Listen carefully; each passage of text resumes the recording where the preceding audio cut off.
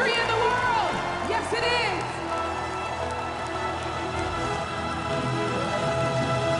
And still we can see as the years have gone by. There's a dream in our land, like a flame that keeps burning. The lantern of hope from the harbor still shines. Those who seek freedom's dream to its light are still turning. Now we look to the sky and we lift up our eyes. For in the dawn we shall see our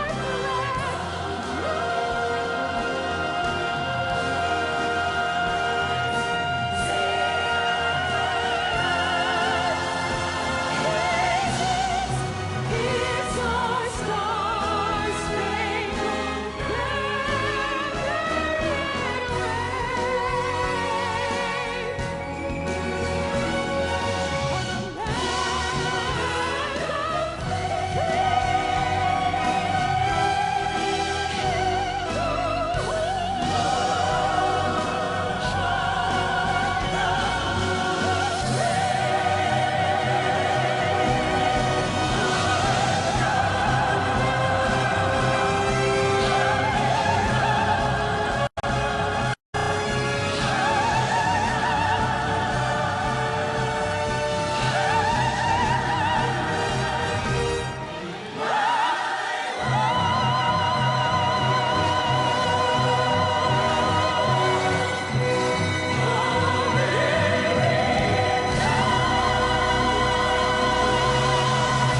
God bless America.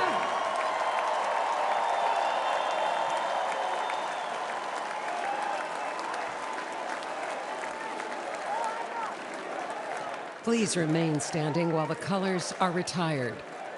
Pentagon, right, peace. Forward, pull. Hold up, hold up, hold up, right. Left, right. All left, hold left, right, left. Left, right. Left, right. All left, hold left, right, left. Ladies and gentlemen, please welcome Chairman of the National Republican Senatorial Committee, United States Senator Steve Daines of Montana.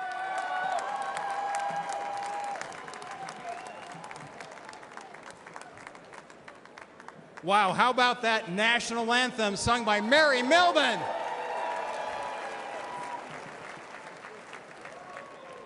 I'm U.S. Senator Steve Daines, and I represent the great state of Montana, right over there. You know, when I was a kid growing up in Montana, my grandma taught me an important lesson, and that is to have a thankful heart, to count your blessings. So this morning, as I was headed down to breakfast, I thanked God for my sweet wife, Cindy, of 37 years. I thanked God for our 4 children and their spouses. I thanked God for our 6 grandchildren. And then I thank God that in 6 months, Joe Biden will no longer be president of the United States.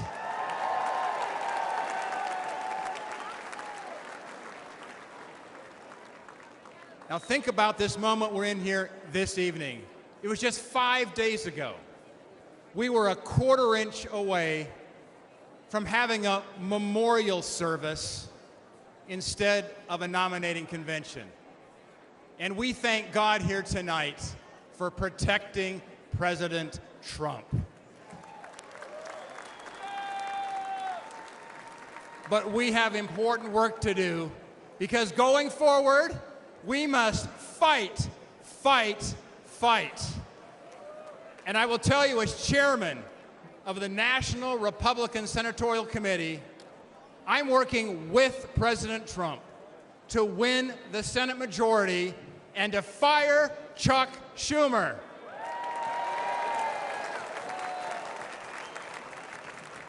Back in early 2023, President Trump and I met at Mar-a-Lago.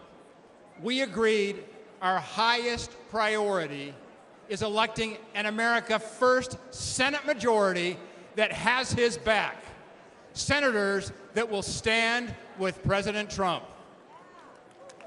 And tonight, I want to speak directly to the voters of West Virginia, of Montana, of Ohio, of Pennsylvania, of Nevada, of Michigan, Wisconsin, Arizona, Virginia, and New Mexico. And here's why. Because your Democrat senators are lying to you. Look, they talk like moderates, but they vote like radicals.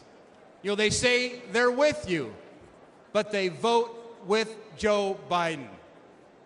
Never forget, these liberal senators voted to impeach President Trump twice. And I will tell you, an America First majority will stand with President Trump. These liberal senators allowed millions of illegal immigrants into our country. An America First majority will secure the border, and we're going to build the wall.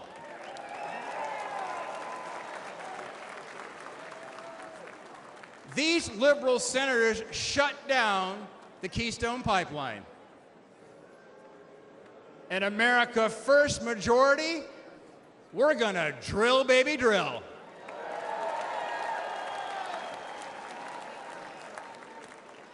These liberal senators want to take away your Second Amendment rights. Those are fighting words back in Montana. An America First majority will protect your precious right to keep and bear arms. These liberal senators covered for Biden after 13 American service members were killed during his botched Afghanistan withdrawal. An America First majority, by the way, I'm the son of a U.S. Marine. An America First majority is going to stand with our military. These liberal senators stood with anti-Semitic mobs. An America First majority is going to stand with Israel.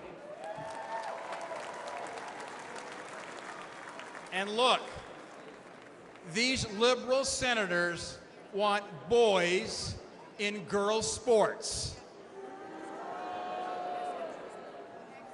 I'm the father of 2 daughters. They want men in your daughter's and my daughter's locker room. And you know, they can't even define what a woman is. But let me tell you something. Back in Montana, we know the difference between a bull and a cow.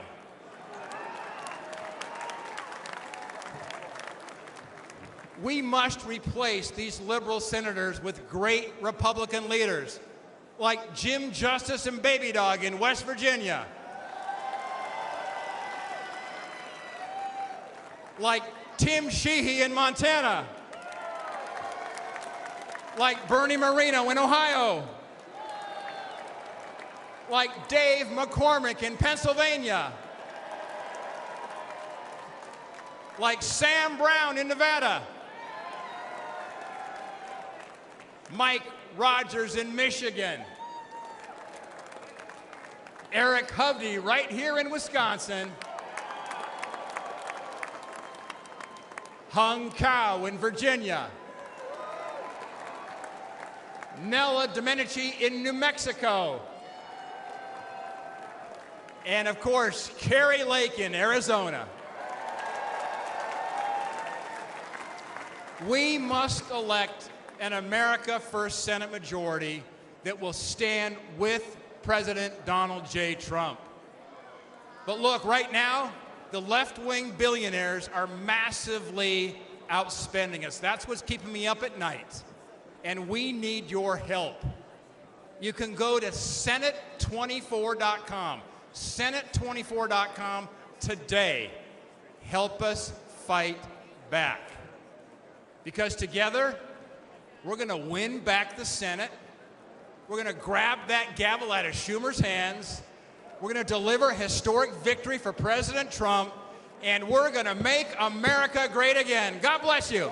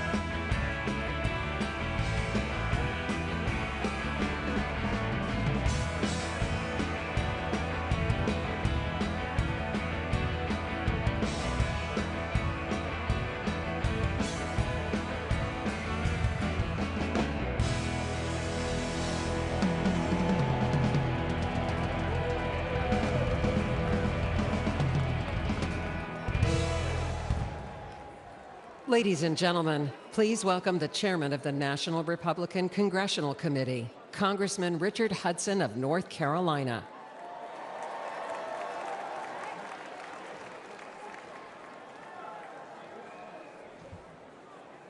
My name is Richard Hudson, and I'm a congressman from North Carolina.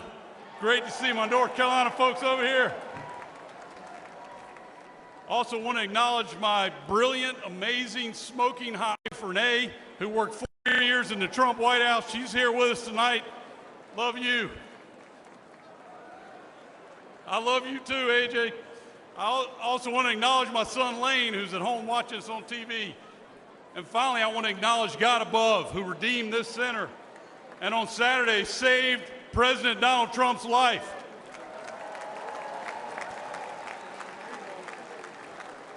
Now, my job as NRCC chairman is to grow the House majority. But in my district of North Carolina, we have the largest military base in the world, Fort Bragg, home of the Airborne and Special Forces. The men and women there, the men and women at Fort Bragg are willing to give their lives for the flag. And if they make that ultimate sacrifice, that same flag accompanies them home on that final journey. They deserve a commander-in-chief who respects them and who honors their service. Ladies and gentlemen, Donald Trump is that commander-in-chief.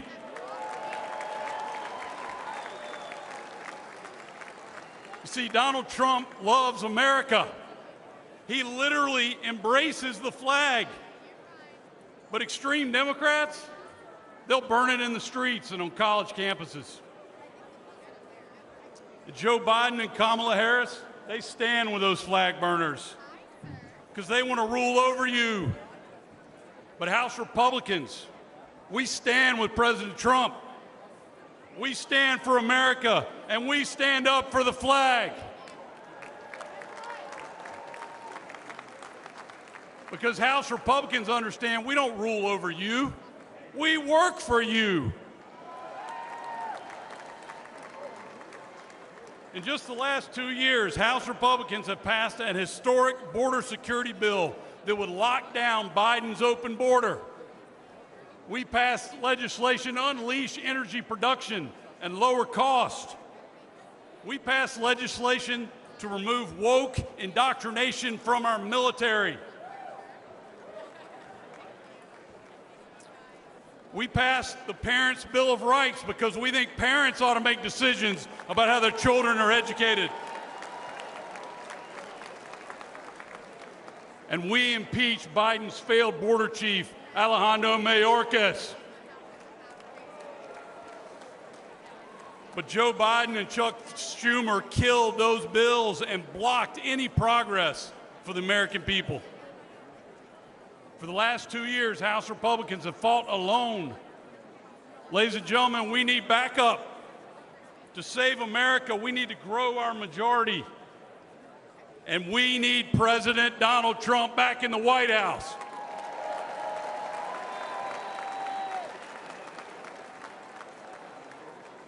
A Republican House is also essential to ensuring Donald Trump's success as our president. Can you imagine? Can you imagine what Nancy Pelosi's protege, Hakeem Jeffries, would do if he was Speaker of the House to undermine Donald Trump? If Democrats control the House, they'll block every tax cut, budget, border bill, and crime bill that he proposes. They'll hold sham investigations and hearings to bog down his agenda. They'll impeach him for doing his job. But we're not going to let that happen. Together, a Republican House and President Donald Trump will preserve the historic Trump tax cuts and eliminate taxes on tips. Together, a Republican House and President Donald Trump will fund the police. We will rebuild our military. We will stand up to communist China. And ladies and gentlemen, we will finish the wall.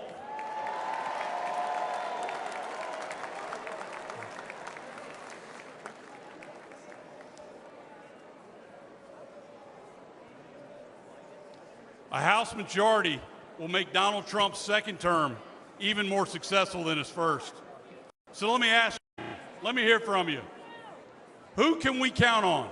Who can we count on to return us to unprecedented American prosperity? Who can we count on to stand up to our enemies? Who can we count on for a secure border and safer neighborhoods? Absolutely right. We can count on President Donald Trump. So let's work together. Let's elect President Donald Trump. Let's grow our House Republican majority. Together we can make it happen. Thank you. God bless you. God bless Donald Trump. And God bless America. Thank you. Ladies and gentlemen, please welcome American businesswoman Diane Hendricks.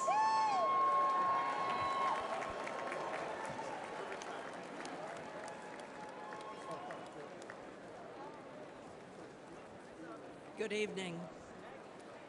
My name is Diane Hendricks.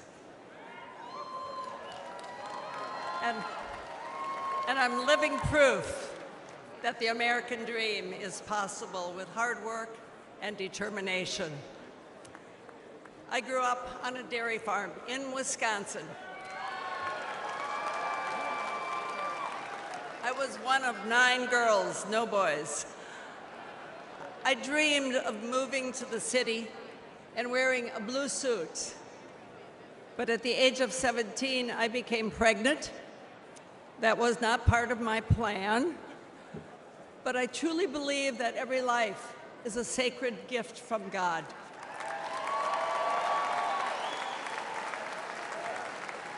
And I give thanks every day for my son.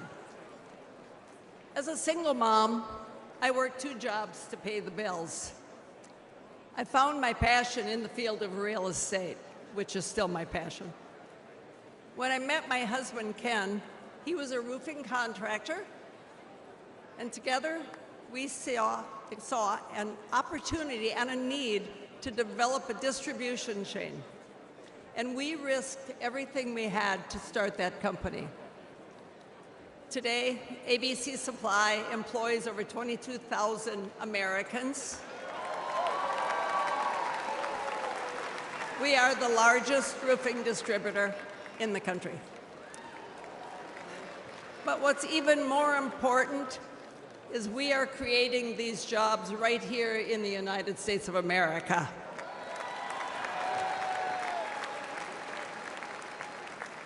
I lost my husband 16 years ago. It was the toughest time in my life. Thank God I had our 7 children to be my support. But I had to decide whether to fight or fold. And I chose to fight.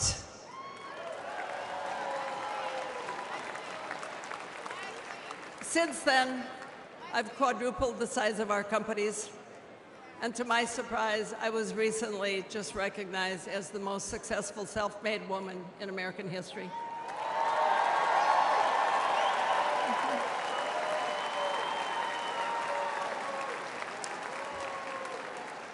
So to all of you aspiring entrepreneurs out there, if I can make it, you can make it too.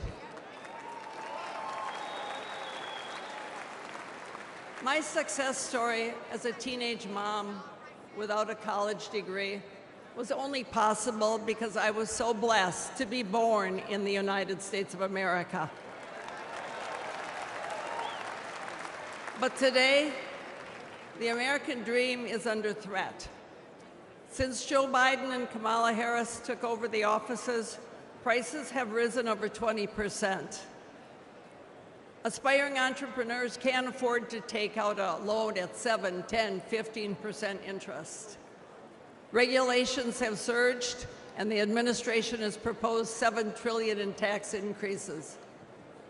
I know how hard it is to build a company from nothing. And we need a president who understands too. We need a builder back in the White House.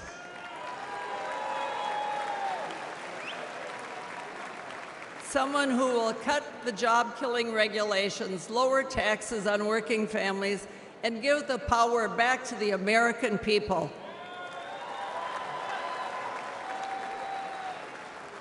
In life, it's easy to quit, and it's very hard to win. President Trump is not a quitter. He's a fighter, and I am confident that if we do all of our part, we can and we will win right here in Wisconsin. And he will win for America over the next 4 years. Thank you. God bless you. God bless America. Ladies and gentlemen, please welcome Ms. Diane Evans, volunteer and Republican Executive Committee woman from Palm Beach, Florida.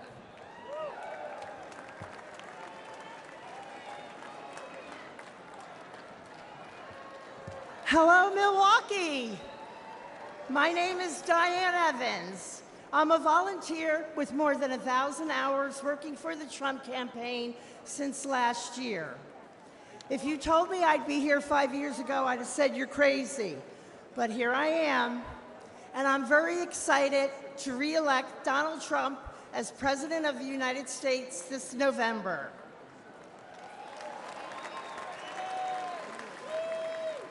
I've never spoken at a convention before. I've never used a teleprompter before. But I figure if Joe Biden can, I can manage all right.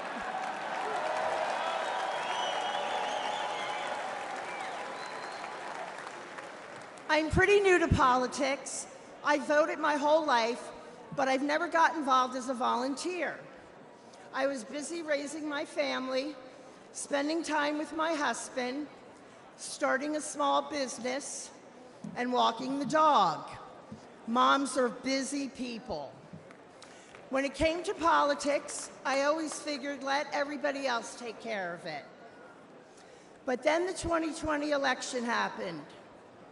After that, you better believe I got involved. I joined my local Republican Executive Committee. And when Trump headquarters asked for a volunteer to help with office staff, I started showing up whenever they needed me, or if they didn't need me, I showed up anyway. I showed up once a week and did little things like refilling coffee creamers, anything that they needed, even taking out the garbage. And now I'm helping to take out the garbage at 1600 Pennsylvania Avenue.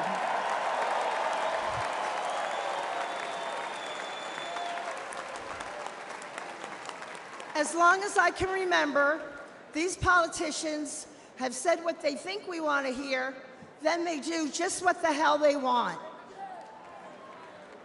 And Joe Biden has been the worst offender for the last 50 years. President Trump is different. I knew he would get things done for the American people, and he did. He isn't part of the swamp. He's going to drain the swamp.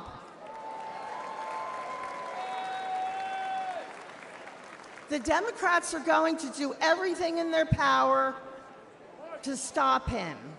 We can't rest for a minute. If you're not sure how to get involved, reach out to your local Republican Party. And most important, get out and vote Republican on November 5th. Tell 20 people to tell 20 people to vote. That's how we can get our landslide. And they can't cheat or rig their way out of a landslide. I know that together we can win. We can all take out the garbage in Washington, D.C. And we can make America great again.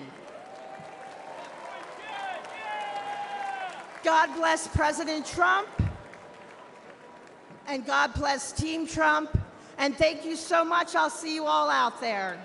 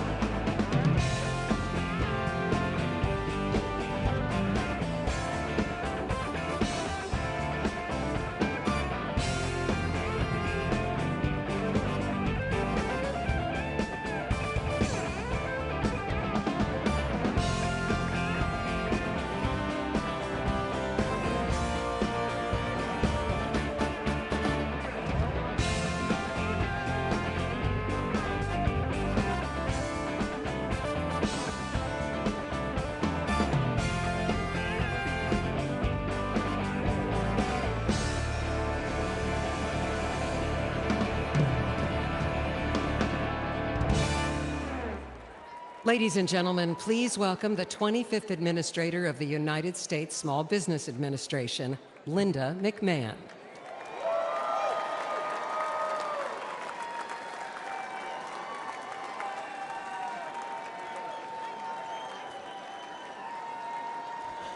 Thank you.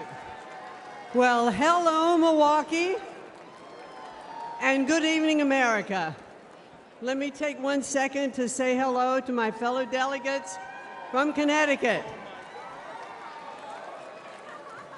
My name is Linda McMahon, and I am the chair of the America First Policy Institute. I'm perhaps one of the few people who's been privileged to call Donald Trump a colleague and a boss, but he's also a friend.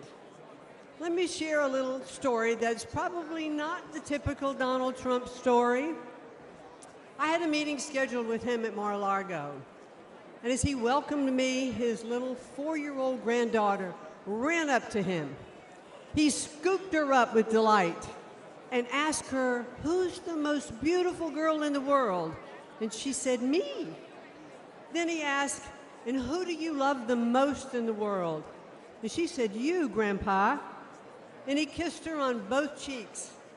Then she whisked off his hat and mussed his hair.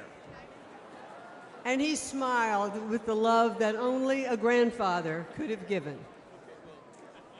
I first met Donald Trump when I was the CEO of World Wrestling Entertainment. For fun, he became part of some of the most compelling and highest rated storylines. And when he became president, I was honored to serve in his cabinet, running the Small Business Administration. I traveled the country, talking to business owners and job creators. They knew they had a president who understood them and fought for them. He knew that small businesses are the engine of the American economy, and the Trump tax cuts proved to be like rocket fuel for them. Almost every business owner I spoke with was using their tax savings to grow their businesses. And ladies and gentlemen, the U.S. economy was flourishing. But at no moment during my time in the government was more poignant for me than one that happened in 2018. I traveled with the president to view the destruction which Hurricane Florence had levied on my hometown of New Bern, North Carolina.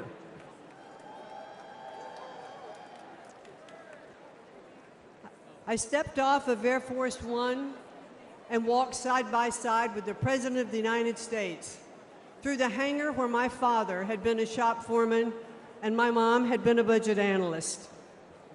I watched Donald Trump walk through neighborhoods of my childhood, comforting those who had suffered such great damages.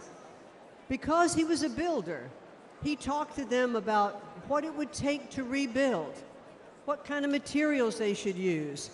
And he didn't just show a personal interest, he was one of them. But now Joe Biden and the Democrats want to penalize small businesses again by hiking their taxes. But when he's reelected, Donald Trump will make those tax cuts permanent. And he will also offer new tax cuts like no taxes on tips. Instead of taxing American companies, Donald Trump put tariffs on China that raised billions of dollars and protected American industries. And if reelected, he'll do it again.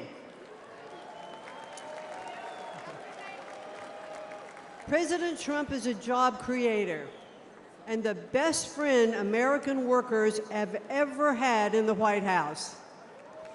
He is a champion of the forgotten men and women, as I have experienced firsthand. But the media doesn't like to acknowledge that very often. Donald Trump is not only a fighter, ladies and gentlemen, he is a good man.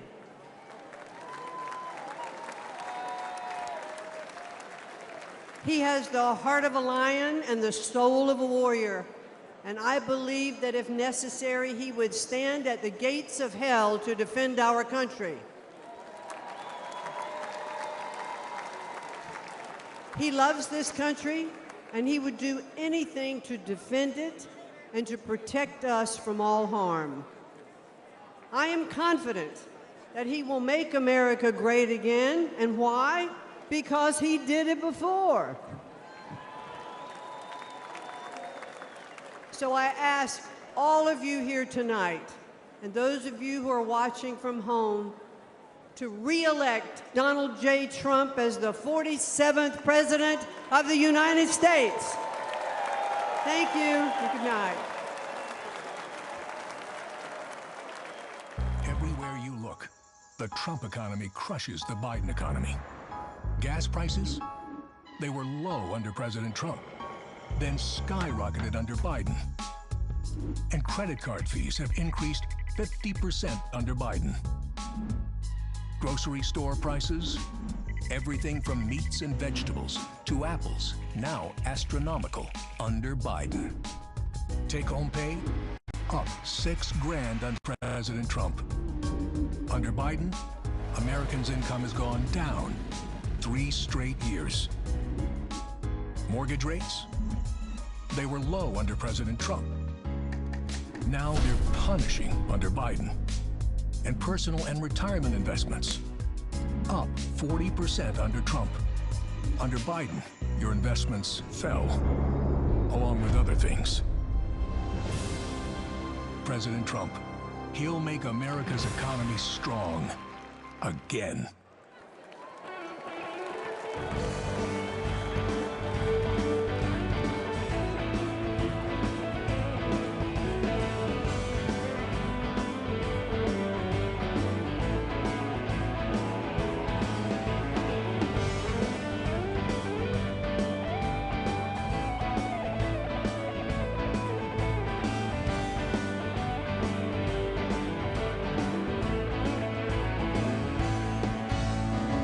You're everlasting summer, you can see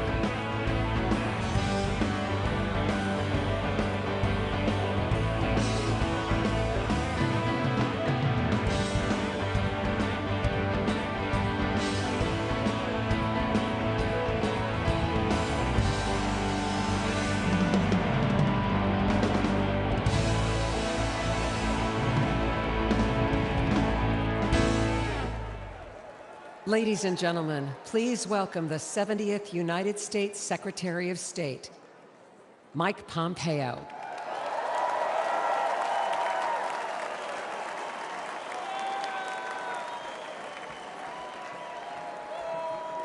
Good evening.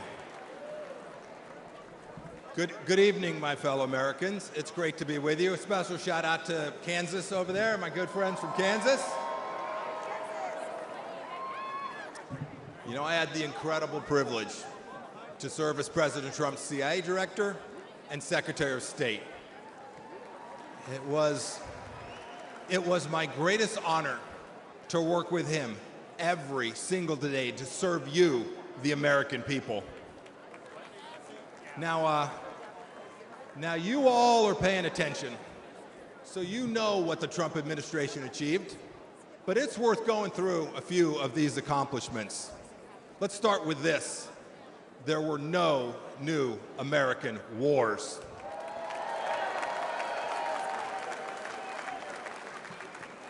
Our border, our southern border, closed.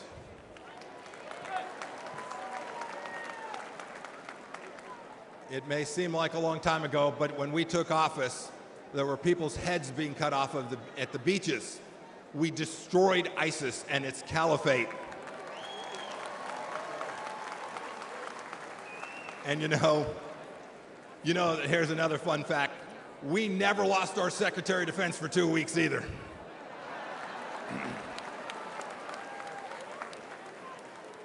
You'll remember, for those 4 years, the evil of Vladimir Putin was held at bay.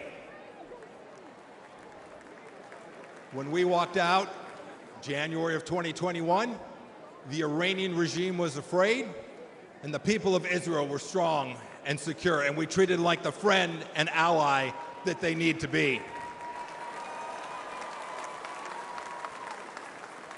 Everywhere we went, religious freedom was protected. We held 3 summits in North Korea, and North Korea was quieted. We'd begun an honorable exit from Afghanistan, and not a single Chinese spy balloon flew across the United States of America. 4 years. Had I been the Secretary of State and a Chinese spy balloon flew across our country, I would have been the former Secretary of State, and rightfully so. You know, under President Trump, the Chinese Communist Party, which to this day presents the greatest threat to our nation from outside of our country, we confronted it like never before. Look, ladies and gentlemen, in short, we put America first every single day.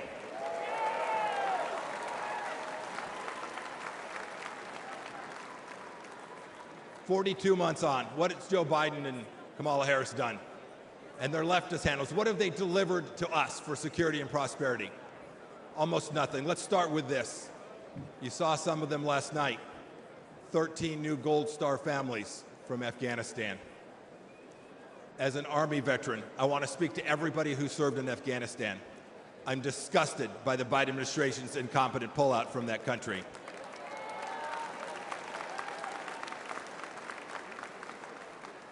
To those of you who served there, know this. Know that your service was honorable, that you saved American lives, and that the Pompeos love and admire you for what you did for America. Thank you, and God bless each and every one of you.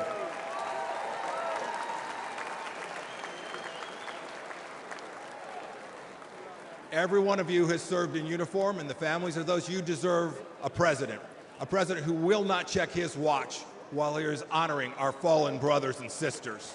It was indecent. And of course, it was that very weakness we saw in Afghanistan that prompted Putin's butchery in Ukraine. Last week, we saw what it meant. A children's hospital bombed, innocents killed. It did not have to be. And now, of course, a second war in Gaza. President Biden won't even talk about the fact that Americans are still being held there by the Iranian regime. Contrast that. Contrast that with what we did when Americans were wrongfully held. President Trump sent me to North Korea to bring home 3 American pastors. We brought them home. We brought them home along with dozens of others, dozens of other hostages, and we did so without paying 1 single penny to the terrorists.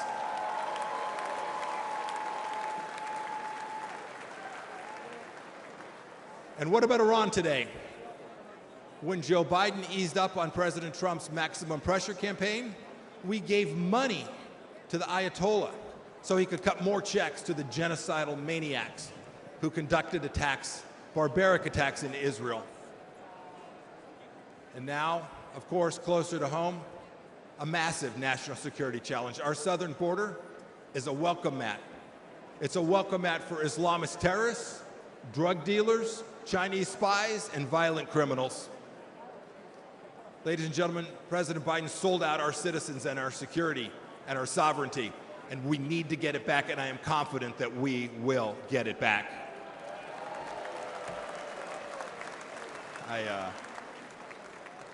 I had this incredible privilege to serve as your top diplomat. I saw how the world always looks to our nation as the unrivaled example of what a free society should look like. But unfortunately, President Biden struts the global stage. Maybe I should say he shuffles the global stage. He talks a big game about American values. But what's he done at home? What's he shown the world? What have he and his leftist base actually shown other nations? He's censored free speech here at home. He's put woke into the military that I and you so desperately love. We must reclaim it. He put it in our schools as well. He's weaponized the justice system against our political opponents. And even to this day, as we hear today, he and Vice President Harris are providing appeasement to the pro-Hamas radicals on our streets here inside the United States. And even worse, today this administration treats illegals better than our own citizens. That is indecent. And the entire administration has failed to tell us the truth that we all know and is so dangerous to our nation. The truth that Joe Biden can't handle that 3 a.m. phone call. Indeed, he won't take a phone call after about 4 p.m. My call to you tonight is really straightforward. It's really simple. We can't trust the Biden administration, and that means we have work to do to uphold American values. It is up to those of us in the room tonight and those of you watching tonight. Donald Trump will every day, I saw it firsthand, he will put America first. So let's do what's right and what's important. Let's elect a president who isn't ashamed of our nation and will never apologize for our country. And when we do, we will put a strong America First leader back in the White House. We'll re-elect Donald J. Trump, and we will make America special, exceptional, and of course, great again. Thank you. God bless you. God bless our veterans and the United States of America. Thank you all. Thank you so much. Ladies and gentlemen, please welcome Pastor Lorenzo Sewell from Michigan.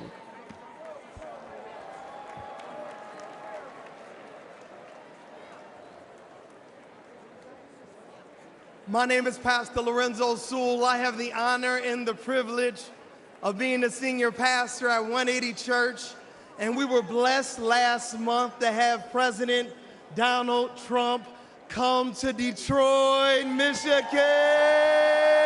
Let's go! Can you imagine it? Can you imagine President Donald Trump coming to a city and calling a pastor like me, a pastor who was born and raised on the east side of Detroit, I was mentored by murderers. I was a student of the street. But I had a radical experience with Jesus Christ that changed my life forever. Come on, if you believe that Jesus still changed lives, come on, put your hands together and give our great God great glory.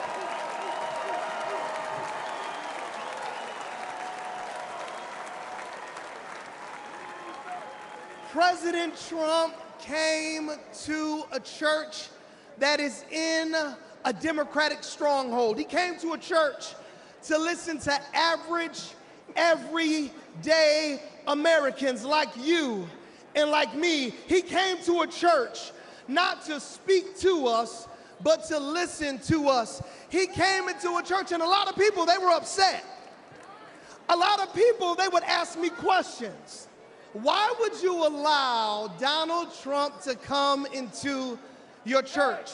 How many know that the Bible says we are all sinners and we all need the grace of God? How many know that the Bible says, he who has not sinned, let him cast the first stone?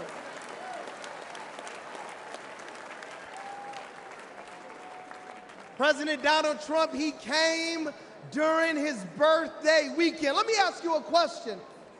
Grand old party, what would you do for your birthday if you were worth $6.7 billion? What would you do for your birthday? Would you come to Detroit? Would you come into the hood? He came to the hood because he cares about average, everyday Americans.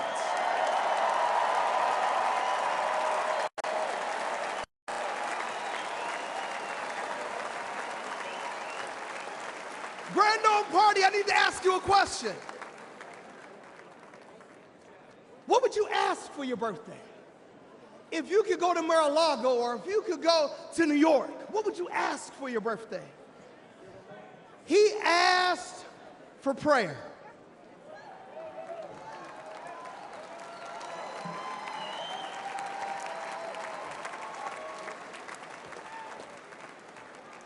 I believe that prayer is preventative and prayer is proactive. I believe that praying in the name of Jesus changes everything.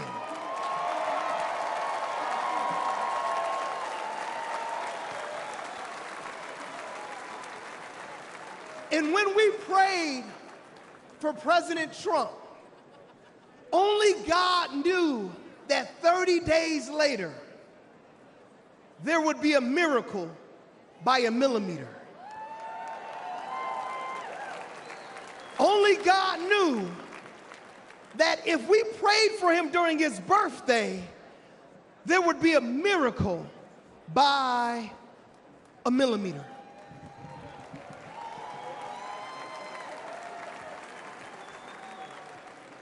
If President Trump had moved 1 millimeter, he wouldn't have been here on Monday to talk to us about how America was going to be made wealthy again.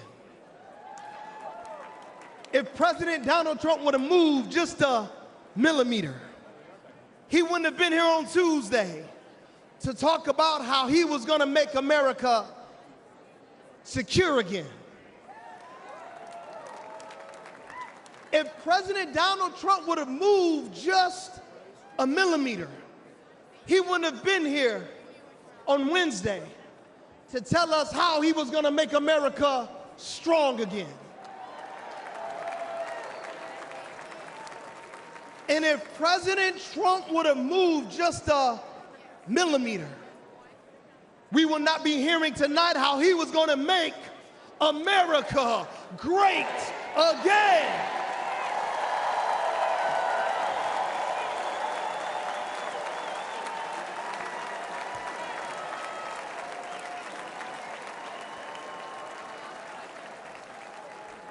Before I take my seat, I just got to talk to you about something called providence and something called sovereignty. God's sovereignty is his ability to be able to do what he wants when he wants because he's God.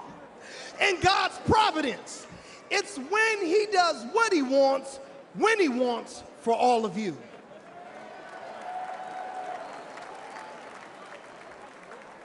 Did you know that President Trump was shot on 6/11? And do you know that Ephesians chapter number 6, verse number 11 says, be strong in the Lord and in his mighty power.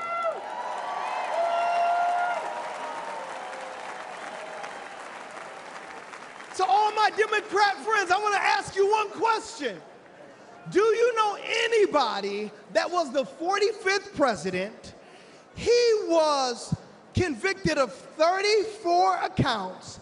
He raised $53 million in 24 hours and could be the 47th president of the United States in America, and he was shot one time. Do you know anybody like that?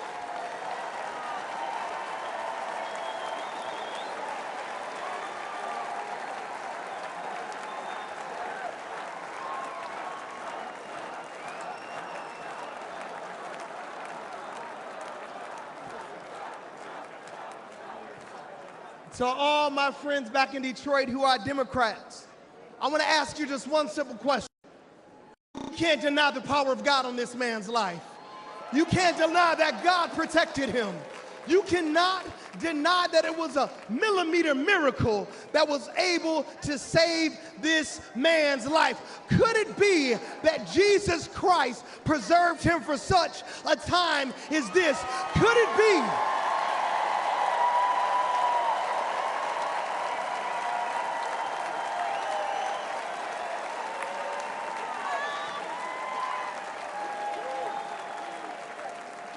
Could it be that when we prayed for him when he came to the round table in Detroit, that Jesus asked and he received, that we sought him and then he found protection? Could it be that the King of glory, the Lord God strong and mighty, the God who is mighty in battle, protected Donald Trump because he wants to use him for such a time as this? If you believe that, come on, put your hands together and give our great God great glory.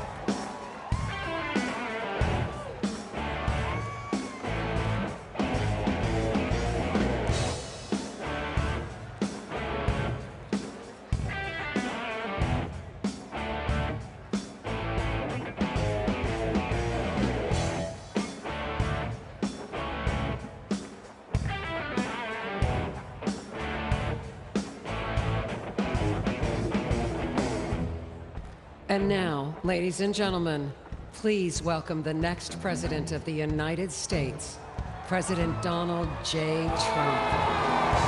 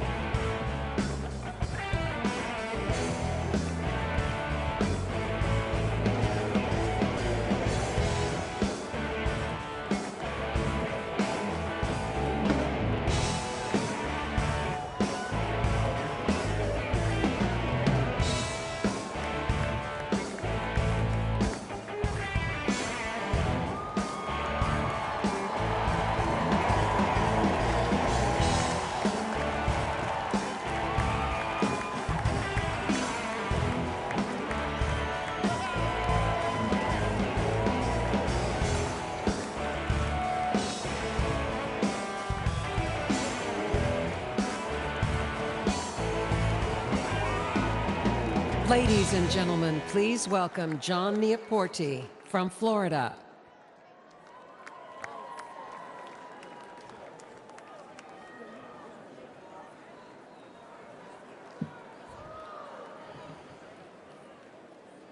It's an honor to be here this evening. I'm the PGA head golf professional at Trump International Golf Club in Palm Beach, Florida.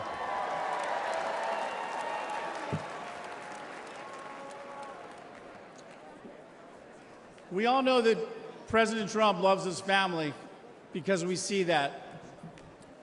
And we all know that President Trump is willing to die for our country because we just witnessed that.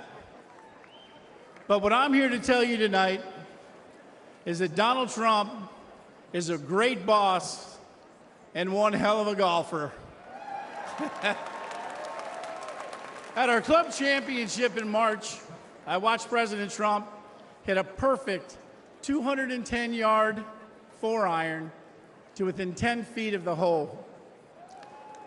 Yep. He needed to sink that putt to win. Do you think he sank it? You better believe you sunk that putt. Donald Trump, 21 club championships. Joe Biden, 0.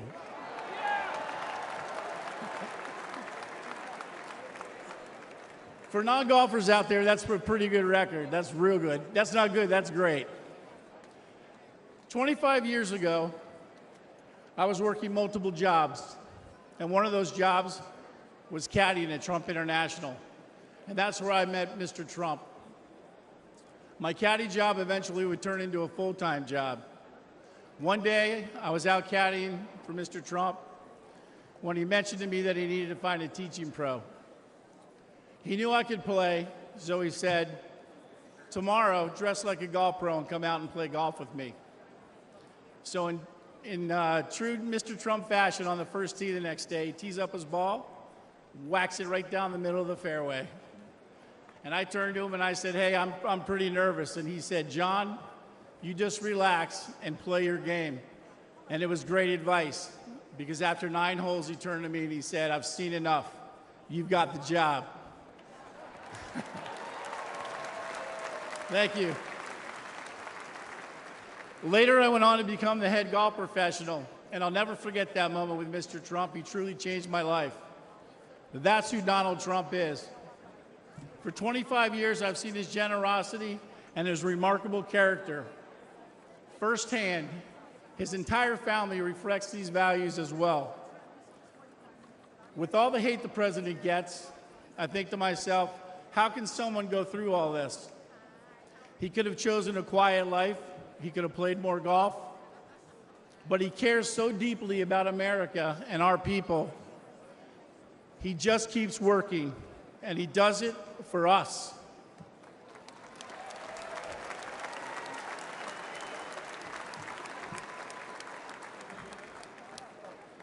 Now it's our turn to support him.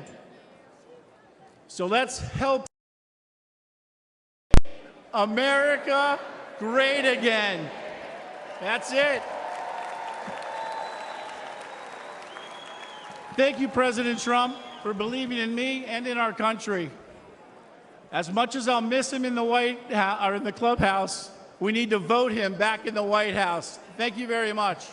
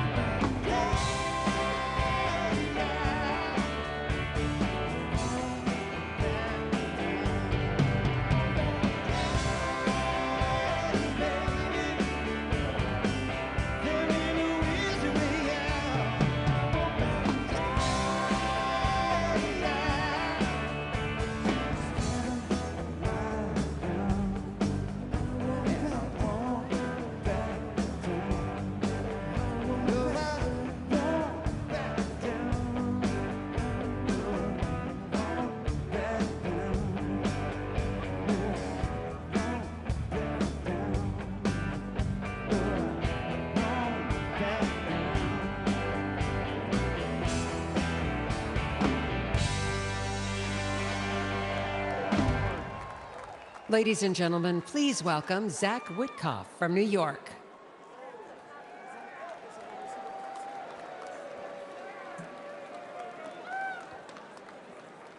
Good evening, Milwaukee.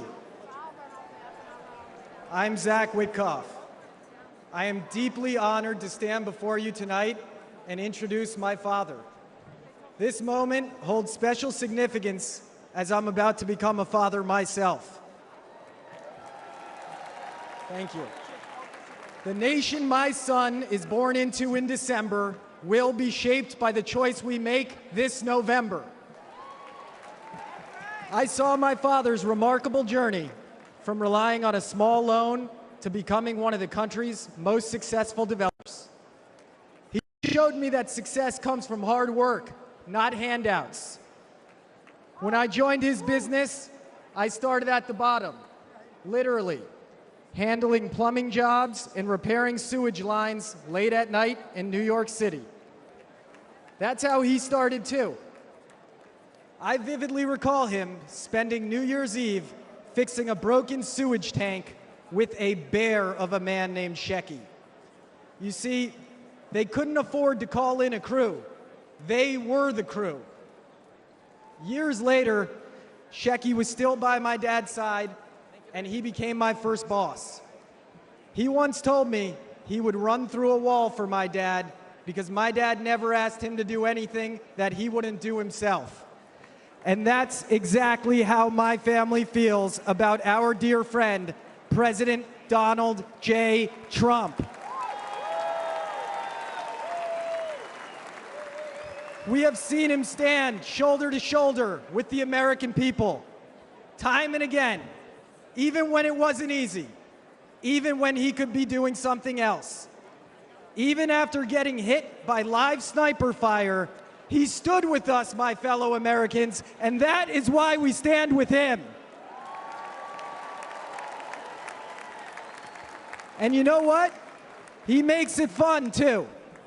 President Trump and the First Lady were the guest of honor at my wedding at the beautiful Mar-a-Lago Club.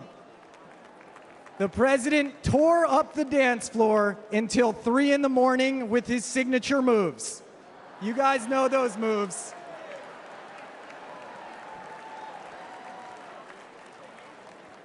The essence of what my dad taught me, hard work, unwavering loyalty, and perseverance, that is the essence of Donald Trump.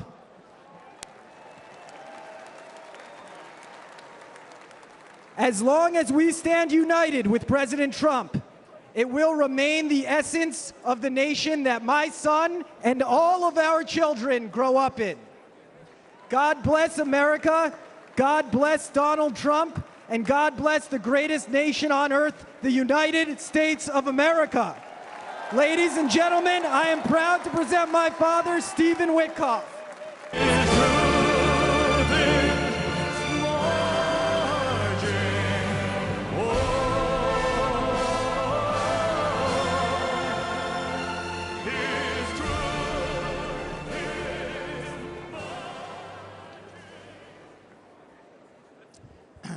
Good evening, everybody. That song that you just heard was American Trilogy by Elvis. It was playing for a reason. A lot of people don't know this about my dear friend, President Trump, but he's a big music guy. And he's got a playlist, and he's the DJ wherever he goes. See, I stand before you tonight not just as a speaker, not just as someone who came up as a builder with the president in the world of real estate, but as someone who has had the profound privilege of calling President Donald J. Trump a true and dear friend for many, many years in good times and bad times. And of all the songs he has shared with me over the years, that is the song that best captures him, especially those words, "His truth is marching on."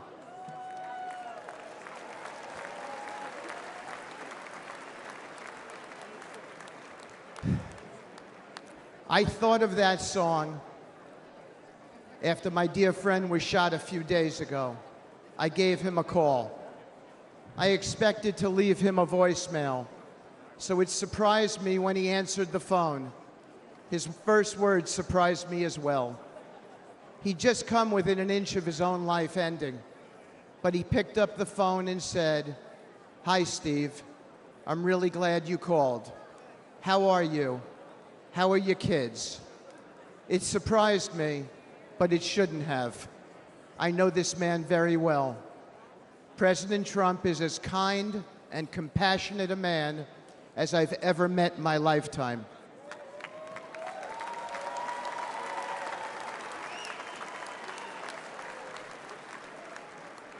I've seen President Trump, and it marches on with me tonight.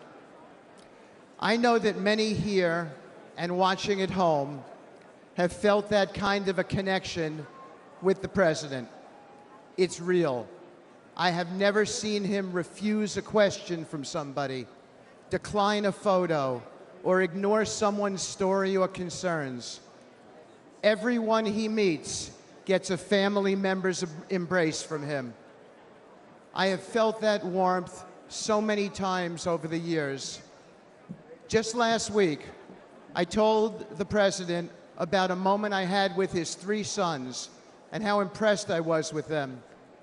He looked at me with a wistful smile, blowing a kiss, and it was a special moment between us as fathers. When my dad fell gravely ill, President Trump didn't just send a note. He didn't just offer words of comfort. He showed up as he always does. He was there, treating my parents with kindness and respect.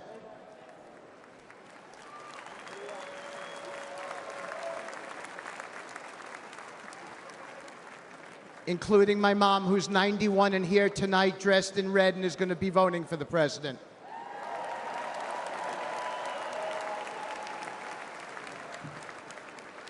Many Americans have only witnessed his leadership on TV, but I have seen his humanity in the quiet moments, away from the spotlight, in hospital rooms he didn't have to be in, where his presence brought real solace in a dark hour for my family and many other families.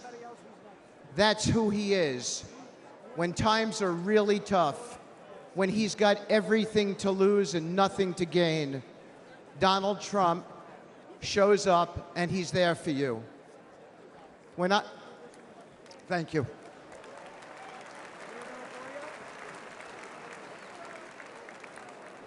When I lost my boy Andrew to an opioid overdose, the pain was unbearable. But as usual, Donald Trump showed up. After he became the President Trump, even amid all the responsibilities of his office, he reached out and invited me to speak about Andrew at a conference on opioids hosted by the First Lady, providing a platform to honor my son's memory.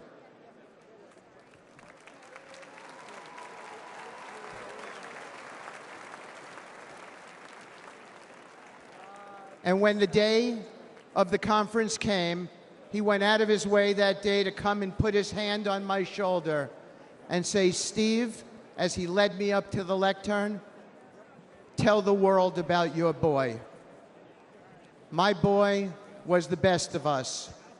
Where we lived in New York City, a Trump building, 502 Park Avenue, there were 12 homeless people who stayed outside by the church next to the property. My son got to know them all. He fed them every evening. He became their friend. When he passed away, all 12 came to his funeral. He and President Trump shared something in common. My boy stood up for people, no matter which side of the train tracks they came from, exactly as the president does for everybody.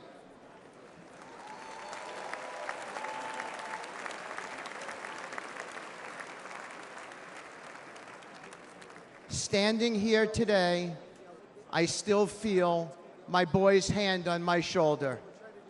After Andrew passed away, I found myself clinging to my son's memory, even his things. His college ID is in my pocket right now. I wear his ring since he died. And I came today with his watch on. I kept his guitar too, and thought I would keep that guitar forever. But I gave it to my dear friend, Andrew's friend, and fellow music lover, Donald Trump.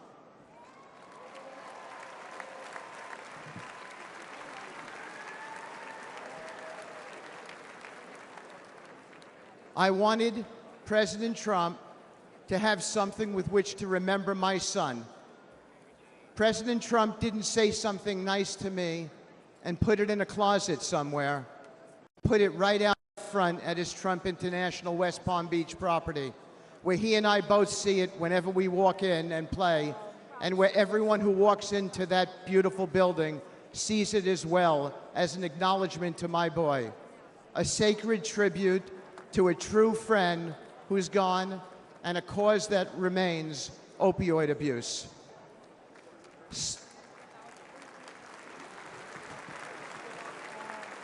Thank you. Standing here today with my boy's hand on my shoulder, I know I'll never hear his music again. His mom and I can only hear the chords of memory now, and we will always hear them. But I know my dear friend, President Trump, hears them too. You don't see this man's reverence, his steady loyalty, his true empathy in the TV coverage. But this is the truth about President Trump, the man I have come to know and admire and love, a man whose truth is marching on. It is a dark hour for America, but there's nobody I trust more in this moment than this man.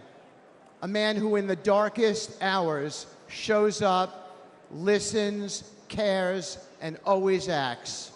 The kind of man we need now to be the 47th President of the United States.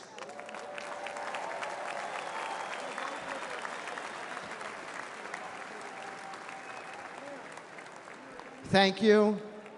May God bless you all. May God bless President Trump and his extraordinary wife and his wonderful family. And may God bless America. Thank you so much. From the very first day that we take back the White House from crooked Joe Biden, the worst president in the history of our country, I believe that we're going to have 4 of the greatest years in the history of our country. I will once and for all secure our elections. We're going to go to paper ballots. We're going to have same-day voting, voter ID. We're going to do it properly. We're going to have good, secure, beautiful elections. We never want what happened in 2020 to happen again. But until then, Republicans must win, and we must use every appropriate tool available to beat the Democrats. They are destroying our country. Whether you vote early, absentee, by mail, or in person, we are going to protect the vote. That's the most important thing we have to do, is protect the vote. Keep your eyes open, because these people want to cheat, and they do cheat, and frankly, it's the only thing they do well. We will make sure your ballot is secure and your voice is heard. Many Republicans like to vote on Election Day, and we must swamp the radical Democrats with massive turnout on Tuesday, November 5th. The way you win is to swamp them. If we swamp them, they can't cheat. It just doesn't work out. But if you can't make it, you need to make a plan, register, and vote any way possible. We got to get your vote. So with your vote, we will win a victory the likes of which no one has ever seen before. We will evict crooked Joe Biden from the White House, and we will take back our country on November 5th, 2024, the most important day in the history of our country. That's what it's going to go down as. Thank you.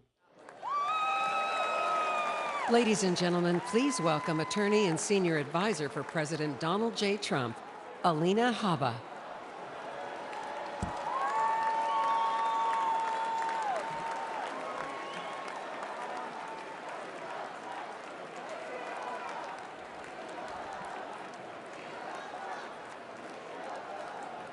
Good evening, America. My name is Alina Habba, and I have had the great privilege of representing President Donald J. Trump.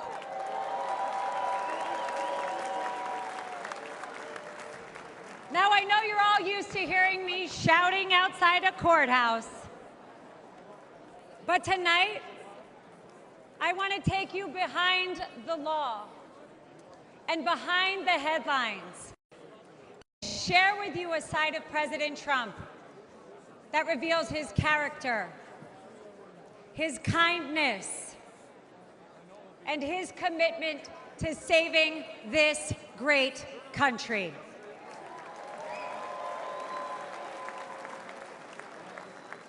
As a devout Catholic,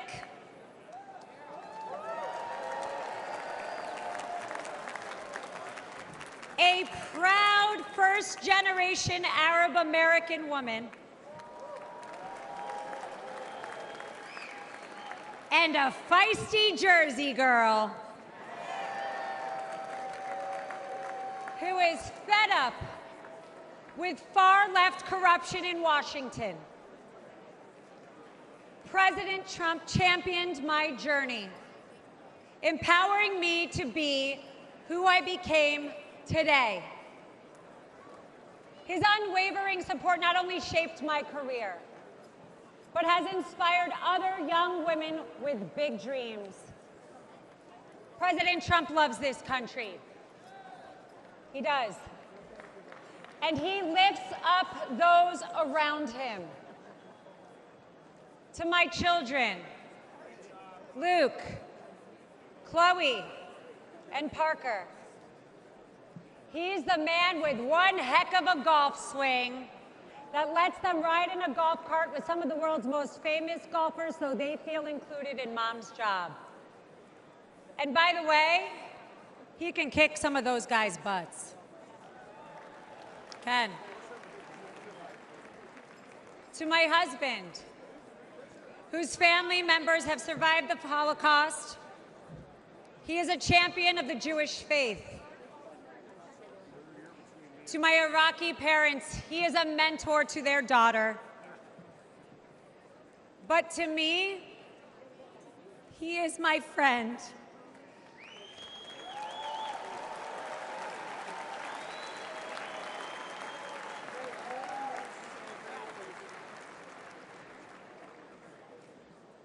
Not too long ago, a supporter shouted, "God bless you and President Trump," in the middle of Manhattan after one of our trials.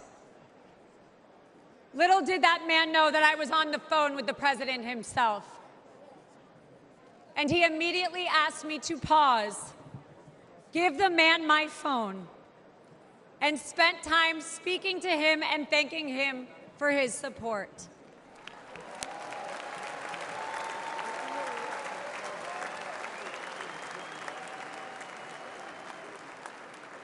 Despite the lawfare and the politics, President Trump loves the American people and he loves this country.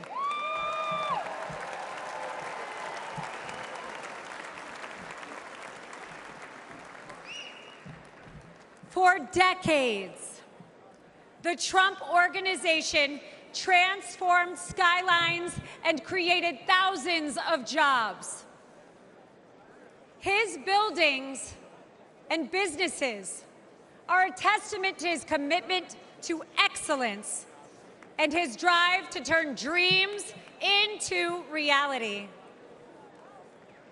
But his greatest construction project was yet to come. The left has tried to demolish President Trump, but there is no bulldozer big enough or strong enough to remove the legacy that he has built or the future he is creating.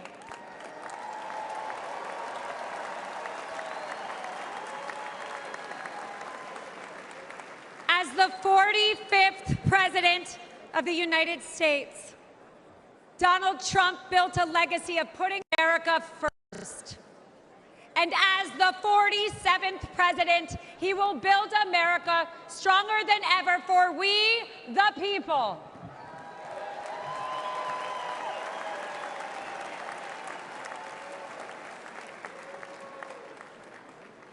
As we stand on the brink of a new chapter in America's story, I am reminded of the country my family fled 4 decades ago.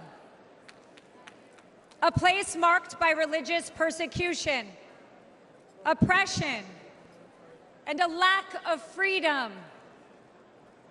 They came here because America is a beacon of liberty and opportunity.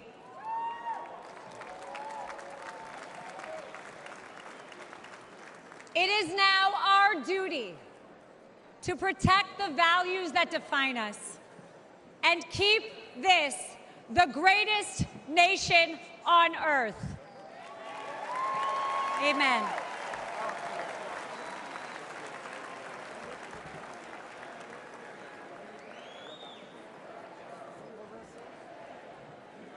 That's right.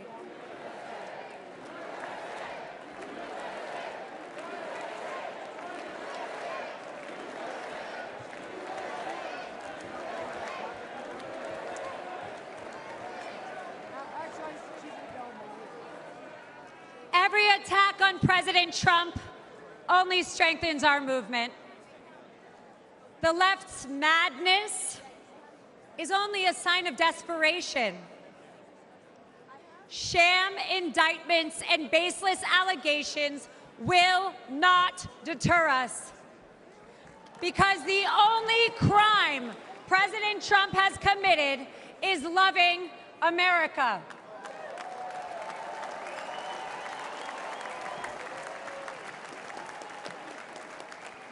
And America, we are winning.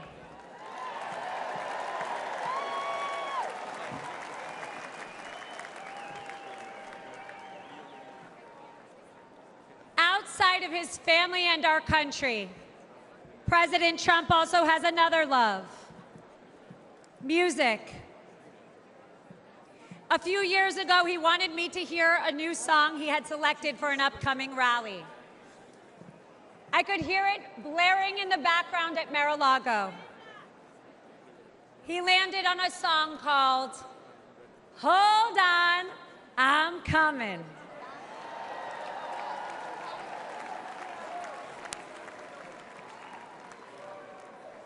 America, we no longer have to hold on. We just have to show up.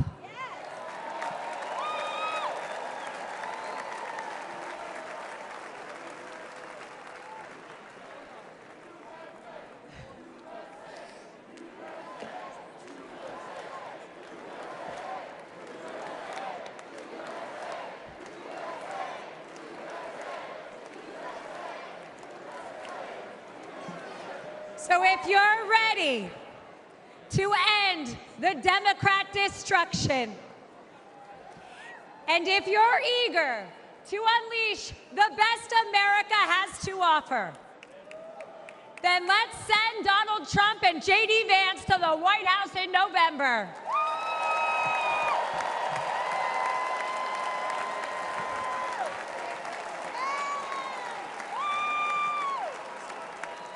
The future of America and the world is bright, and it begins with the unwavering spirit of each and every one of us. Because of the resilience and the leadership of my friend, President Donald J. Trump.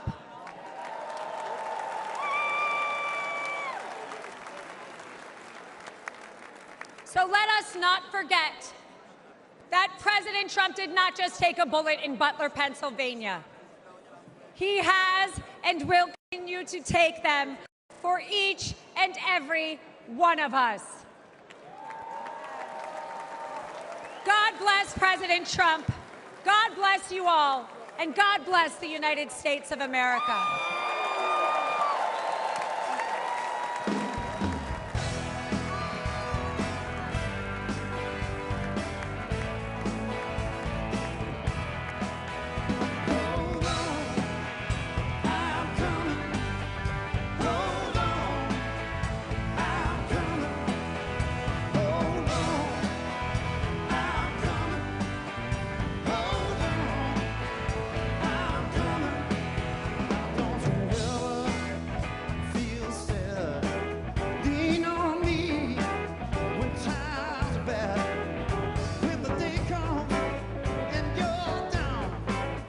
in a real trouble.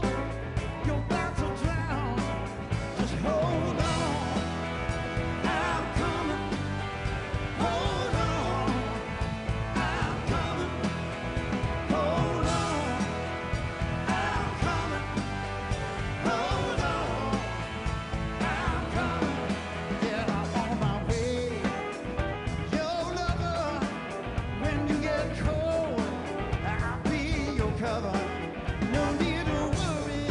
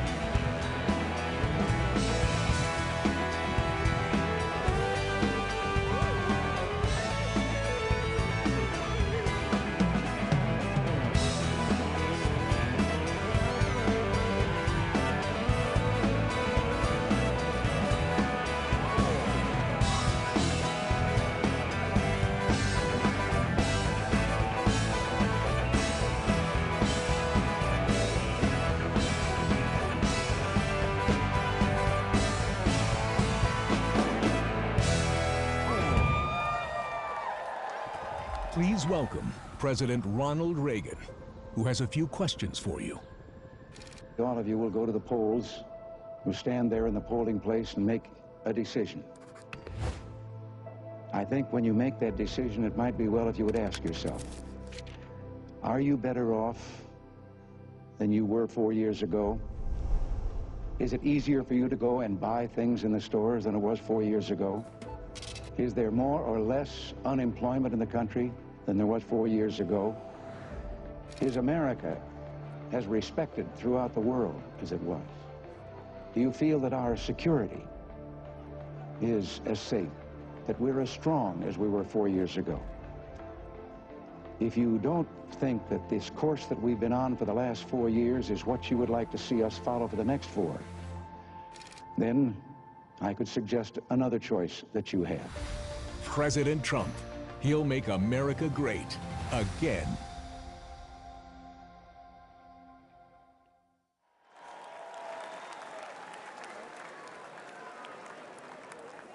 Ladies and gentlemen, please welcome journalist, author, and American citizen, Tucker Carlson. So fun! Thank you! Oh, this is wild. Thank you. I've been... Good to see you. Thank you. I feel like I know about half the people in the room. This is wild. What are you doing? Justin Wells. Thank you, guys. Okay. Can I just say, Peter Navarro is back. Welcome to Peter Navarro. Suffering the fate that has happened to so many who are friends with Donald Trump. Thank you for having me. I have been to many conventions. I have never been to a more fun convention or a convention with better vibes. They literally let Navarro out of prison. First of all, thank you. This feels a lot different from what I thought it was going to feel like. I can't hear you, but I know it's something good. So, I watched the video of what happened in Butler, Pennsylvania about 50 times. I think I was one of about 8 billion people around the world who watched it. And the more I watched it, the more it struck me that everything was different after that moment. Everything. And this convention is different. The nation is different. The world is different. Donald Trump is different. When he stood up after being shot in the face, bloodied, and put his hand up, I thought at that moment, that was a transformation. This was no longer a man. Well, I think that. I think it was divine intervention. But the effect that it had on Donald Trump, he was no longer just a political party's nominee, or a former president, or a future president. This was the leader of a nation. And I think there's a difference. I've spent most of my life in Washington, where the president is at the top of the pyramid. Everyone wants to be the president. But if you think about it, the presidency comes with great power, obviously. But if you think about it, that is a title that is bestowed by a process of some sort that can be subverted. And in the end, it does not confer by itself, as no title does, legitimacy. Just because you call yourself the president doesn't mean that much inherently. I can call my dog the CEO of Hewlett-Packard. It doesn't mean she is. You know, it's true. And you hate to say it, but it is also true, as a fact, that you could take, I don't know, a mannequin, a dead person, and make him president. No, you could. You could. I'm just saying theoretically possible. With enough cheating, that could happen. But being a leader is very different. It's not a title. It's organic. You can't name someone a leader. A leader is the bravest man. That's who the leader is. That is true in all human organizations. This is a law of nature. And in that moment, Donald Trump, months before the presidential election, became the leader of this nation. That was the most obvious to me. And I have to say, you know, I think it changed him. He reached out to Trump within hours of it that night. And what he said to me that night, having just been shot in the face, he said not a single word about himself. He said only how amazed he was and how proud he was of the crowd, which didn't run. And I thought two things. The first thing I thought was, well, of course they didn't run. His courage gave them heart. A leader's courage gives courage to his people. And the second thing I thought was, this is the selfish guy I've been hearing about for 9 years? Really? Not a word about himself? About his people, period. And the second thing I noticed, which I don't think anyone has remarked upon in public, but I'm just going to since I don't have a script, like why not, is that he turned down the most obvious opportunity in politics to inflame the nation after being shot. To inflame the nation, which is an opportunity that almost every other politician I've ever met, and certainly his opponents, would have taken instantly. And they would have said, well, what is this? How did he get shot? Like, how did this happen? And those are real questions we have to get to the bottom of. But in the moments, the days, the week after the shooting, he did not say that. He did his best to bring the country together, and I thought, this is the divisive figure, this is the irresponsible person. No. This is the most responsible, unifying behavior of a leader I think I've ever seen. So the question is, where is he leading us? And I could go on for hours, but let me just sum it up. I do think the entire point from the famous escalator ride 9 years ago until today of Donald Trump's public life has been to remind us of one fact, which is a leader's duty is to his people, to his country, and to no other. That's the point. That's the only point. And another word for this is democracy. Democracy, in case you're a little sick of being beaten in the face with democracy on television, actual democracy is the proposition that the citizens of a country own that country. They're not renters, they're not serfs, they're not slaves, they are the owners of the country. And for that to be true, their leaders have to represent them, which is another way of saying they have to do what the people want them to do, or a close approximation thereof. But if they completely ignore what people want, not just 1 year, but generationally, say for 50 years, then it may be, I don't know what, it's not a democracy. And so I think the entire Trump project, paradoxically, he's attacked as an enemy of democracy, is to return democracy to the United States. Hey, let's pay attention to what people actually want. And the lack of interest in that question in Washington is something that ultimately drove me out of the city after 35 years. Lawmakers stepping over the prostrate bodies of their fellow citizens ODing on drugs to go cast votes to send money to some foreign country. Yeah, actually, we've lost more Americans from drugs in the past 4 years than we lost in World War II. Yeah. Our bloodiest war, more than we lost in World War II. Does anybody care? It is pathetic. It is pathetic. And do you hear a single word from Washington about doing anything about it? We know where the drugs are coming from. We know the supply routes. The U.S. military spent billions bombing the Ho Chi Minh Trail. You don't see our commander-in-chief suggesting that we use our military to protect our country or the lives of its citizens. No. That's for Ukraine. And it's too much, actually. It's too insulting. It's too insulting. It's a middle finger in the face of every American. It's a very clear statement, which is unmistakable. And that is, we don't care about you. And Donald Trump, whatever you say about him, and I think he's a wonderful person. I know him well. By the way, the funniest person I've ever met in my life, actually.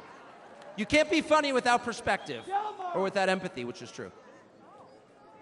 But everything else about Trump aside, he actually cares because he's interested in the people who live here because that's his job. A father's job, his duty is to his family. An officer's duty is to his men. A president's duty is to his citizens. And he seems to be the only one who thinks that.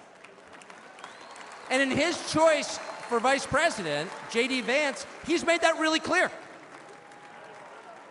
J.D. Vance, I'll say this about him, is a thoroughly decent man, and I'll just admit it, a friend of mine, one of the very few politicians in Washington who actually is very close to his own wife, which is wonderful to see. And she's wonderful, actually. But J.D. Vance has views that are closer to Trump's voters than anyone else in Washington in office. Therefore, he's the vice president. That's called democracy. So I will stop on just one point, and that is what's happened over the past month since the debate, and particularly on Saturday in Butler. I think a lot of people are wondering, what is this? This doesn't look like politics. Something bigger is going on here. I think even people who don't believe in God are beginning to think, well, maybe there's something to this. Actually. And I'm starting to think it's going to be okay, actually. I do think that. In the day after the midterm elections in 2018, Antifa came to my house. The Democratic Party's militia, okay? I was at work. It was obvious when I was at work because it was public. My wife was home alone. They tried to come in through the front door. They terrorized her. She hid in our pantry. It was on television. It was horrible, actually. It was, I mean, I'm not whining about it. It wasn't getting shot in the face, but it wrecked our day. And the next morning, we're lying in bed, and the phone rings for my wife, and it's Donald Trump, who's not like a regular text buddy of Donald Trump's. She picks it up, hello? Susie, it's Donald Trump. And it's coming through, I could hear it. You know, I'm lying in bed, whoa. And the first thing he says is, I'm gonna stand guard outside your house. And she goes, no, that's so nice. And he says, I'll never forget this as long as I live. He says, you know, there's a lot of hate out there. And she said, you know, there is, Mr. President. And then he says, but there's a lot of love. There's a lot of love. And we are seeing that love. I don't think it's human love.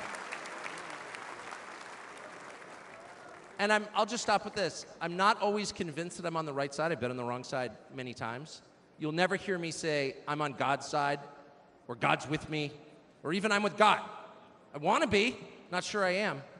But I will say this unequivocally and conclusively. God is among us right now.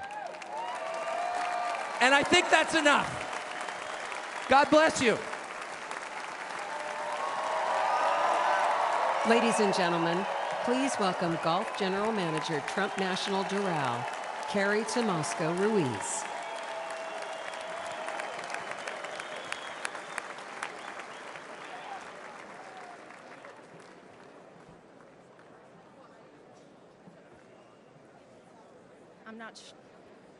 I'm not sure how I follow Tucker, but I'm going to give it a go. Good evening, everyone. My name is Carrie Ruiz, and like some people on this stage this evening, I am not a politician. I am not a public figure. I'm a mom of 3 and a woman of faith who's been fortunate to work side by side with Donald Trump and his amazing family.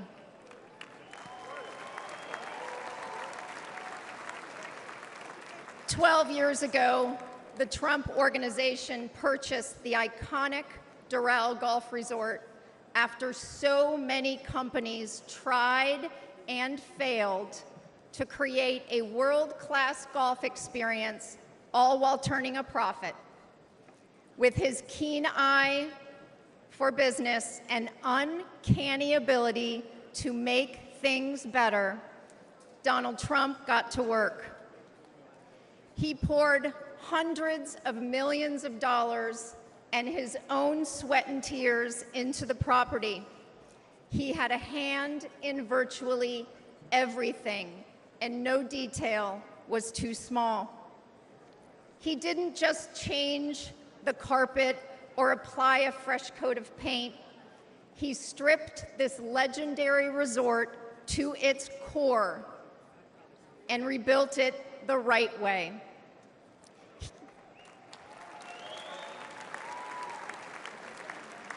He did the hardest things to make it great again. He also built up the resort's people. Thank you, boss.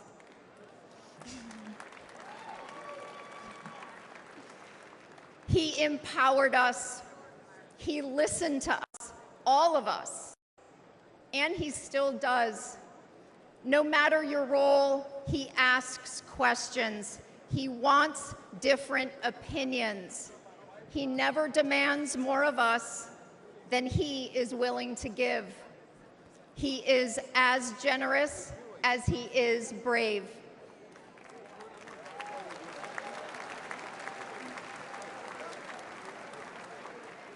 And to those who work for him, he provides unwavering support. When he promoted me to the resort's golf general manager position, it was an out-of-the-box choice in a historically male-dominated industry. I am not a golf professional. I cannot break 90 yet. But none of that mattered to President Trump. He looks at things differently. He welcomes the unconventional. And I am proud to be among the countless women he's promoted to leadership positions.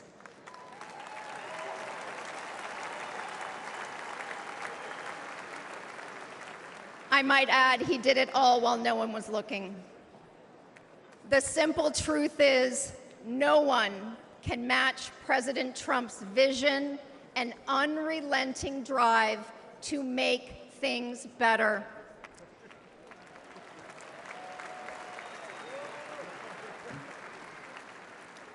He did it at Doral.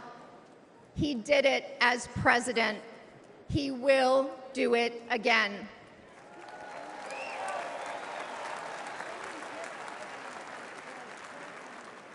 May God continue to bless President Trump, and may God bless the United States of America. Thank you.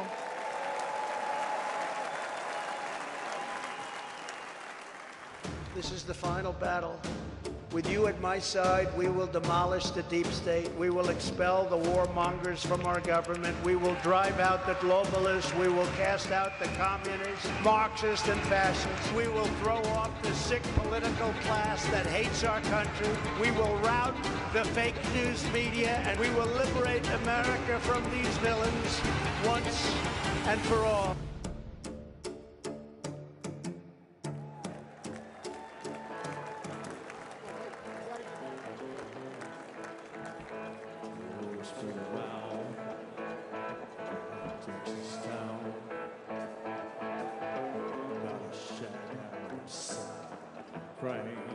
You know what I'm talking about? Just let me know if you want to go to that hole out in the grave. They got a lot of nice girls out there.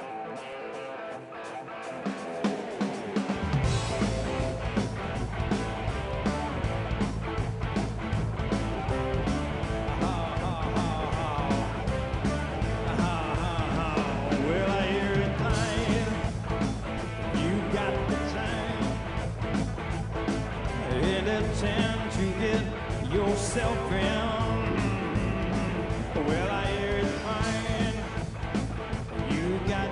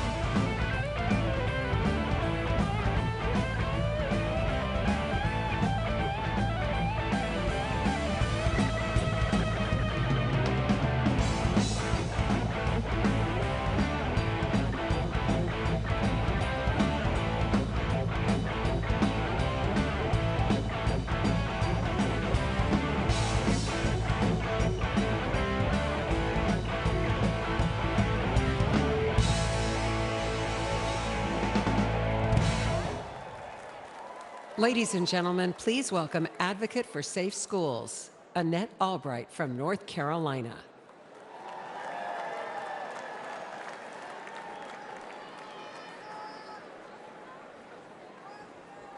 Thank you. Thank you so much. Good evening. My name is Annette Albright. I grew up in the small town of Mount Airy, North Carolina. North Carolina! Like my parents and my grandparents, I was a lifelong member of the Democrat Party. Don't worry, the story gets better from here.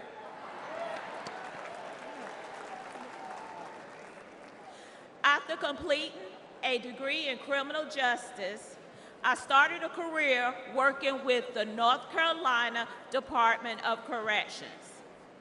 I left my job in the criminal justice system to work for Charlotte-Mecklenburg School District to engage our youth before they got stuck in the system.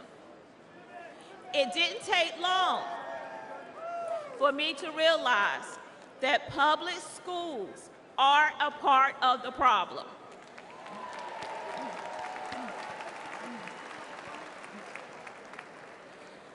Sadly, too many of our schools are more like prisons than places of learning. That must change.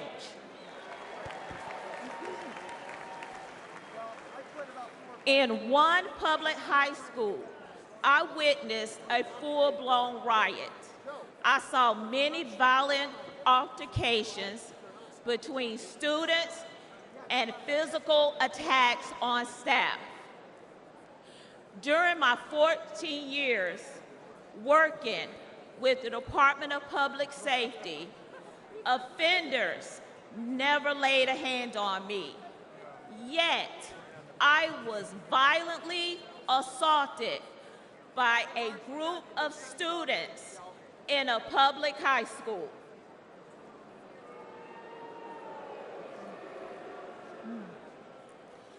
The uptick in school violence was related to an Obama-Biden policy that directed schools to reduce suspension rates and keep dangerous students in the classroom.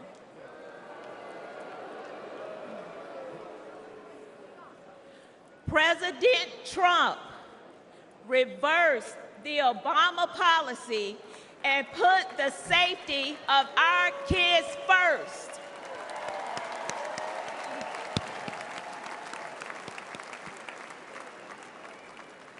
Violence on public school campuses should not be a Democrat issue. It should not be a Republican issue. It is an American people issue.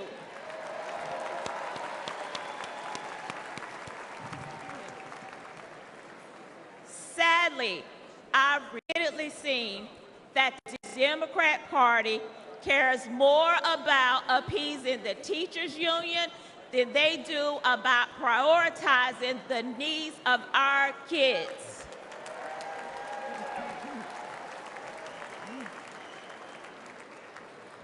They champion safe spaces instead of safe schools. This is completely wrong.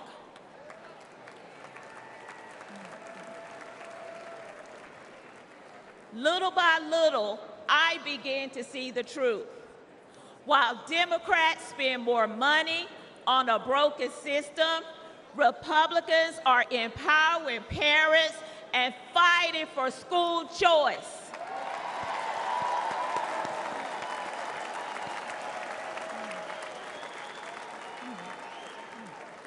While Democrats think school resource officers are a threat to our students, Republicans know that they protect our kids.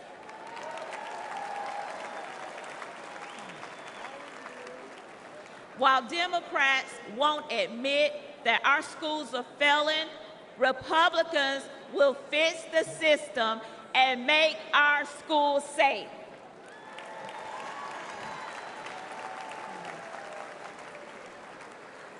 that's why this year, for the first time in my life, I am registered as a Republican.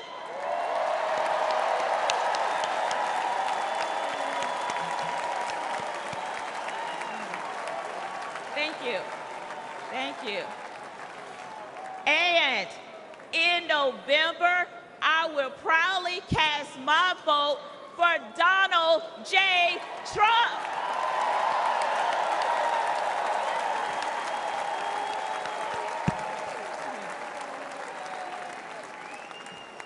Only together we can make America's schools great again.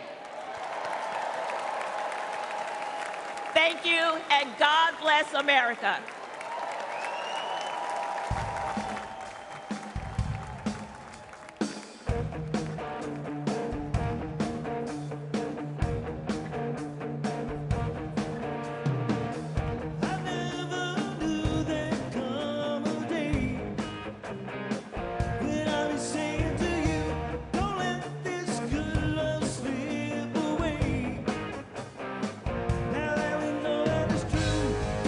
Don't you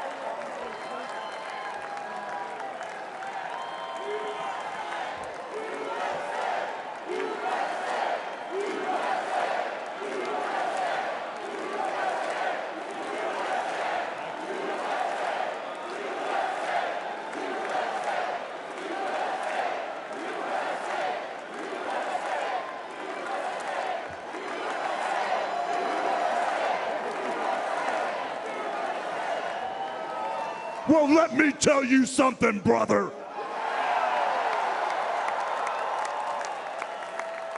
You know something? When I came here tonight, there was so much energy in this room. I felt maybe I was in Madison Square Garden getting ready to win another world title. Or maybe I thought the vibe was so intense, the energy was so crazy, it felt like maybe I was gonna press that no-good, stinky giant over my head and slam him through the mat, brother. But what I found out was I was in a room full of real Americans, brother. And at the end of the day, with our leader up there, my hero, that gladiator, we're gonna bring America back together. One real American at a time, brother.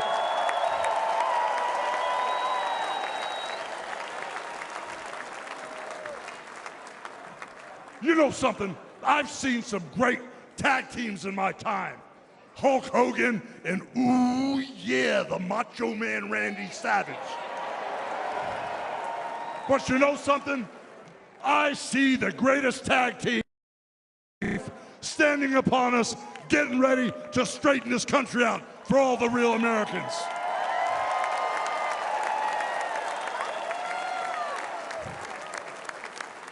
You know, even though you guys are real Americans, you better get ready. Because when Donald J. Trump becomes the President of the United States, all the real Americans are going to be nicknamed Trumpites. Because all the Trumpites are going to be running wild for 4 years. So with the power of Donald J. Trump and all the Trumpites running wild, America is going to get back on track, and like Donald J. Trump said, America is going to be great again.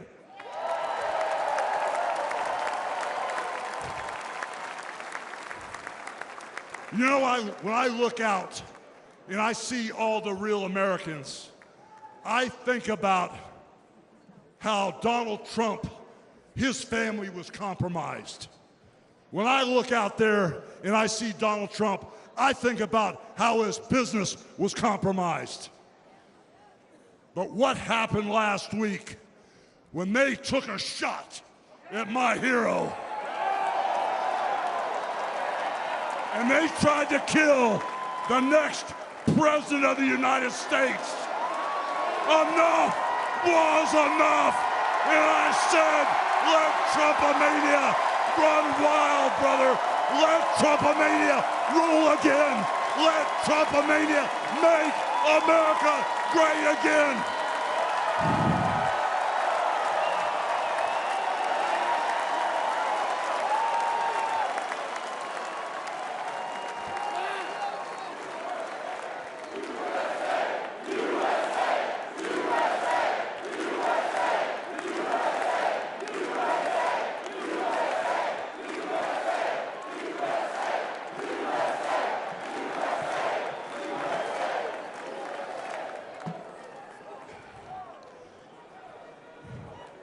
You know something, Trumpites? I didn't come here as Hulk Hogan, but I just had to give you a little taste. You know, my name is Terry Bollea. And as an entertainer, I love you too. And as an entertainer, I tried to stay out of politics. But after everything that's happened to our country over the past 4 years, and everything that happened last weekend, I can no longer stay silent.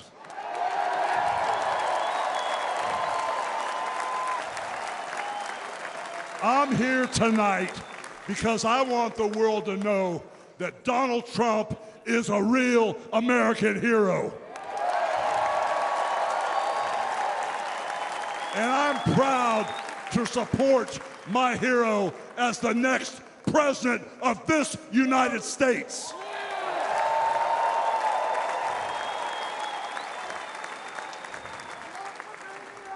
You know, guys, I've known Donald Trump for over 35 years. You know, hold on a second, hold on. I just had a flashback. I just had a flashback, man. This is really tripping. You know, the last time I was up on stage, Donald Trump was sitting at ringside at the Trump Plaza. I was bleeding like a pig, and I won the world title right in front of Donald J. Trump. And you know something? He's gonna win in November, and we're all gonna be champions again when he wins.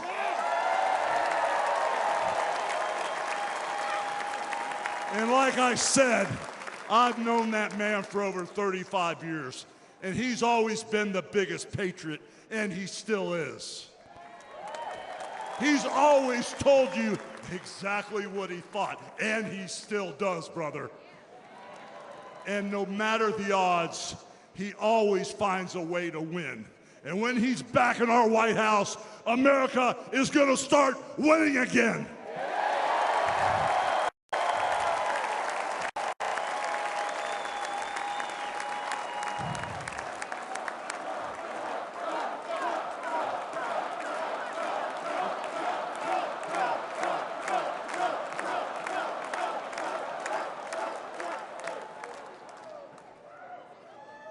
You know, guys, over my career, I've been in the ring with some of the biggest, some of the baddest dudes on the planet.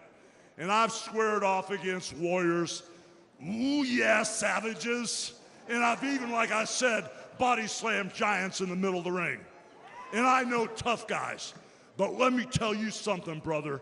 Donald Trump is the toughest of them all.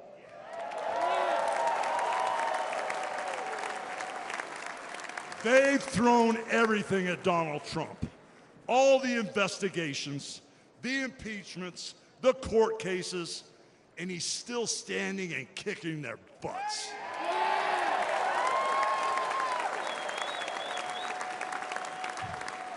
You know, we never had it better than the Trump years. Back then, we had a thriving economy. We had strong borders. We had safe streets. We had peace and respect around the world. But then we lost it all in a blink of an eye. Crime is out of control. The border is out of control. The price of food and gas and housing is out of control. And the only person who can clean this up is Donald Trump.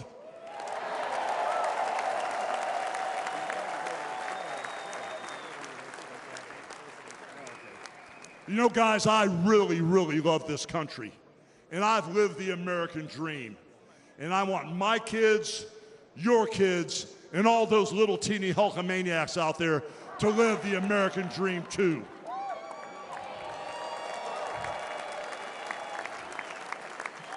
This November, guys, we can save the American dream for everyone. And Donald Trump is the president who will get the job done.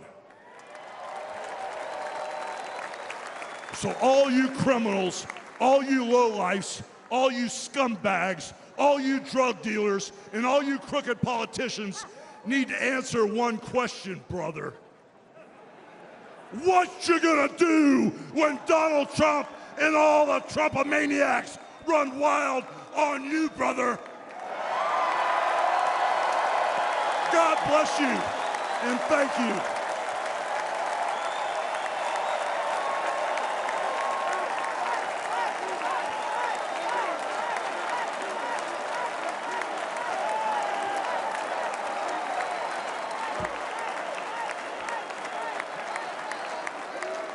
Ladies and gentlemen, please welcome the President and CEO of the Billy Graham Evangelistic Association and President of Samaritan's Purse, the Reverend Franklin Graham.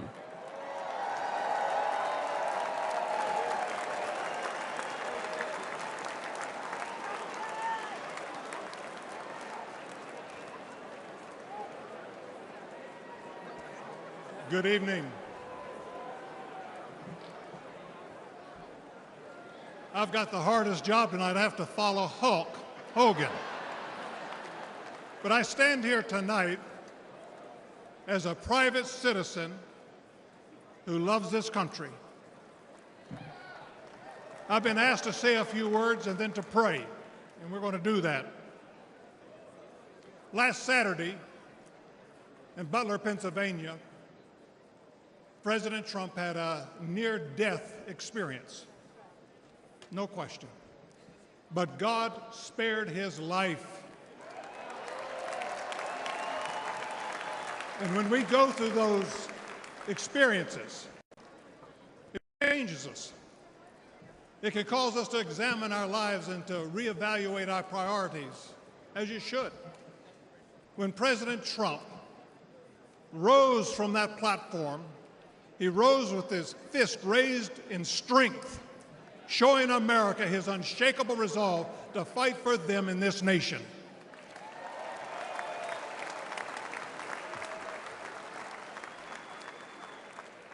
I cannot explain why God would save one life and allow another one to be taken. I don't have the answer for that. But one thing I do know is that God loves us, and he wants us to be with him in heaven one day. And that's through faith in his Son, Jesus Christ. You see, the Bible says that God so loved the world that he gave his only begotten Son, that whosoever believeth in him shouldn't perish but should have everlasting life. For as long as I've known President Trump, I've found him to be a man of his word. Things that he said he'll do, he did. When he told me and our country in 2016 that he was going to appoint conservative justices, guess what? He did. In 2016, he said he would defend religious liberty, and guess what? He did. In 2019, I was with him at the United Nations when the first president of history of this country stood there to advocate for religious liberty worldwide.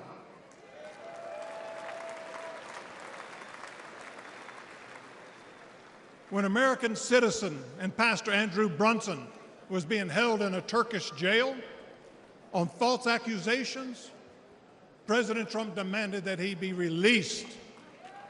And he applied economic pressure and sanctions until he did that. I'm grateful and thankful for what he did as a 45th president of the United States. And I know that as the 47th president, he will keep his word to the American people to make America great once again.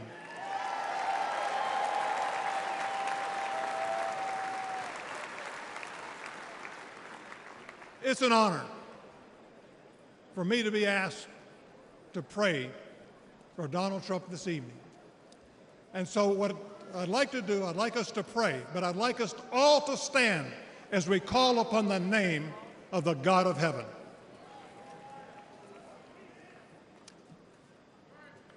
Our Heavenly Father, we come before you this evening with grateful hearts.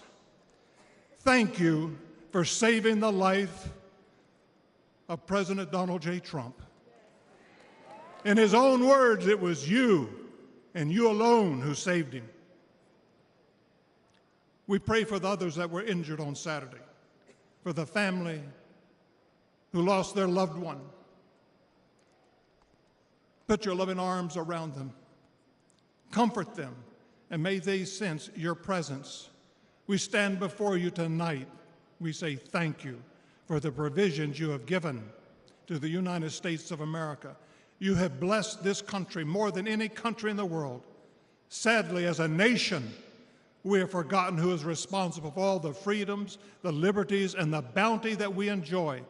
It has all come for you. Thank you. This evening, our nation is in trouble.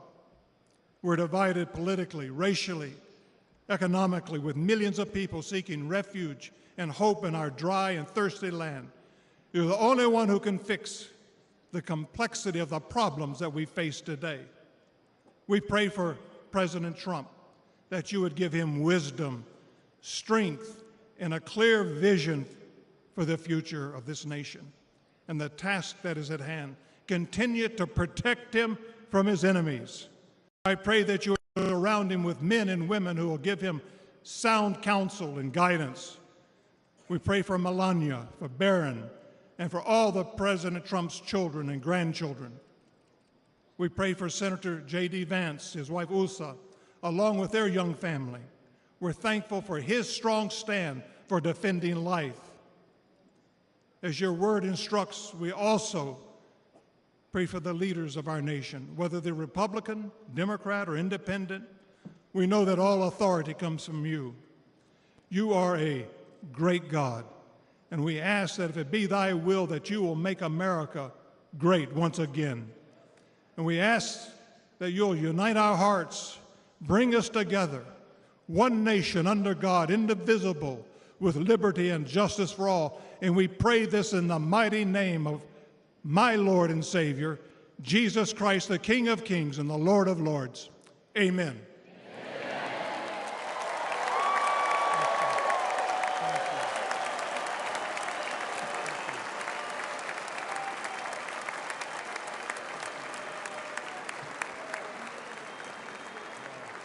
Ladies and gentlemen, please welcome businessman and Executive Vice President of the Trump Organization, Eric Trump.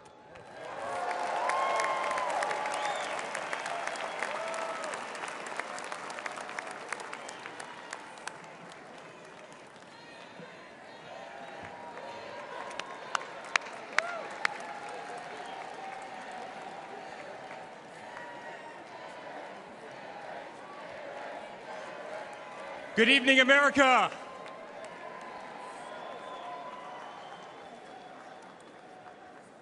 Eight years ago, my father sat our family down. He spoke of a nation in decline, of dreams slipping away, of a future endangered by failed leadership and broken promises. It was in that moment I knew my father had made a decision that would forever change our lives. We realized he had chosen to step into the arena, to fight for the soul of America. He decided to leave behind the comforts of an unbelievable business empire, to leave behind everything he had ever built, to answer the call to serve our nation. Unlike his predecessor, it was not a decision born out of necessity. Unlike the current president, it was not a decision that would enrich his family. Rather, it was a decision made out of love for this country and a deep concern for America's future.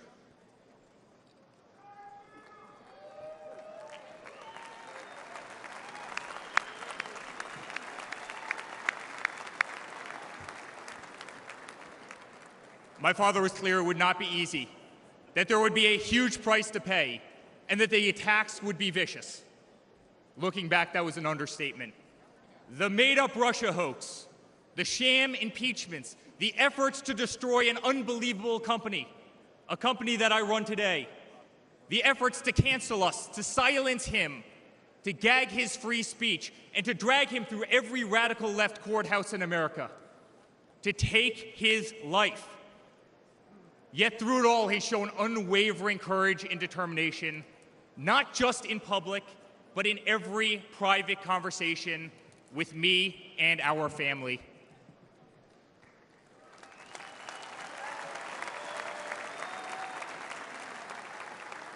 He stood tall, fueled not by personal ambition, but by a profound love for this country and a love for all of you, the American people. That man is my father. That man is the 45th president and soon to be 47th president of the United States. That man is Donald J. Trump.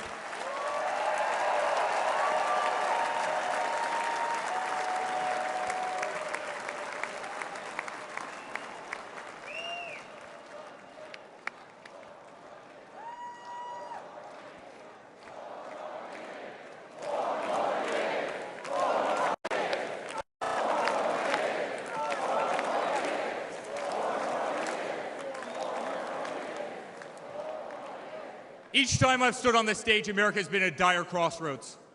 In 2016, many people began to doubt the promise of America. Our economy was struggling, jobs were scarce, our standing on the world stage was weak at best. Veterans were forgotten. Our military was in shambles. Our educational system was broken, ranked 30th in the world.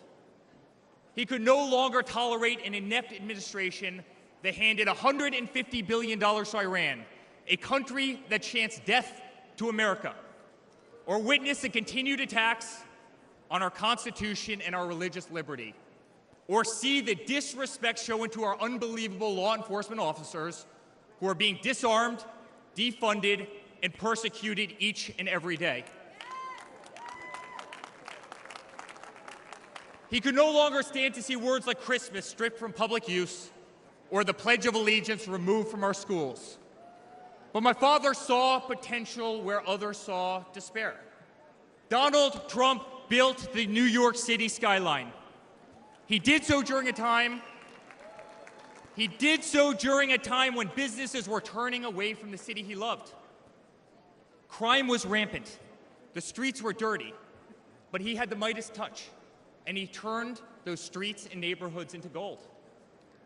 He faced every challenge with tremendous vision and grit. As he did during the 2016 election, he rolled up his sleeves. He remained unapologetic. He did not care to be politically correct.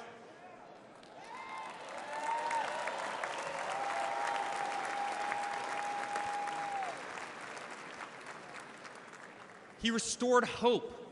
He restored a voice to millions of Americans who had been ignored. He restored the American dream. Under my father's leadership, the economy climbed to record heights. Jobs were created at an unthinkable pace. Unemployment reached historic lows across all demographics. Wage growth soared. He cut taxes for hardworking families and businesses. He slashed regulations. We saw the greatest 401k increase in American history.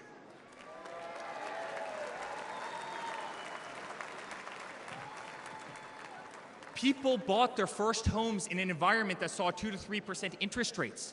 They started their families. My father made the United States energy independent with the lowest gas prices in decades.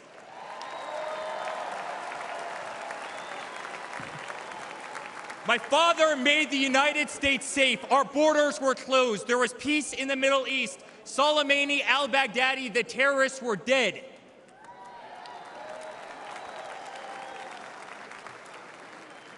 My father made the United States respected again, with the courage to walk into countries like North Korea, with the courage to impose tariffs on China, and with the courage to tear up trade deals that cost Americans their jobs.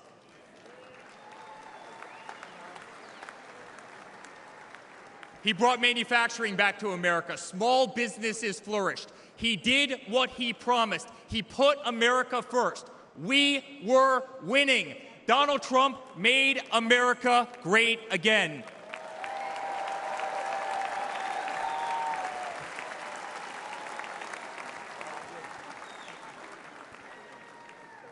But he also created a movement that threatened the special interests and the political elites. A movement that cast a bright light on the institutions weaponized against the American people. You see it in our schools. God bless the moms who fought back.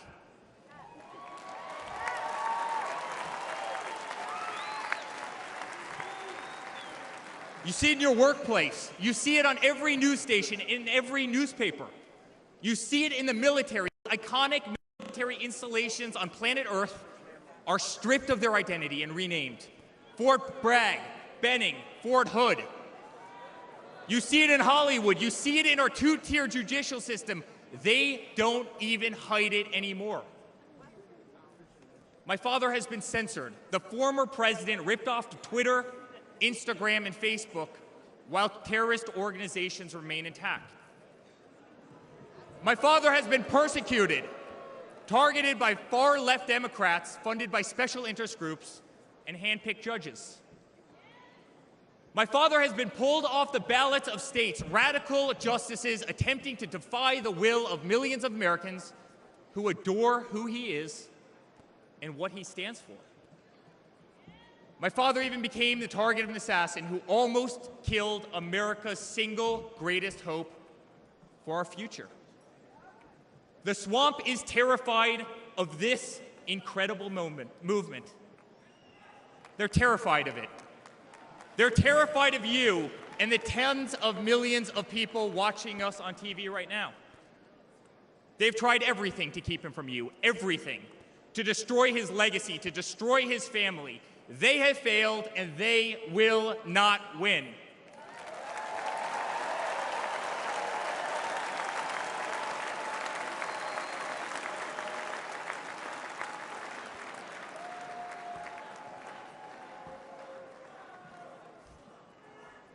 I love my Florida delegation right here.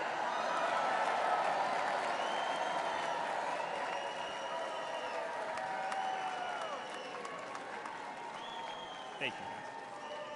My father stands before you with the most votes of any Republican candidate in the history of our nation. He has defied the predictions of every political pundit. He fills stadiums across our country. He energizes Americans to the issues facing this nation and does so with unvarnished honesty. He is not a threat to democracy. He is a threat to those who despise our republic, many whom are bought and sold, bribed and coerced, people who have never signed the front of a check and who have been dependent on the government their entire adult lives.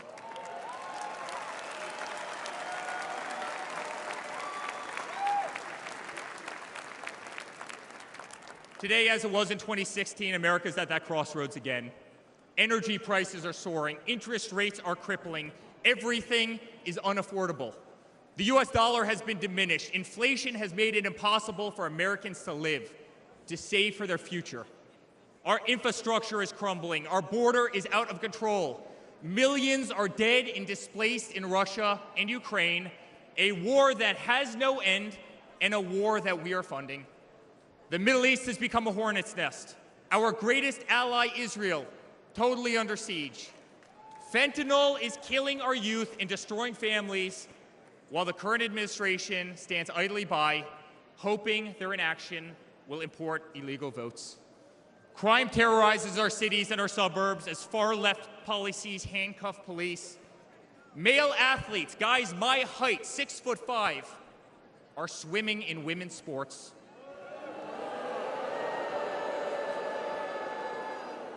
Destroying the dreams of young girls who have trained every minute of their lives. We no longer trust our elections. We no longer trust our judicial system, and we no longer believe that our government is working in our best interest.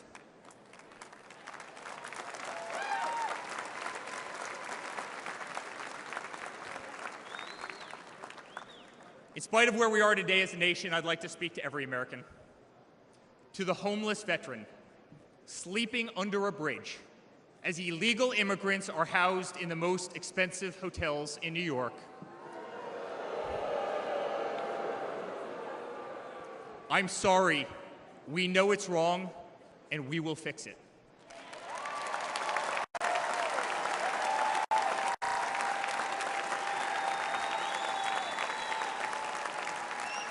To the single mother who can no longer afford her rent, afford groceries, and has been forced to work 3 jobs, I'm sorry. It does not have to be this way. To the parents who lost a son or daughter to fentanyl, including the incredible woman that spoke the other night, while an administration does absolutely nothing, I'm sorry. Your government can do so much better, and it will.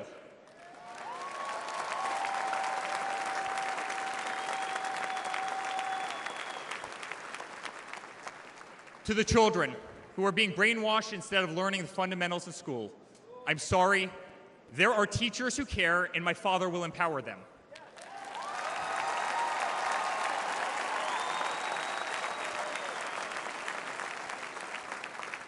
To the law enforcement officers, our brave Border Patrol, Secret Service agents who work every single day to protect our communities, knowing damn well that the system will throw you under the bus, I'm sorry. We will stand behind you.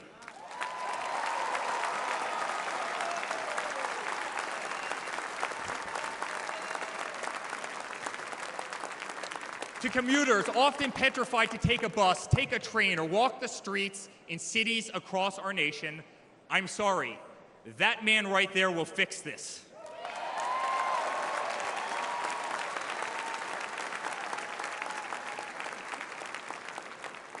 To the construction workers, to the middle-class families, to the families with children with disabilities, families who can no longer afford medical benefits or to take a vacation, I'm sorry. We will make America great again.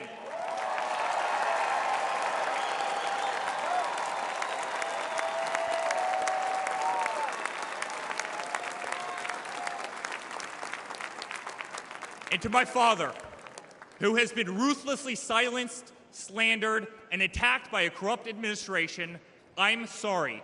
We know, and America knows, that they're not just after you, they're after all of us, and you just happen to be standing in their way.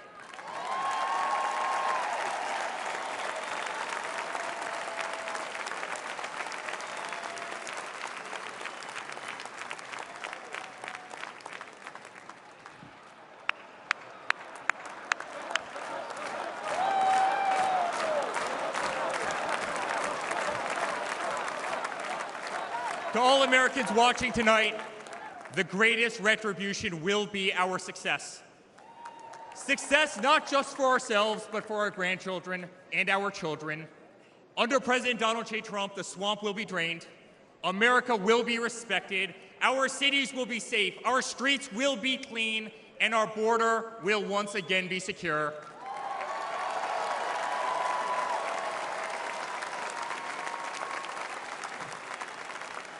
We will have peace. We will have prosperity. Your hard-earned tax dollars will enrich a better America, not be squandered in corrupt foreign nations. Education will be handed back to the states. We will no longer be 30th in the world. We will be first.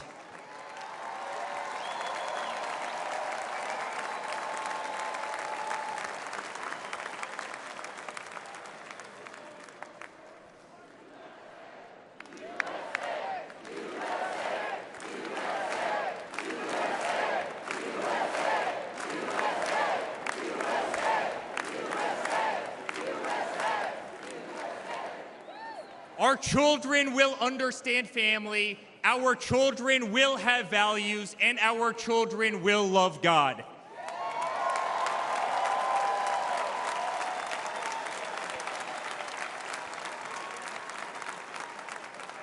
Our country will prioritize free speech, respect freedom of religion, and honor our Constitution.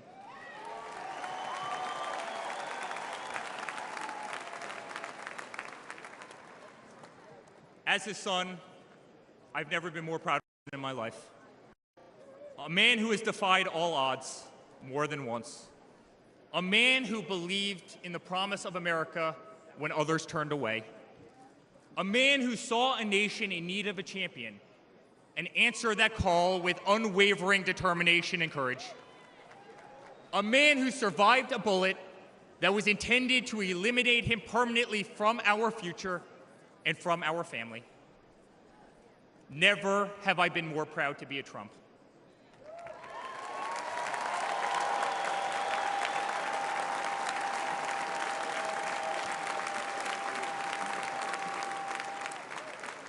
Never have I been more proud to stand by my father's side. I remain incredibly honored to be part of this journey, a journey with all of you, a journey to save the greatest country on earth, a journey with the most incredible people I have ever met. Dad,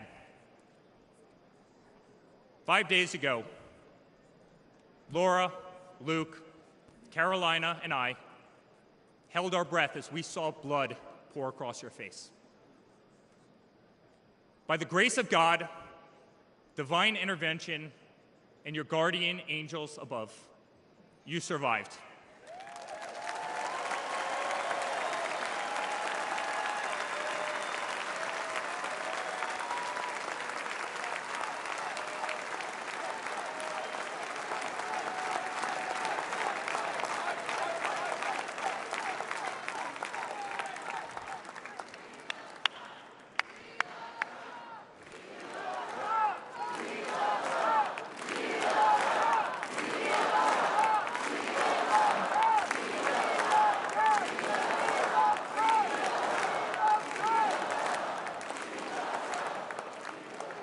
You are the greatest fighter I have ever seen.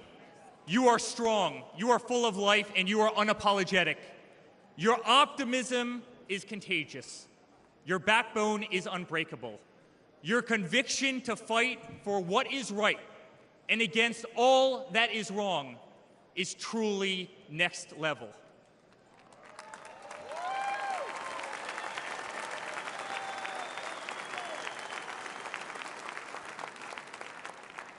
The whole world saw your strength as you stood up. You wiped the blood off your face, and you put your fist in the air in a moment that will be remembered as one of the most courageous acts in the history of American politics. You shouted, "Fight! Fight! Fight!"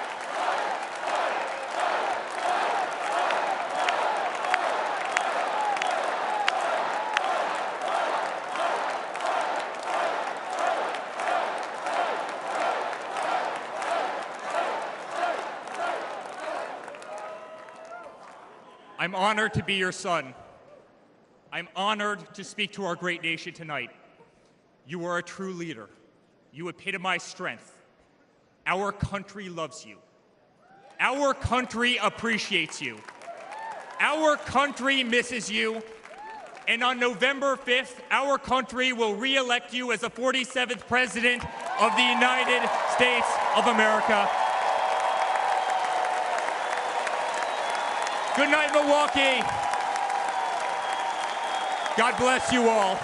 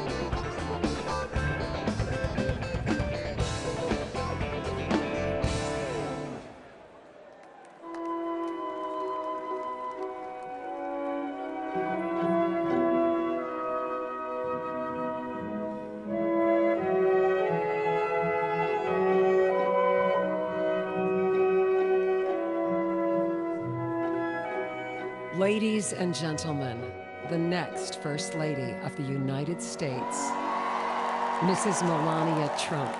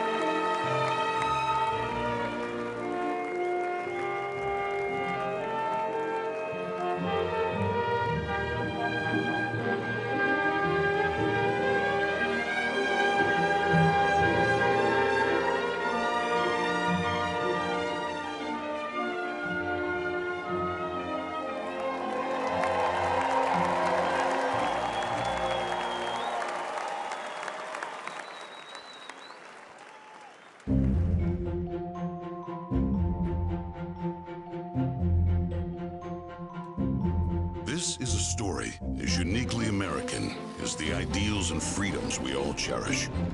A story of a life dedicated to dreaming big.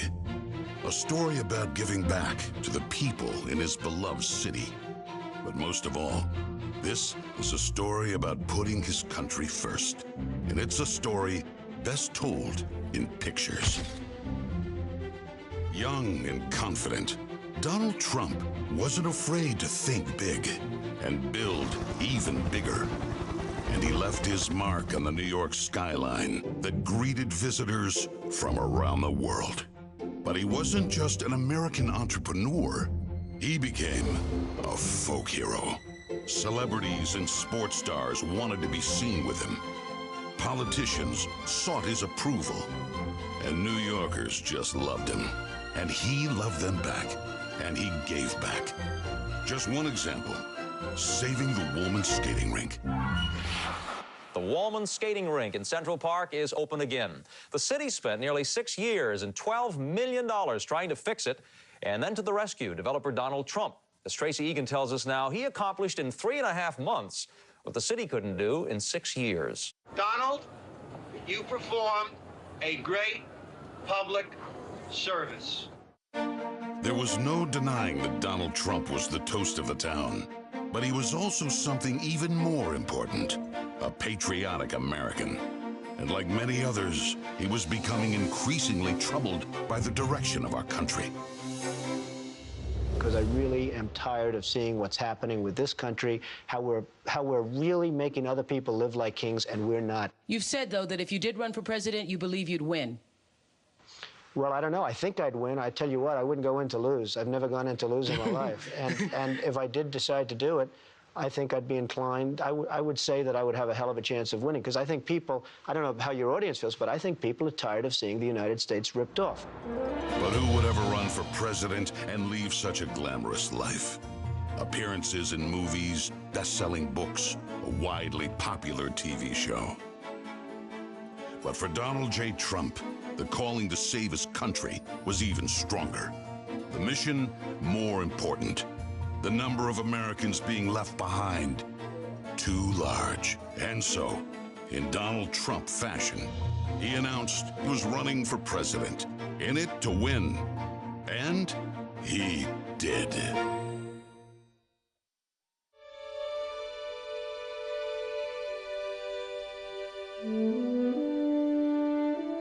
From his first day in office, the Washington politicians learned something about President Trump. He's not afraid to fight for what he believes in.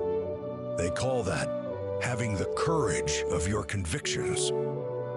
First up, the Trump tax cuts, largest in America's history, and it led to higher take-home pay for working families.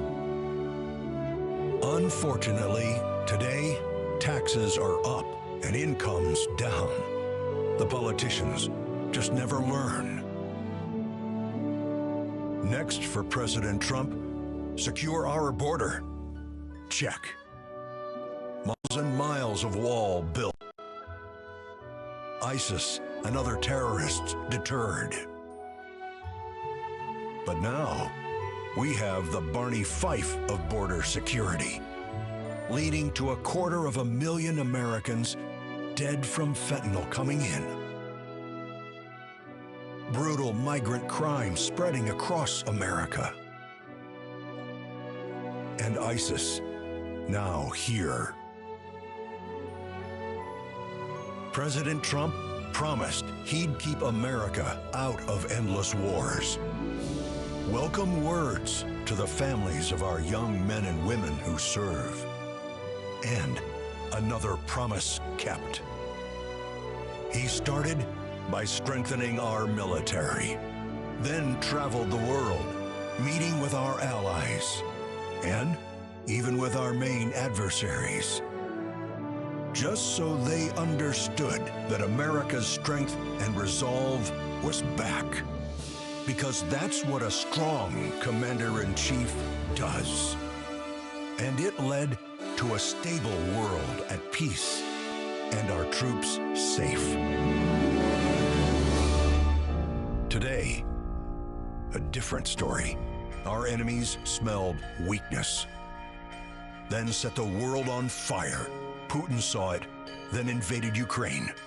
Hamas saw it, then started a war in the Middle East.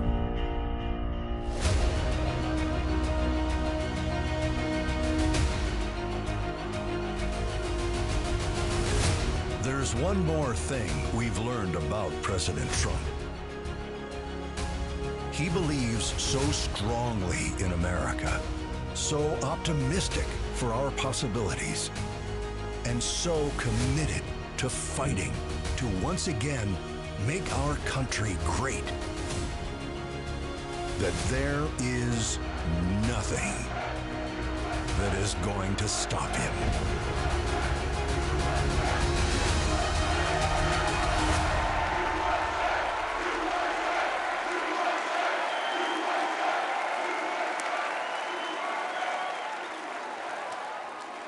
Ladies and gentlemen, please welcome Kid Rock.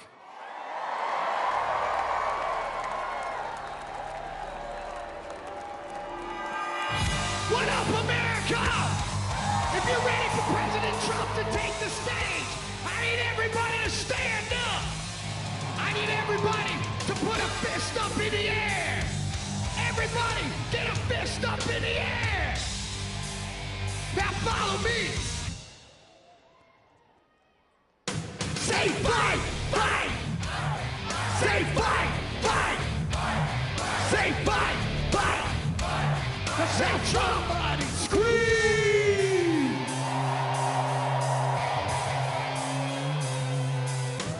The devil without a cause. I'm back with the beaver hats and Ben Davis slacks. 30-pack of stroll, straight rock and roll. No Rogaine in the propane flow. The chosen one, I'm the living proof. With the gift of gab from the city of truth. You know I jab, stab, and not critics back. And I did not stutter when I said that. I'm going platinum, selling rhymes. I went platinum 7 times. Still they ill and wanna see us fry. I guess because only God knows why. Oh, they call me cowboy, I'm the singer of black. Throw a fist in the air, let me see where you're at. Say fight, fight. Say fight, fight. Say fight, fight. Now say Trump, Trump.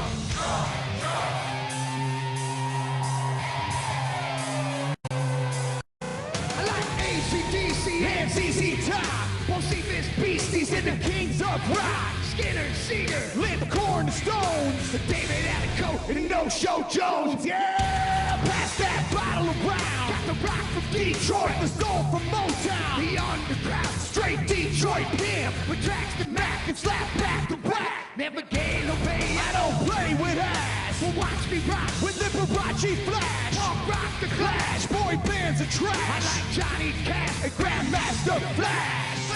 Flash, Flash. Oh, they call me cowboy. I'm a singer in black. Throw a fist in the air. Let me see where you're at. Say fight, fight. Say fight, fight. Say fight, fight. Say Trump, Trump.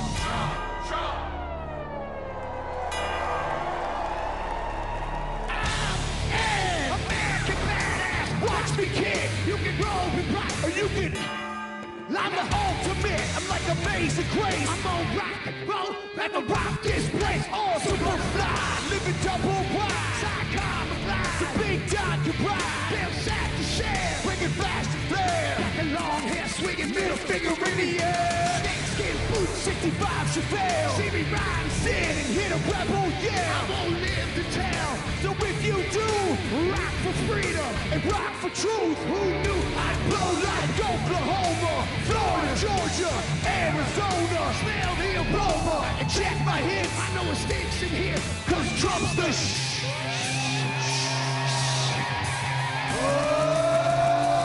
They call me cowboy, I'm a singer with black. Throw a fist in the air, let me see where you're at. Say Trump, Trump, Trump, Trump. Say Trump, Trump, Trump, Trump. Say Trump, Trump, Trump, Trump. Say Trump, Trump, Trump, Trump. I need to hear you louder than that. One more time. I'm a cowboy, badass and black. You say Trump, Trump, Trump, Trump. From side to side, from front to back. Come on, Trump, Trump, Trump. I put Detroit City back on the map. We singing Trump, Trump, Trump. King Rock's in the house. This is where I'm at. Ladies and gentlemen, get ready for the most patriotic American badass on earth, President Donald J. Trump. But first, another American badass, my brother, Dana White. God bless America.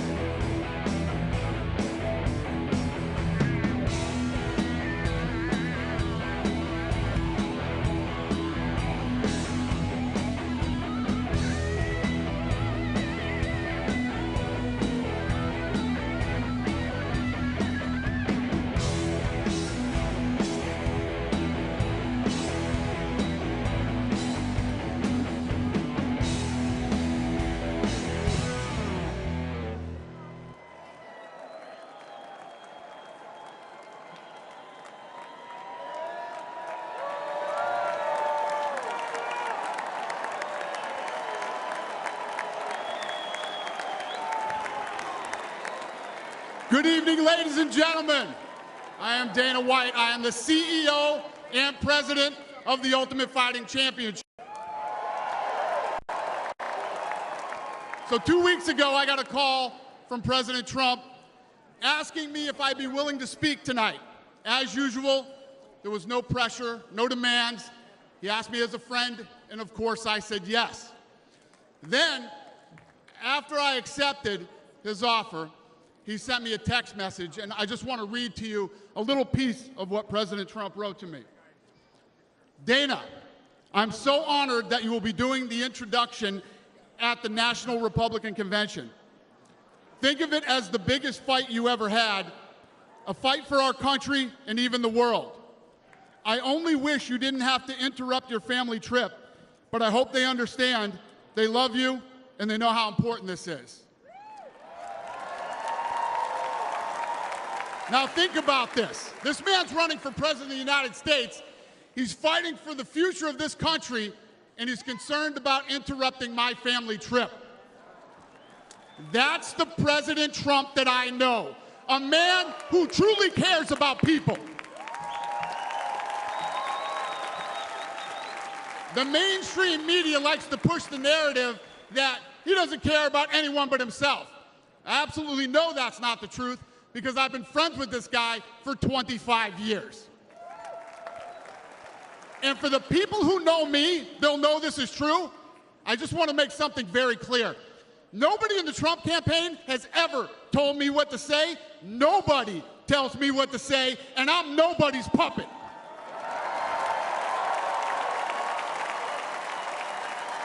And I'm not telling you what to think, I'm telling you what I know. And I know President Trump. I know President Trump is a fighter. I've been saying this since 2015. Now look at what's happened over the last 10 years. We have all seen it with our own eyes. I'm in the tough guy business, and this man is the toughest, most resilient human being that I've ever met in my life. The higher the stakes, the harder he fights, and this guy never, ever gives up. So what's at stake here?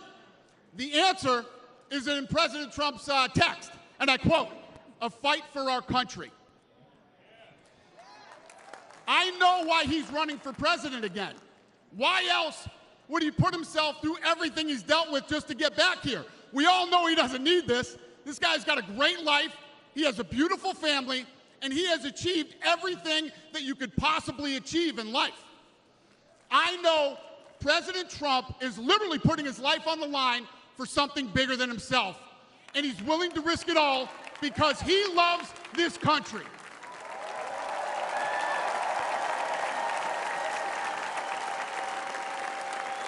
And I know he wants what's best for the American people, all American people. I know he's running for president to save our American dream. I'm living the American dream, and I know the American dream is very real.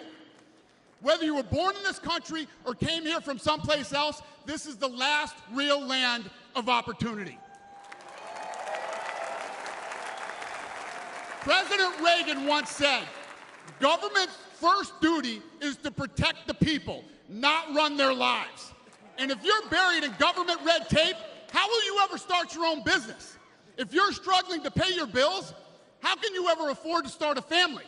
And if you don't feel safe in your own town, why would you ever buy a house? I know that President Trump is fighting to save the American dream, and that's what's at stake in this election. We are choosing who we want to lead us in this fight. I know President Trump is a proven leader, a fearless leader, and this country was in a much better place when he was in the Oval Office. In my mind, the choice is clear. But this election, we all get to choose. I know I'm going to choose strength and security. I know I'm going to choose opportunity and prosperity. I know I'm going to choose real American leadership and a real American badass.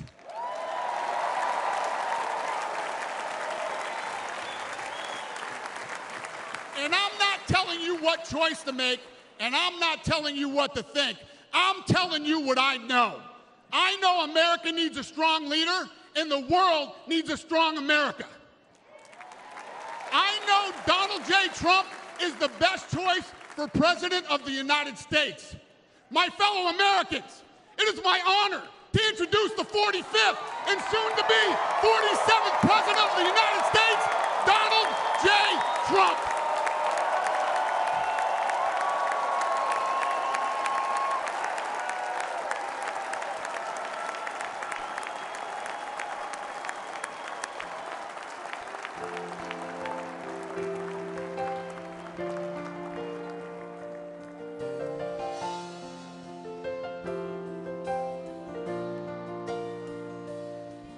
If tomorrow all the things were gone, I'd work for all my life, and I had to start again, just my children and my wife. Thank my lucky stars to be living here today, 'cause our flag still stands for freedom, and they can't take that away. And I'm proud to be an American, where at least I know I'm free, and I won't forget the men who died, who gave that right to me, and I gladly stand up next to you and defend her still today, 'cause there ain't no doubt I love this land. Sing it. God bless the USA.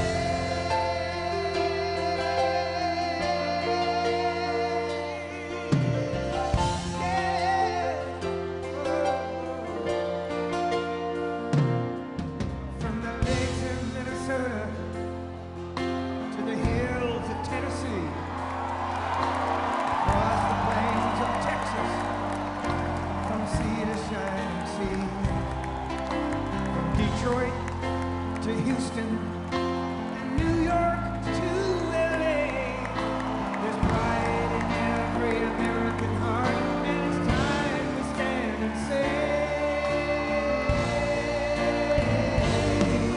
that I'm proud to be an American, where at least I know I'm free, and I won't forget the men who died, who gave that right to me, and I gladly stand up next to you and defend her still today, 'cause there ain't no doubt I love this land.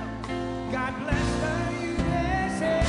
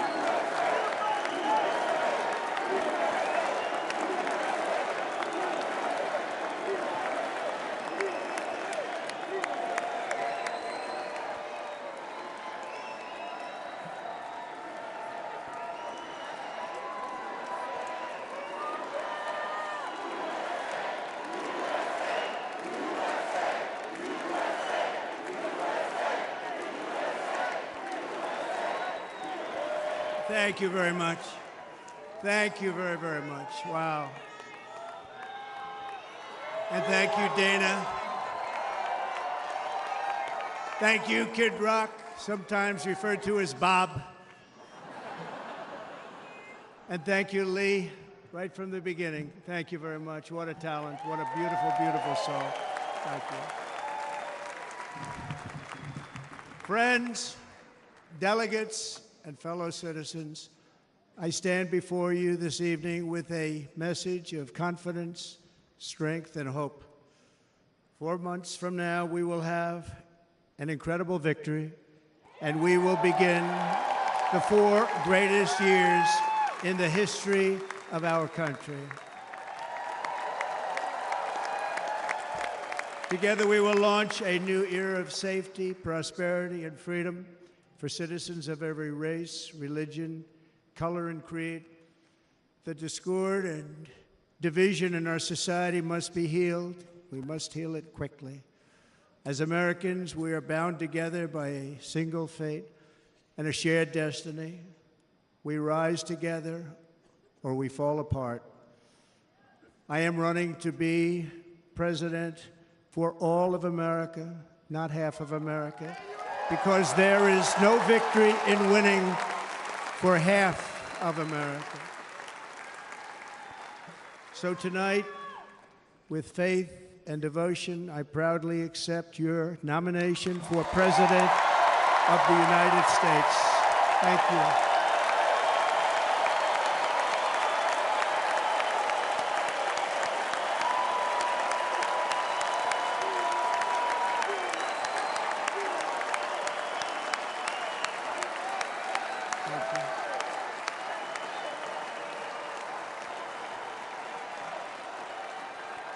Thank you very much.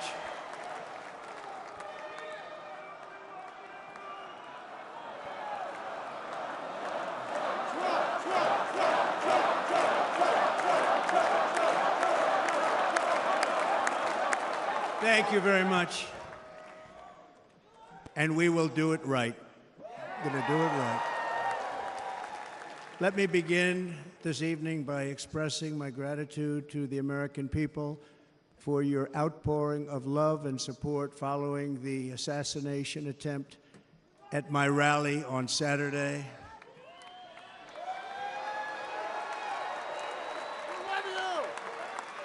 As you already know, the assassin's bullet came within a quarter of an inch of taking my life. So many people have asked me, what happened? Tell us what happened, please. And therefore, I will tell you exactly what happened, and you'll never hear it from me a second time because it's actually too painful to tell. It was a warm, beautiful day in the early evening in Butler Township in the great Commonwealth of Pennsylvania. Music was loudly playing, and the campaign was doing really well. I went to the stage, and the crowd was cheering wildly. Everybody was happy. I began speaking very strongly, powerfully, and happily because I was discussing the great job my administration did on immigration at the southern border. We were very proud of it.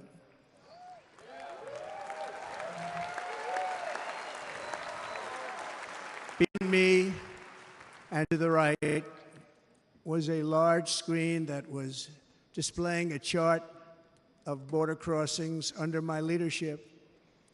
The numbers were absolutely amazing.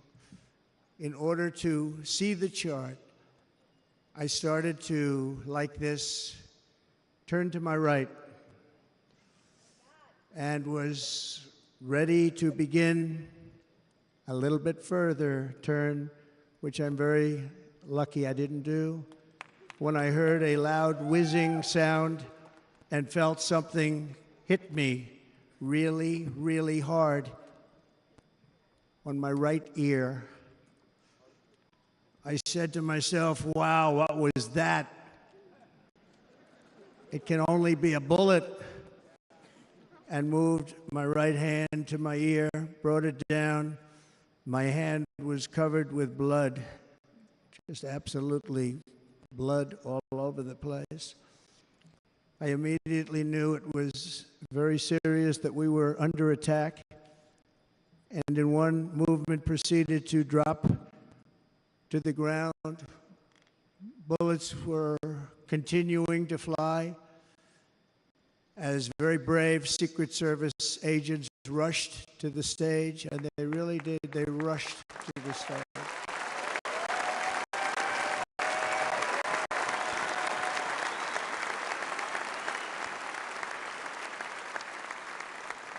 These are great people at great risk, I will tell you, and pounced on top of me so that I would be protected. There was blood pouring everywhere, and yet, in a certain way, I felt very safe because I had God on my side. I felt that.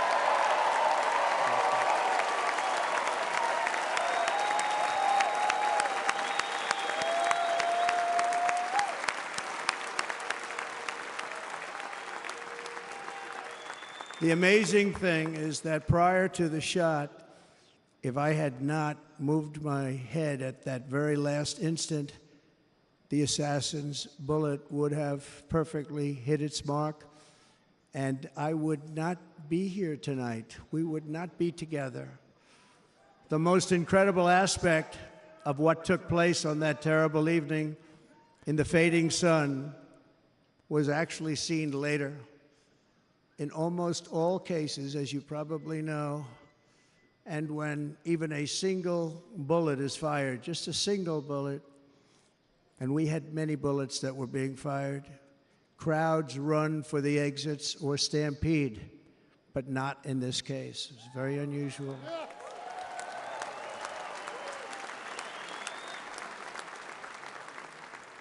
This massive crowd of tens of thousands of people stood by and didn't move an inch. In fact, many of them bravely, but automatically stood up looking for where the sniper would be. They knew immediately it was a sniper. And then began pointing at him. You can see that if you look at the group behind me. That was just a small group compared to what was in front.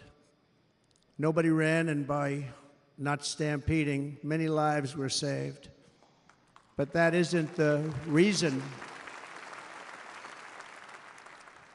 that they didn't move. The reason is that they knew I was in very serious trouble. They saw it. They saw me go down. They saw the blood and thought, actually most did, that I was dead. They knew it was a shot to the head. They saw the blood. And there's an interesting statistic. The ears are the bloodiest part. If something happens with the ears, they bleed more than any other part of the body. For whatever reason, the doctors told me that. I said, why is there so much blood? He said, it's the ears. They bleed more. So we learned something, but they just, this beautiful crowd, they didn't want to leave me. They knew I was in trouble. They didn't want to leave me. And you can see that love written all over their faces. Incredible people. They're incredible people. Bullets were flying over us, yet I felt serene. But now the Secret Service agents were putting themselves in peril. They were in very dangerous territory. Bullets were flying right over them, missing them by a very small amount of inches. And then it all stopped. Our Secret Service sniper, from a much greater distance and with only one bullet used, took the assassin's life, took him out.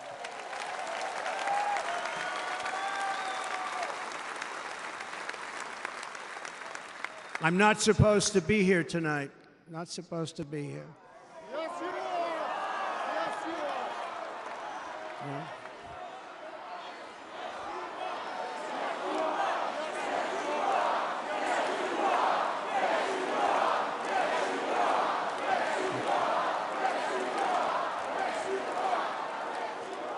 Thank you. But I'm not. And I'll tell you, I stand before you in this arena only by the grace of Almighty God.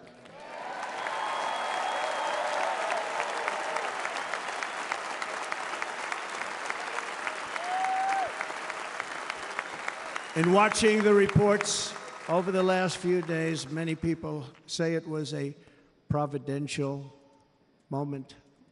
Probably was. When I rose, surrounded by Secret Service, the crowd was confused because they thought I was dead, and there was great, great sorrow. I could see that on their faces as I looked out. They didn't know I was looking out. They thought it was over. But I could see it, and I wanted to do something to let them know I was okay.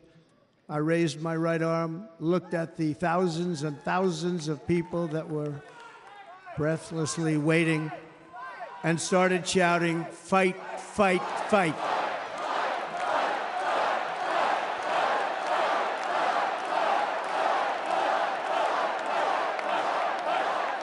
Thank you. Once my clenched fist went up, and it was high into the air. You've all seen that. The crowd realized I was okay and roared with pride for our country like no crowd I have ever heard before. Never heard anything like it. For the rest of my life, I will be grateful for the love shown by that giant audience of patriots that stood bravely on that fateful evening in Pennsylvania. Tragically, the shooter claimed the life of one of our fellow Americans, Corey, comparator, unbelievable person, everybody tells me. Unbelievable. And seriously wounded. Two other great warriors, spoke to them today, David Dutch and James Copenhaver. Two great people. I also spoke to all three families of these tremendous people. Our love and prayers are with them, and always will be. We're never going to forget them. They came for a great rally. They were serious Trumpsters, I want to tell you. They were serious Trumpsters, and still are. But Corey, unfortunately, we have to use the past tense. He was incredible. He was a highly respected former fire chief, respected by everybody. Was accompanied by his wife, Helen, incredible woman. I spoke to her today, devastated, and two precious daughters. He lost his life selflessly, acting as a human shield to protect them from flying bullets. He went right over the top of them and was hit. What a fine man he was.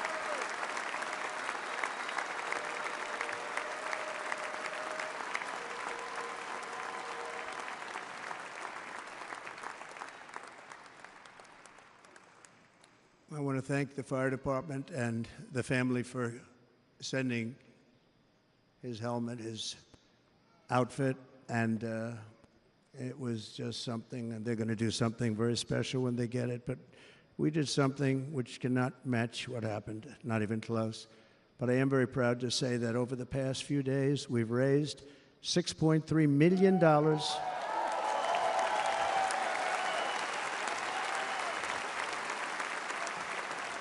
for the families of David, James, and Corey, including from a friend of mine, just called up, he sent me a check right here, I just got it, $1 million.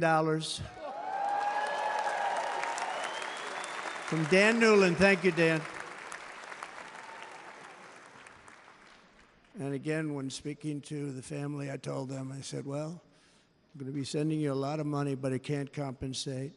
They all said the same thing. You're right, sir. We appreciate so much what you're doing, but nothing can take the place in the case of Corey. And the other two, by the way, they were very, very seriously injured, but now they're doing very well. They're going to be okay. They're going to be doing very well.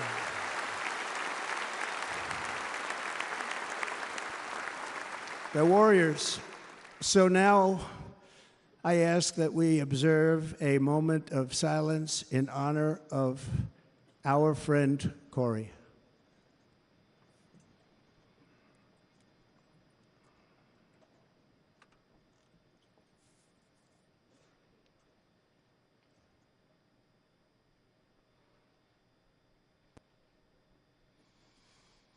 There is no greater love than to lay down one's life for others.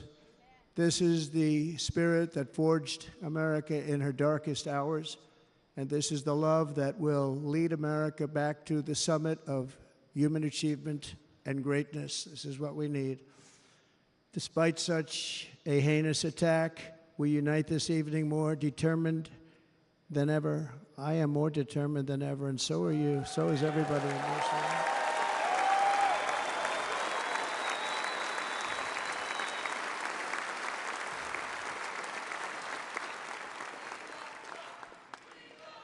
Thank you.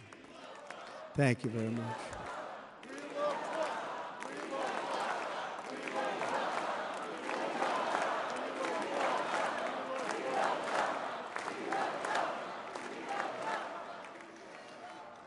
Our resolve is unbroken and our purpose is unchanged to deliver a government that serves the American people better than ever before. Nothing will stop me in this mission because our vision is righteous and our cause is pure.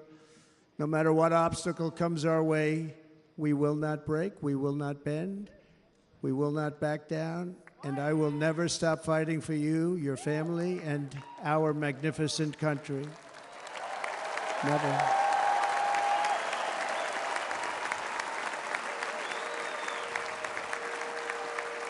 And everything I have to give with all the energy and fight in my heart and soul, I pledge to our nation tonight. Thank you very much. I pledge that to our nation.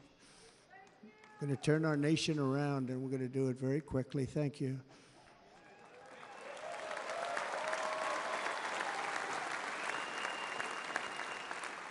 This election should be about the issues facing our country and how to make America successful, safe, free, and great again.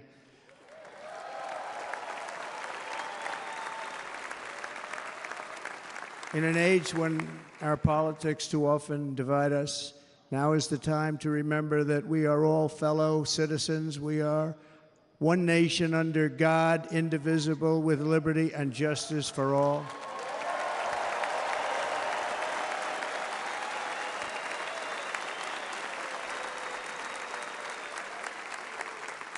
And we must not criminalize dissent or demonize political disagreement, which is what's been happening in our country lately at a level that nobody has ever seen before. In that spirit, the Democrat Party should immediately stop weaponizing the justice system and labeling their political opponent as an enemy of democracy. Especially since that is not true. In fact, I am the one saving democracy for the people of our country.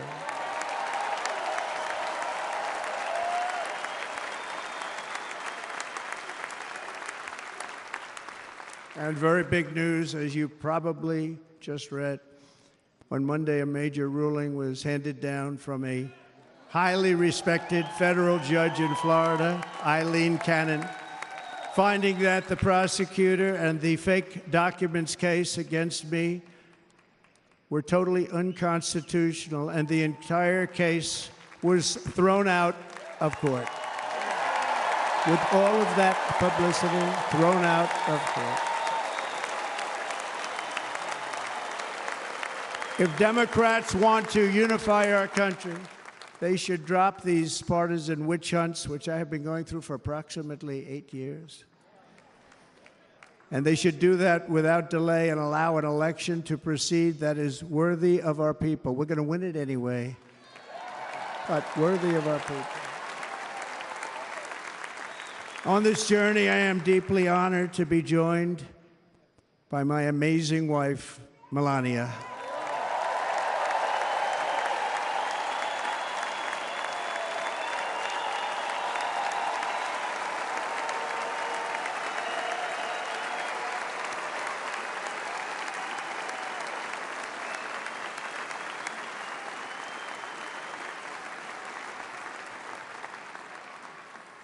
And Melania, thank you very much. You also did something really beautiful, a letter to America calling for national unity, and it really took the Republican Party by surprise, I will tell you. It was beautiful.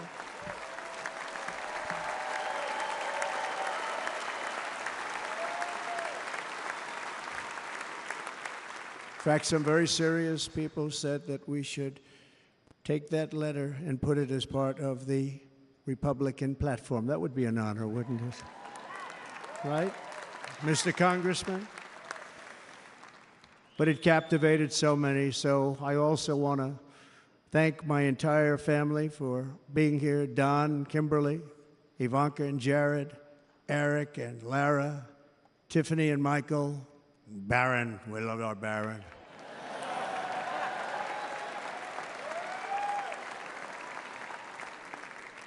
And of course, my 10 wonderful grandchildren. You saw a few of them up there on my lap before.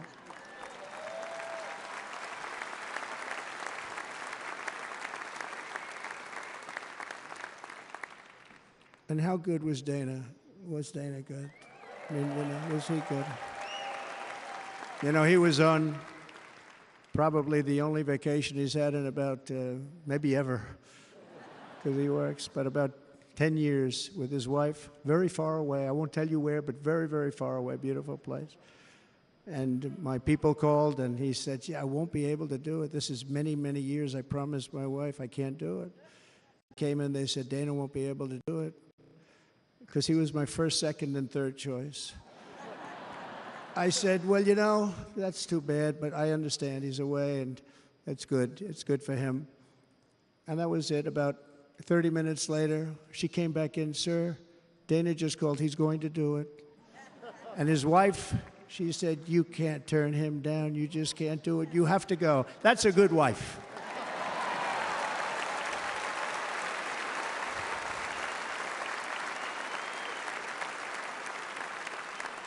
So he got on a plane. He got here a little while ago. Now he's going to get on the plane in a little while, and he's going to go back home to his wife. But they're great, and I just want to thank her and him and their whole family, because that's not easy.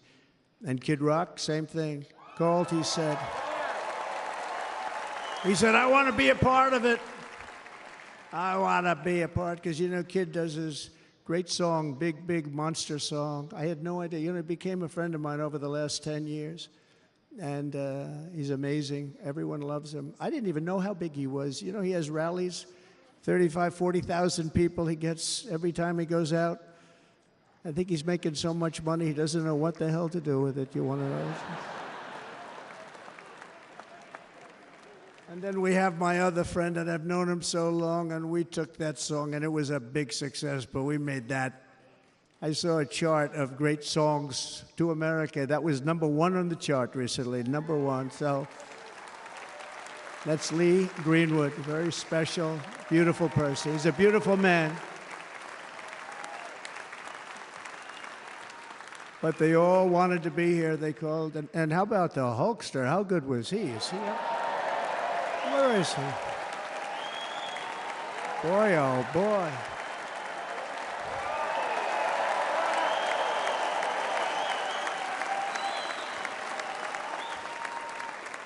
You know, they may call that entertainment. I know about entertainment, but when he used to lift a 350-pound man over his shoulders and then bench press him 2 rows into the audience, I say, maybe entertainment, but he is one strong son of a gun. I'm going to tell you, I watched it many times. There aren't a lot of entertainers that can do that, right? You were fantastic. Thank you very much. Followed by Eric. What was that all about? Boy, that was good. I didn't want to really come up here. But he was so great, and he's such a good young man. He went through a lot of trouble, and Don last night was incredible. They went through so much trouble. They got subpoenaed more than any people probably in the history of the United States. Every week they get another subpoena from the Democrats, crazy Nancy Pelosi, the whole thing, just boom, boom, boom. They've got to stop that because they're destroying our country. We have to work on making America great again, not on beating people. And we won. We beat them in all. We beat them on the impeachments. We beat them on indictments. We beat them. But the time that you have to spend, if they would devote that genius to helping our country, we'd have a much stronger and better country.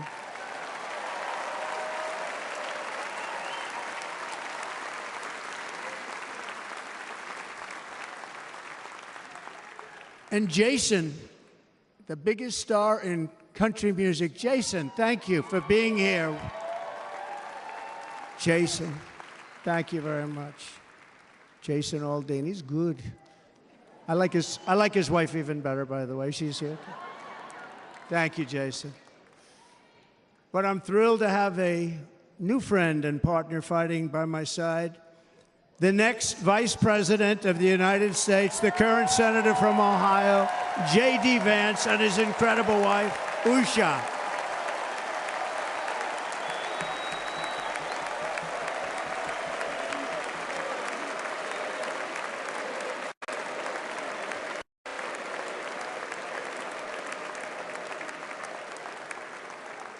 He's going to be a great Vice President. He's going to be great. He'll be with this country and with this movement, greatest movement in the history of our country, Make America Great Again.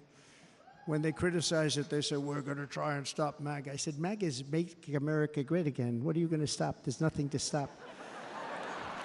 Then they say, oh, that's right. It's very tough to fight it.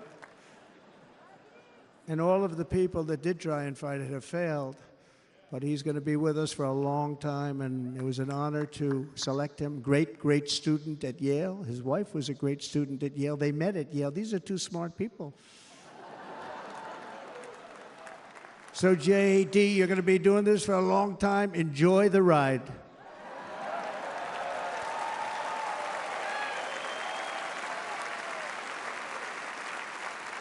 And a very special thank you to the extraordinary people of Milwaukee and the great state of... Oh, there they are. There they are. You are so easy to spot. And Green Bay's going to have a good team this year, right? They're going to have a good team. They're going to have a good team. Most of the audience doesn't like it, but it's true. You're going to have a very good team this year. And by the way, Wisconsin, we are spending over $250 million here creating jobs and other economic development all over the place. So I hope you will remember this in November and give us your vote. I am trying to buy your vote. I'll be honest about that.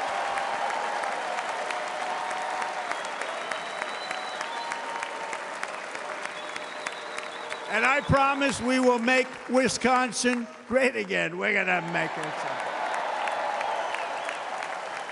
Thank you, Mr. Governor. Thank you very much. Thank you. I'm here tonight to lay out a vision for the whole nation, to every citizen, whether you're a young or old man or woman, Democrat, Republican, or independent, black or white, Asian or Hispanic. I extend to you a hand of loyalty and of friendship. Together we will lead America to new heights of greatness like the world has never seen before. We were right there in the first term. We got hit with COVID. We did a great job. Nobody knew what it was, but nobody's ever seen an economy pre-COVID. And then we handed over a stock market that was substantially higher than just prior to COVID. Coming in, did a great job. Never got credit for that. We got credit for the war and defeating ISIS and so many things, the great economy, the biggest tax cuts ever, the biggest regulation cuts ever, the creation of Space Force, the rebuilding of our military. We did so much. We did so much. Right to try. Right to try is a big deal. We got right to try. They were trying to get that for 52 years. Somebody's terminally ill. And hopefully there's nobody in this audience, but it does happen a lot. They're terminally ill and they can't use our new space-age drugs and other things that we are way ahead. We have the greatest doctors in the world, the greatest laboratories in the world, and you can't do it. They've been trying to get that approved for 52 years. Wasn't that easy?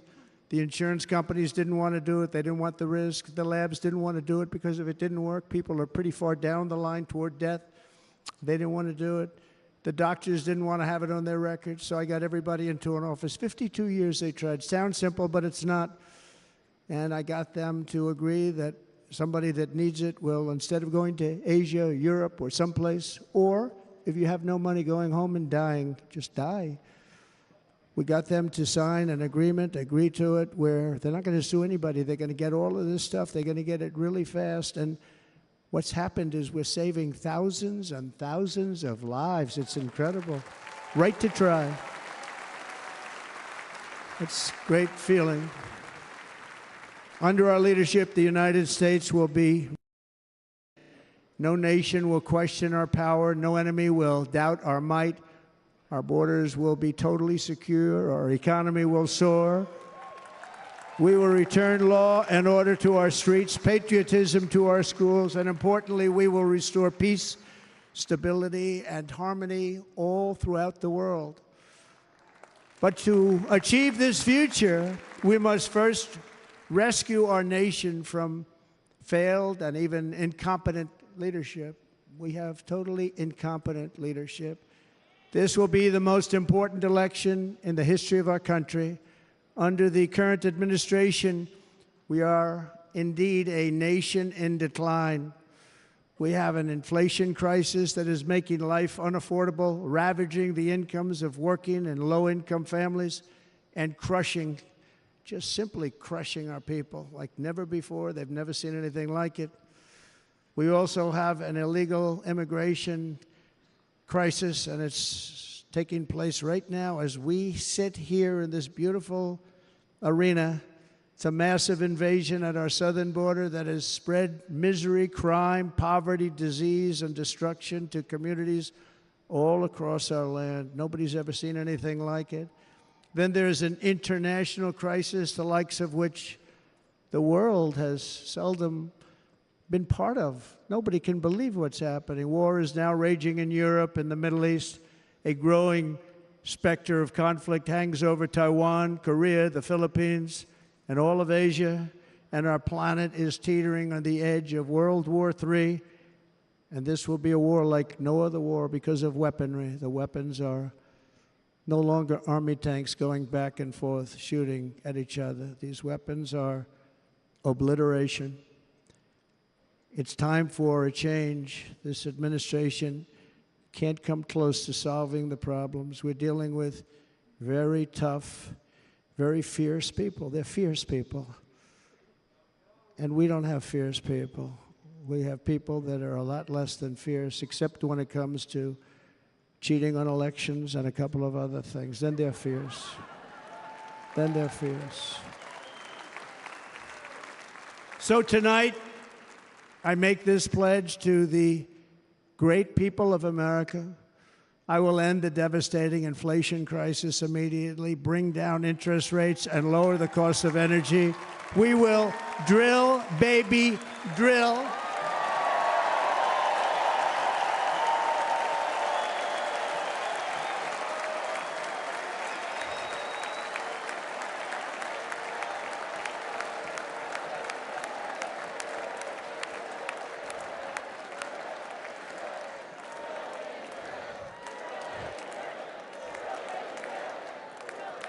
Can you believe what they're doing? But by doing that, we will lead a large-scale decline in prices. Prices will start to come down. Energy raised it. They took our energy policies and destroyed them. Then they immediately went back to them, but by that time, so much was lost. But we will do it at levels that nobody's ever seen before, and we'll end lots of different things. We'll start paying off debt and start lowering taxes even further. We gave you the largest tax cut. We'll do it more. You know, people don't realize I brought taxes way down, way down, and yet we took in more revenues the following year than we did when the tax rate was much higher. Most people said, how did you do that? Because it was incentive. Everybody was coming to the country. They were bringing back billions and billions of dollars into our country. The companies made it impossible to bring it back. The tax rate was too high, and the legal complications were far too great. I changed both of them, and hundreds of billions of dollars by Apple and so many other companies were brought back into our nation, and we had an economy the likes of which no nation had ever seen. China, we were beating them at levels that were incredible. And they know it. They know it. We'll do it again, but we'll do it even better. I will end the illegal immigration crisis by closing our border and finishing the wall, most of which I've already built.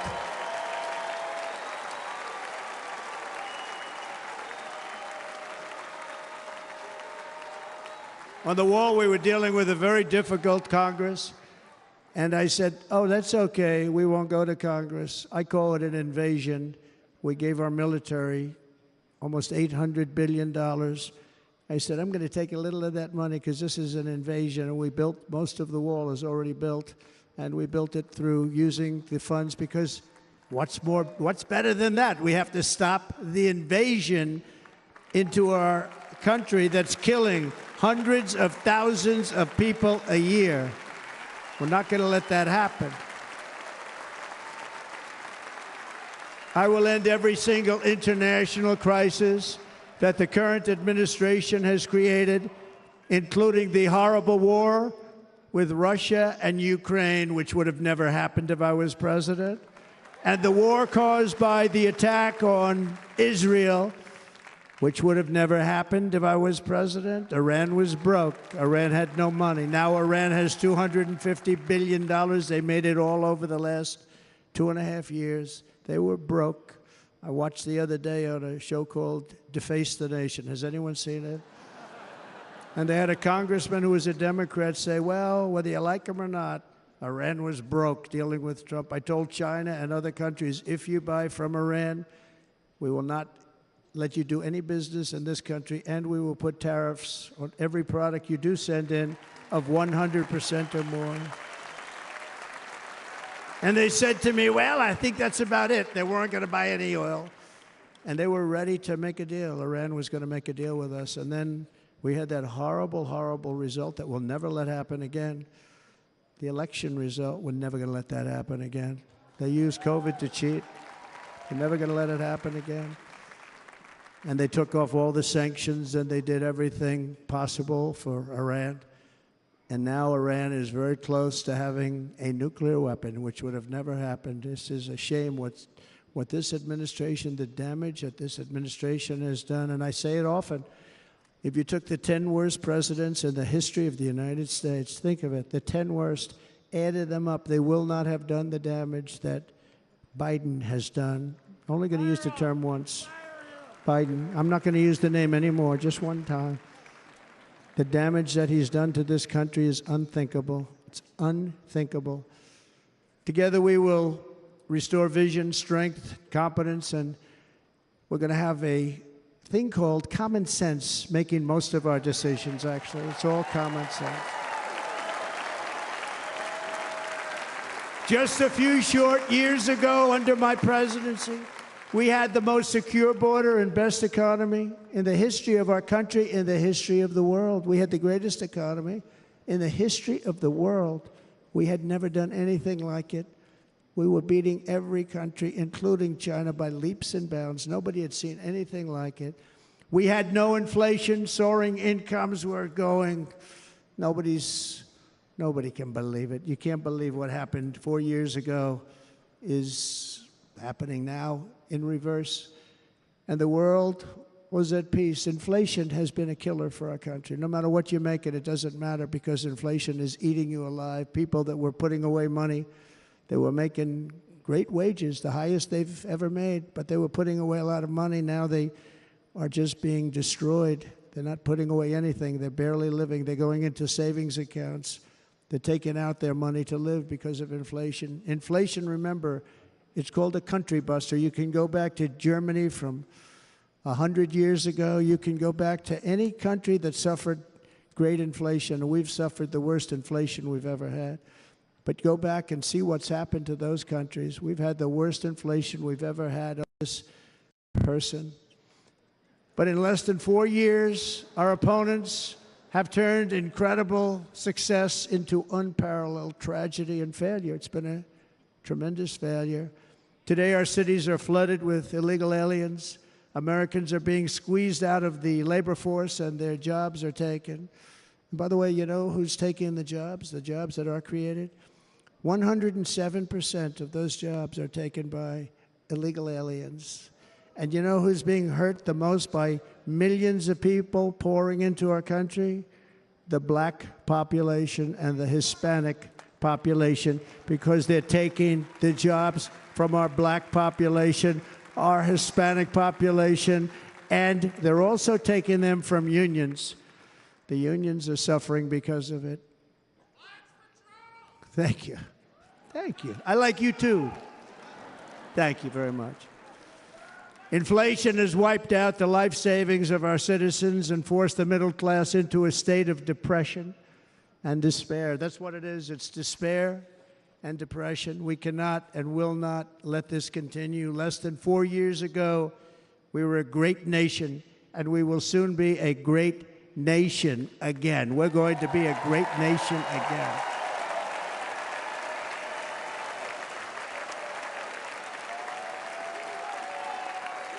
Thank you. With proper leadership, every disaster we are now enduring will be fixed, and it will be fixed very, very quickly. So tonight, whether you've supported me in the past or not, I hope you will support me in the future, because I will bring back the American dream. That's what we're going to do. You don't even hear about the American dream anymore. With great humility, I am asking you to be excited about the future of our country. Be excited. Be excited.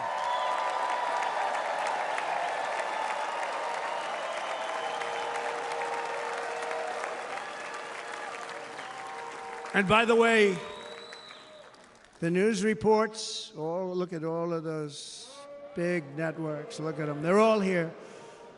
But every one of them has said this could be the most organized, best run, and most enthusiastic convention of either party that they've ever seen. Every single one.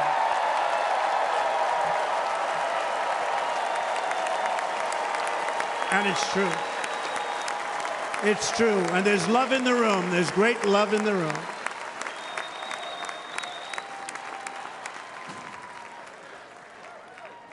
So I better finish strong. Otherwise, we'll blow it, and we can't let that happen. Now, this was great. All of the great people that spoke, and everybody hit a home run. I mean, there's not one that I can think of where I said, oh, gee, that wasn't great. Every single person. I refuse to be the only one. Don't do that to me. They're already getting ready. See, I gave them an idea. Now, this was a great convention. This was, I think we're actually going to go home and miss it. You know, usually with a first of all, look at these crowds. You'd never have this at a convention. Look at these crowds.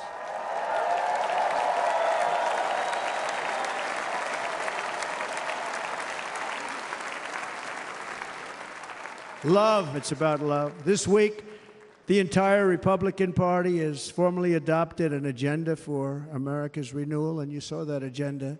And it's very short compared to the long, boring, meaningless agendas of the past, including the Democrats. They write these things that are hundreds of pages long, and they never read them after they're done. In their case, fortunately, they don't read them because they're pretty bad. It's a series of bold promises that we will swiftly implement when you give us a Republican House. And Mr. Speaker, thank you very much. We have our great Speaker of the House with us tonight. Mr. Speaker, thank you very much. Thank you. A Republican Senate. We have many senators here. And send me back to our beautiful White House just a few short months from now. We're talking about just months. It can't come fast enough. We have to get it done. First, we must get economic relief to our citizens. Starting on day one, we will drive down prices and make America affordable again. We have to make it affordable. It's not affordable. People can't live like this. Under this administration, current administration, groceries are up 57%, gasoline is up 60 and 70%, mortgage rates have quadrupled. And the fact is, it doesn't matter what they are because you can't get the money anyway. You can't buy houses. Young people can't get any financing to buy a house. The total household costs have increased an average of $28,000 per family under this administration. Republicans have a plan to bring down prices and bring them down very, very rapidly. By slashing energy costs, we will in turn reduce the cost of transportation, manufacturing, and all household goods. So much starts with energy. And remember, we have more liquid gold under our feet than any other country by far. We are a nation that has the opportunity to make an absolute fortune with its energy. We have it, and China doesn't. Under the Trump administration, just 3.5 years ago, we were energy independent. But soon, we will actually be better than that. We will be energy dominant and supply not only ourselves, but we will supply the rest of the world with numbers that nobody has ever seen, and we will reduce our debt, $36 trillion. We will start reducing that, and we will also reduce your taxes still further. Next, and by the way, they want to raise your taxes 4 times, think of it. And all my life, I grew up watching politicians. I always loved politics. I guess I was on the other side. I'd watch and they were always talking about, we will give you a tax cut. We will give you a tax cut. My whole life, I was watching, I will give you a tax cut, right, Mr. Congressman? That's all they talked about. This is the only administration that said, we're going to raise your taxes by 4 times what you're paying now, and people are supposed to vote for them? I've never heard it. You're paying too much. We're going to reduce your taxes still further. We gave you the biggest one, as I said. We're going to give you more, and it's going to lead to tremendous growth. We want growth in our country. That's what's going to pay off our debt.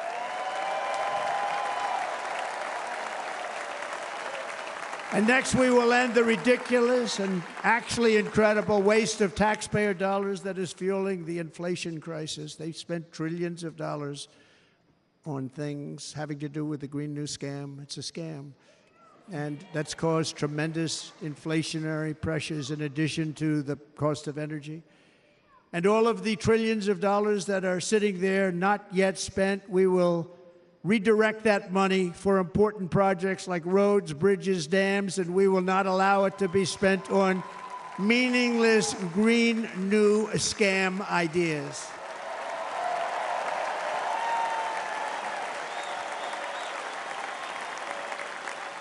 And I will end the electric vehicle mandate on day 1.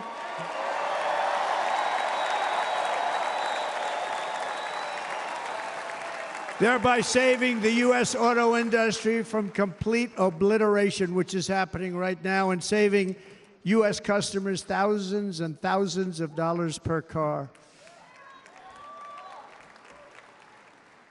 And right now, as we speak, large factories just started are being built across the border in Mexico. So with all the other things happening on our border, and they're being built by China to make cars and to sell them into our country. No tax, no anything. The United Auto Workers ought to be ashamed for allowing this to happen. And the leader of the United Auto Workers should be fired immediately. And every single auto worker, union and non-union, should be voting for Donald Trump, because we're going to bring back car manufacturing, and we're going to bring it back fast.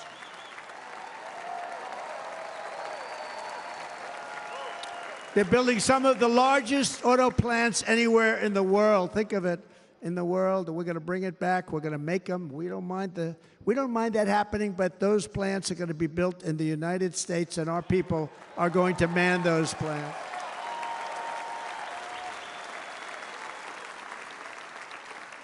And if they don't agree with us, we'll put a tariff of approximately 100 to 200% on each car, and they will be unsellable in the United States.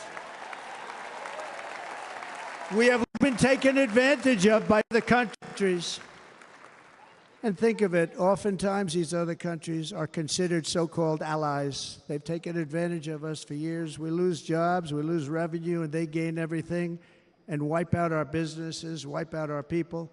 I stopped it for 4 years. I stopped it, and we're really ready to make changes like nobody had seen before. And remember, USMCA, I got rid of NAFTA, the worst trade deal ever made, and replaced it with USMCA, which is, they say, the best trade deal ever made. Actually, probably the best trade deal was the deal I made with China, where they buy $50 billion worth of our product. They were buying nothing. They buy $50 billion worth. They had to. But I don't even talk about it because of COVID. I don't even mention it, frankly, because of what happened with the China virus.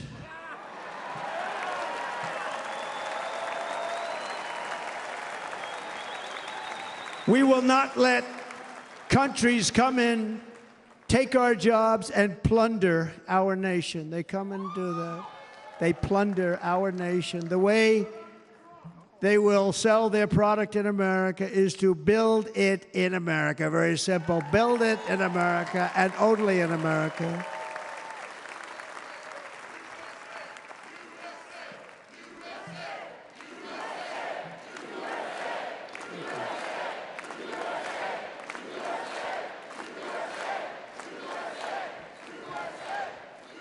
And this very simple formula, and Congress has to go along with us, and they will. This very simple formula will create massive numbers of jobs. We will take over the auto industry again, and many, many hundreds of thousands of jobs. We lost so many jobs over the years. If you go back 20, 25 years, they've stolen, going to China and Mexico, about 68% of our auto industry manufacturing jobs. We're going to get them all back. We're going to get them all back, every one of them. At the center of our plan for economic relief are massive tax cuts for workers that include something else that's turned out to be very popular, actually.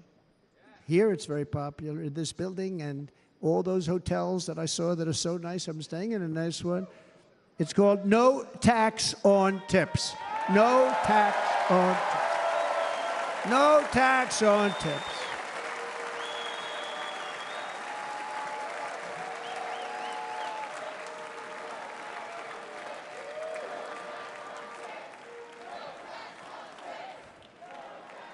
I got that by having dinner recently in Nevada, where we're leading by about 14 points. Hello. I'll see you there very soon, everybody. And we're having dinner at a beautiful restaurant in the Trump building on the Strip, and it's a great building, and the waitress comes over. How's everything going? A really nice person. How's everything? Oh, sir, it's so tough. The government's after me all the time on tips, tips, tips. I said, well, they give you cash. Would they be able to find him? She said, actually, and I didn't know this, she said, very little cash is given. It's all put right on the check. And they come in and they take so much of our money, it's just ridiculous. And they don't believe anything we say. And they've just hired, as you know, 88,000 agents to go after him even more. And I said, this shows the level of my, most people go out, they hire consultants, they pay millions of dollars. But I said to her, let me just ask you a question. Would you be happy if you had no tax on tips? She said, what a great idea. I got my information from a very smart waitress. That's better than spending millions of dollars. And everybody loves it.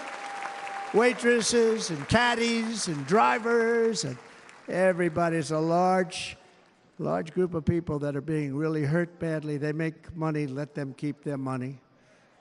I'm going to protect Social Security and Medicare. Democrats are going to destroy Social Security and Medicare because all of these people, by the millions they're coming in, they're going to be on Social Security and Medicare and other things, and you're not able to afford it. They are destroying your Social Security and your Medicare.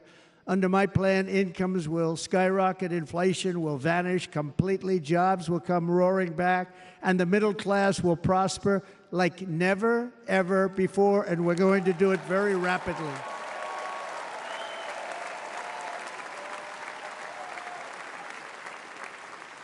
But no hope or dream we have for America can succeed unless we stop the illegal immigrant invasion, the worst that's ever been seen anywhere in the world. There's never been an invasion like this anywhere. Third world countries would fight with sticks and stones not to let this happen. The invasion at our southern border, we will stop it, and we will stop it quickly. You heard Tom Homan yesterday. Tom Homan, put him in charge and just sit back and watch. Brandon Judd of Border Patrol, he's incredible. These guys, they really, their job is a lot easier if they don't have to do anything, but they want to. They're patriots. Brandon Judd, Border Patrol, ICE. ICE goes out. You have to see what ICE does with MS-13. You have these are probably the worst gang, and ICE goes in there. And I know a lot of people in these rows here, and they're very tough people, but they don't want to do this job. they'll go into a pack of MS-13 killers. They're the worst, probably the worst gangs in the world. And we have thousands of them. I moved thousands and thousands out in my 4 years. We moved them out, and it was a pleasure. But ICE would go right into a pack of these killers, and you see fists flying, you see everything flying, and then they take them. They put them in a paddy wagon. They take them back, and they get them out of our country. And the other countries weren't accepting them back, and I called up, and I said, tell them that we're not giving them economic aid anymore. And the next day, I got calls from all of these countries that were terminated. Billions of dollars we spend on economic aid to countries that does us, frankly, no good. And the next day I was called by everybody. I couldn't take all the calls. Sir, what's the problem? I said, you won't take your killers back that you sent in caravans into America. You won't take them back. Well, sir, if you'd like us to, we would give very serious consideration to doing that. And within 24 hours, they were being taken back. For years and years, when I first came in, they said President Obama tried to get him to go back, and they wouldn't accept him. They'd put planes on the runway so you couldn't leave the plane. They'd close the road so you couldn't take the buses. They'd all have to turn back. As soon as I said no more economic aid of any kind to any country that does that, they called back and they said, sir, it would be our great honor to take MS-13. We love them very much. We love them very much, sir. We'll take them back. At the heart of the Republican platform is our pledge to end this border nightmare and fully restore the sacred and sovereign borders of the United States of America, and we're going to do that on day one.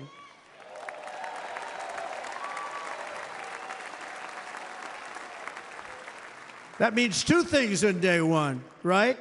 Drill, baby, drill, and close our borders.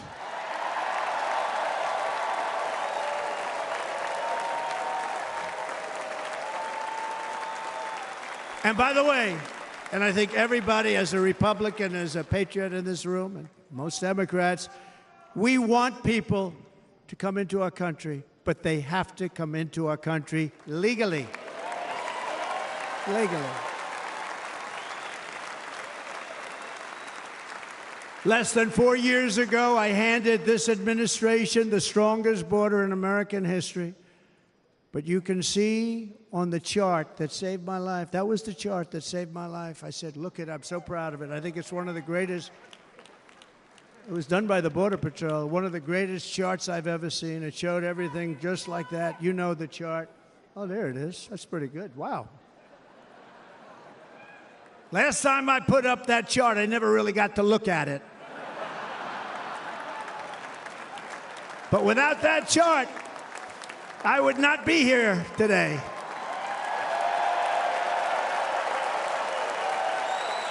Never got to look at it.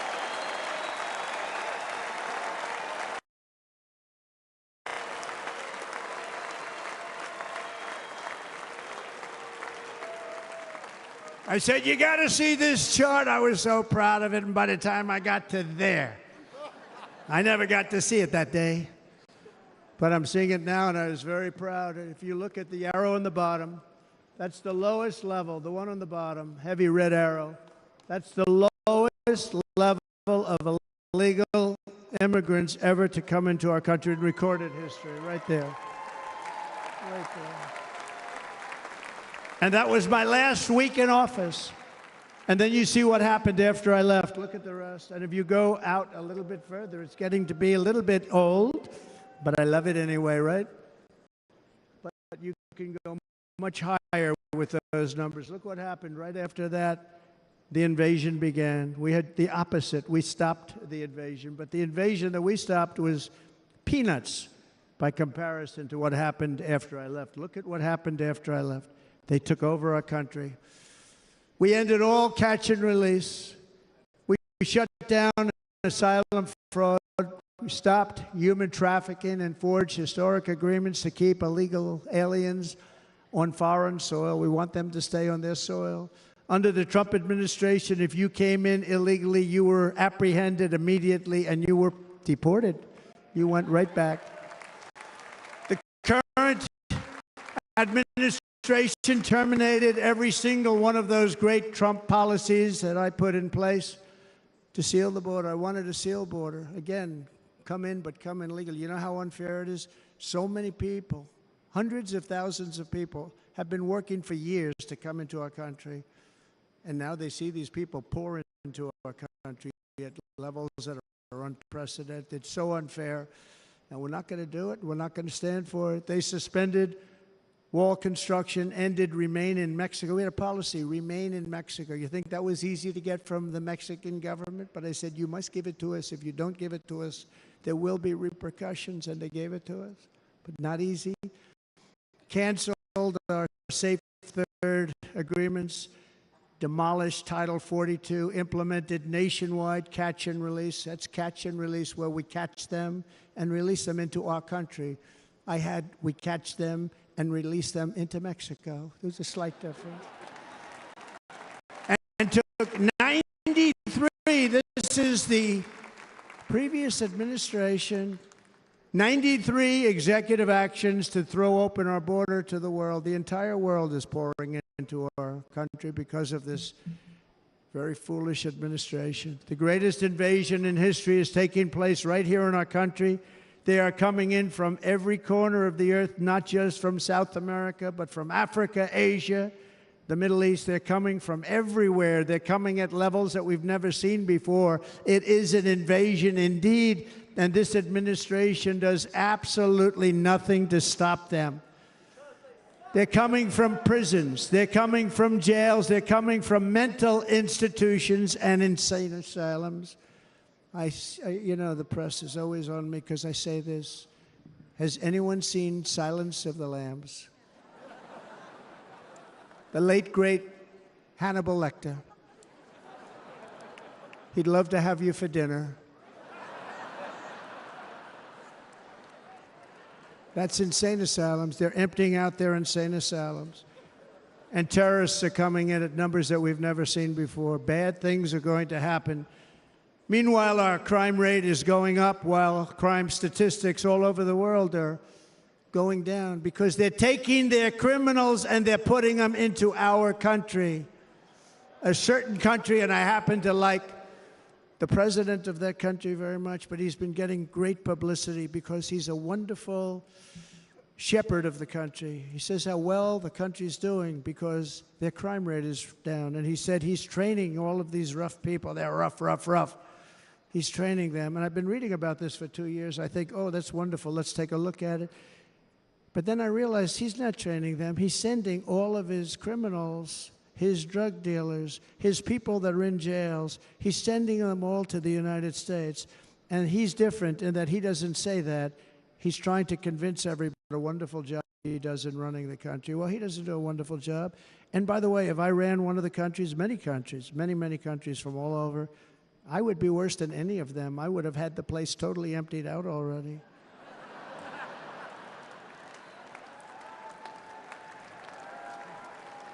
But we become a dumping ground for the rest of the world, which is laughing at us. They think we're stupid. And they can't believe that they're getting away with what they're getting away with, but they're not going to be getting away with it for long. That's what I can tell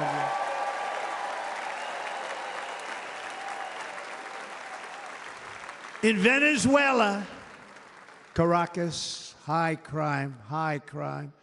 Caracas, Venezuela, really a dangerous place, but not anymore. Because in Venezuela, crime is down 72%. In fact, if they would ever win this election, I hate to even say that, we will have our next Republican convention in Venezuela because it will be safe. Our cities will be so unsafe, we won't be able. We will not be able to have it there. In El Salvador, murders are down by 70%. Why are they down?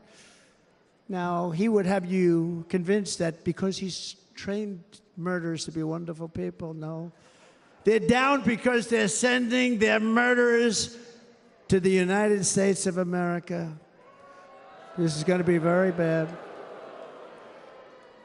And bad things are going to happen, and you're seeing it happen all the time. That's why, to keep our families safe, the Republican platform promises to launch the largest deportation operation in the history of our country.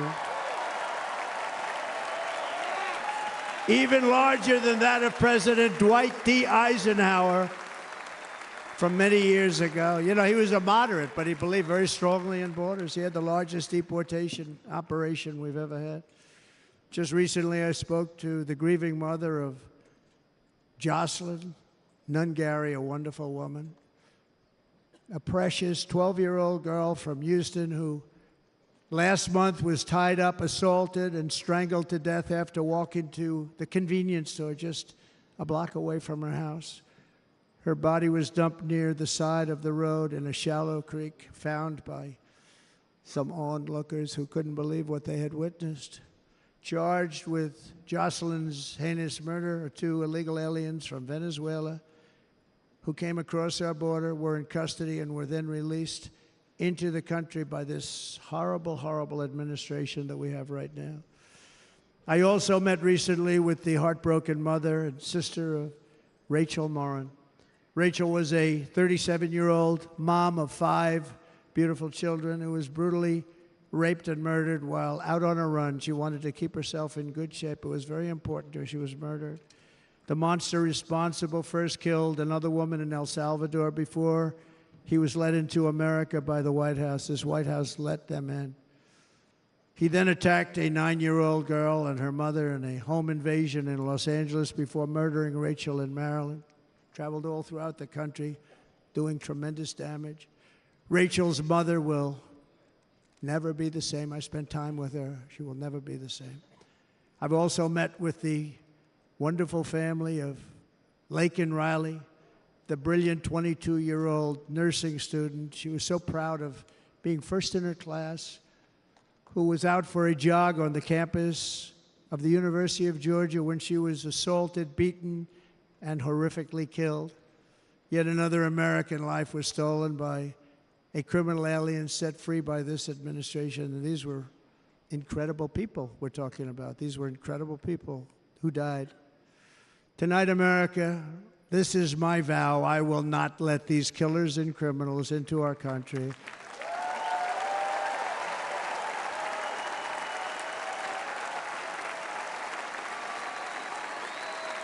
I will keep our sons and daughters safe.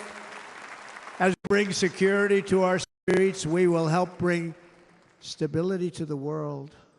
I was the first president in modern times to start no new wars. You know, we were the toughest, we were the most respected. And you saw this.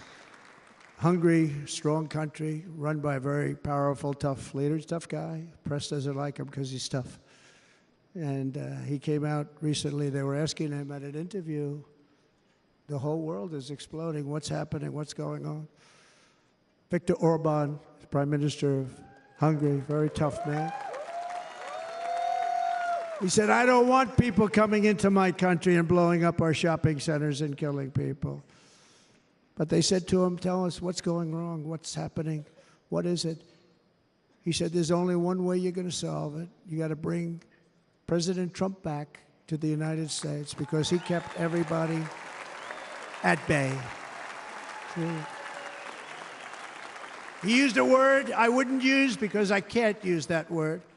Because you'd say it was braggadocious. The press would say he was a braggart. I'm not a braggart. But Viktor Orban said it. He said Russia was afraid of him. China was afraid of him. Everybody was afraid of him. Nothing was going to happen. The whole world was at peace. And now the world is blowing up around us. All of these things that you read about were not going to happen. Under President Bush, Russia invaded Georgia. Under President Obama, Russia took Crimea. Under the current administration, Russia is after all of Ukraine. Under President Trump, Russia took nothing.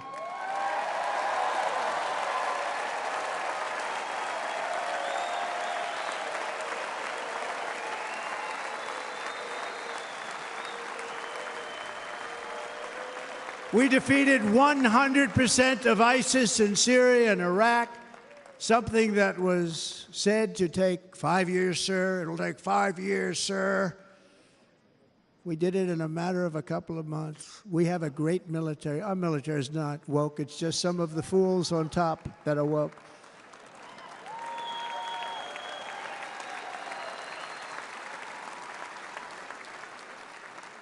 I got along very well. North Korea, Kim Jong-un, I got along very well with him. The press hated when I said that. How could you get along with him? Well, you know, it's nice to get along with somebody who has a lot of nuclear weapons or otherwise, isn't it? See, in the old days, they'd say, that's a wonderful thing. Now they say, how could you possibly do that? But no, I got along with him, and we stopped the missile launches from North Korea. Now North Korea is acting up again, but when we get back, I get along with him. He'd like to see me back, too. I think he misses me, if you want to know the truth. Our opponents inherited a world at peace and turned it into a planet of war. We're in a planet of war. Look at that attack on Israel. Look at what's happening with Ukraine. The cities are just bombed out. How can people live like that where buildings, massive buildings, are falling to the ground? It began to unravel with the disastrous withdrawal from Afghanistan, the worst humiliation in the history of our country. We have never had a humiliation like that. 13 heroic U.S. service members were tragically and needlessly killed. 45 others were horrifically wounded. Nobody ever talks about them. No arms, no legs, face explosions, horrifically wounded. And by the way, we have a man in this room who's running for the U.S. Senate from a great state, Nevada, named Sam Brown, who paid the ultimate price. Thank you, Sam. Thank you, Sam.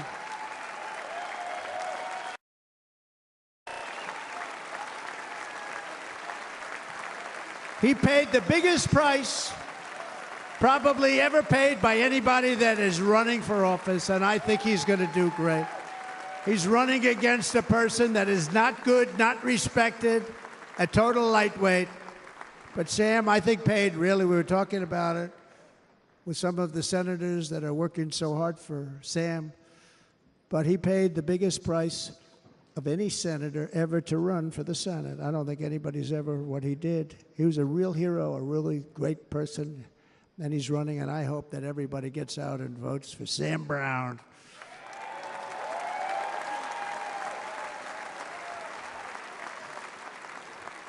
And we also left behind $85 billion worth of military equipment, along with many American citizens were left behind. Many, many American citizens, emboldened by that disaster. Russia invaded Ukraine. They saw this group of people that were incompetent. We took the soldiers out first. No, we're going to take the soldiers out second. If they would have followed my plan, we had a great plan.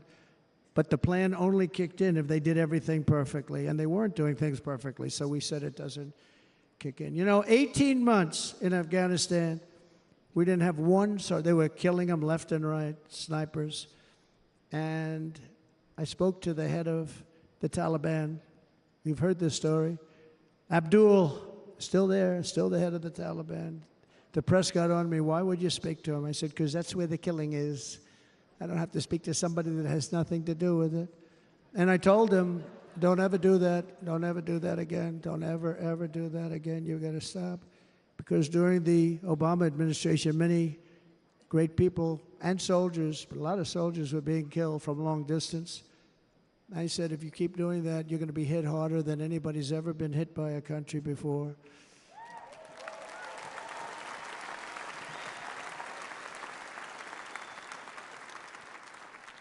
And he said, I understand, Your Excellency. He called me Your Excellency.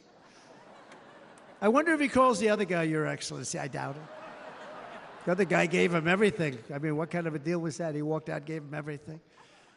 Do you know that right now Afghanistan is one of the largest sellers of weapons in the world? They're selling the brand new, beautiful weapons that we gave them. But think of it, he actually said to me, but why do you show me a picture of my home? I said, you'll have to ask your people or one of your wives. but he could figure it out. And for 18 months, we had not one attack on an American soldier by the Taliban. 18 months.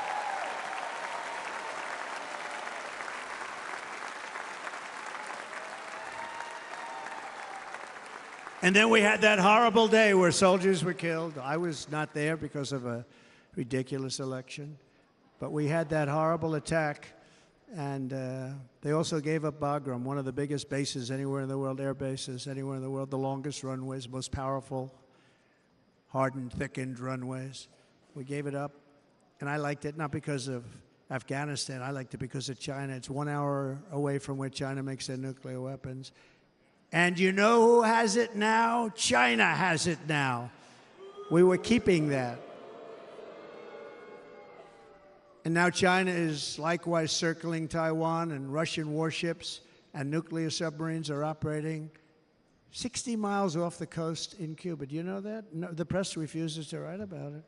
If that were me running this country and we had nuclear submarines in Cuba, I will tell you that the headlines every day would be, what's wrong with our president? You don't even hear this. You're not hearing about this. Russia has nuclear submarines and warships 60 miles away, Mr. Congressman, from Miami, by the way, happens to be here. Correct? In Cuba. And that would not be stood for somebody else. They don't want to mention it, but now maybe they will. And the entire world, I tell you this, we want our hostages back, and they better be back before I assume office, or you will be paying a very big price.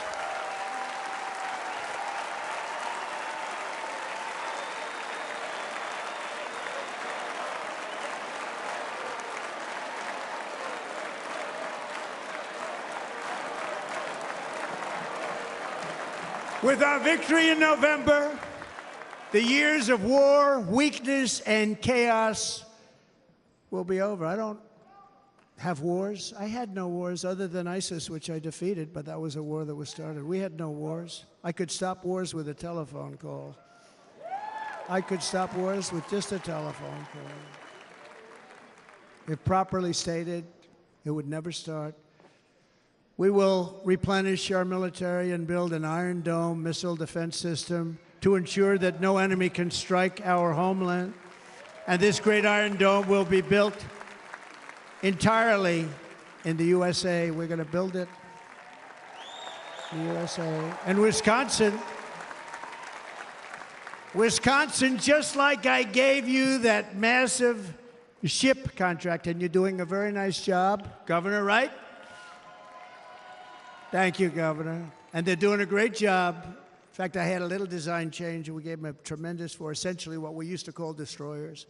These are now the most beautiful. They look like yachts. I said, we have to take the bow, and we have to make it a little nicer and a little point at the top instead of a flat nose. And the people at the shipyard said, this guy sort of knows what he's doing. We have the most beautiful ships, right, Governor? And everybody sitting over there. And it was a big contract that everybody wanted. I gave it to Wisconsin, but we're going to have a lot of that built right here in the state of Wisconsin and all other states. Israel has an Iron Dome. They have a missile defense system. 342 missiles were shot into Israel, and only one got through a little bit. It was badly wounded. It fell to the ground, but most of them are. And Ronald Reagan wanted this many years ago, but we really didn't have the technology many years ago. Remember, they called it Starship, spaceship, anything to mock him. But he was a very good president, very, very good. But now we have unbelievable technology. And why should other countries have this and we don't? No, we're going to build an Iron Dome over our country, and we're going to be sure that nothing can come and harm our people. And again, from an economic development standpoint, we're going to make it all right here. No more sending it out to other countries in order to help. It's America first. America first. We will unleash the power of American innovation. And as we do, we will soon be on the verge of finding the cures to cancer, Alzheimer's disease, and many other diseases. We're going to get to the bottom of it. You remember this gentleman that I don't want to mention other than one time I had to, because when you say the 10 worst, I had to do it. I didn't want anybody to be confused. But this man said, we're going to find a cure to cancer. Nothing happened. We're going to get to the cure for cancer and Alzheimer's and so many other things. We're so close to doing something great. But we need a leader that will let it be done. We will not have men playing in women's sports. That will end immediately.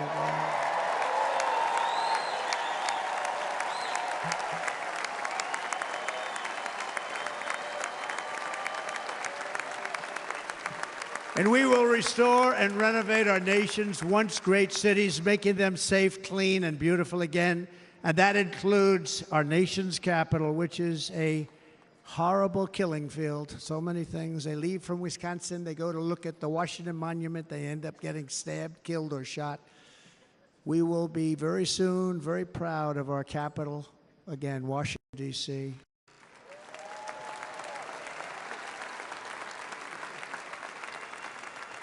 America is on the cusp of a new golden age, but we will have the courage to seize it. We're going to take it. We're going to make it a current. We're going to bring this into a golden age like never seen before. Remember this, China wants to do it. Japan wants to do it. All of these countries want to do it. We have to produce massive amounts of energy if we're going to produce the new. If you look at some of the things that have been done, and some of the things that we're going to do.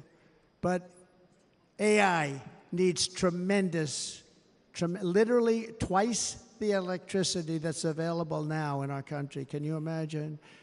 But instead, we're spending places where they recharge electric cars. They built 8 chargers at a certain location toward the Midwest. 8 chargers for $9 billion. Think of them as a tank for filling up your gas.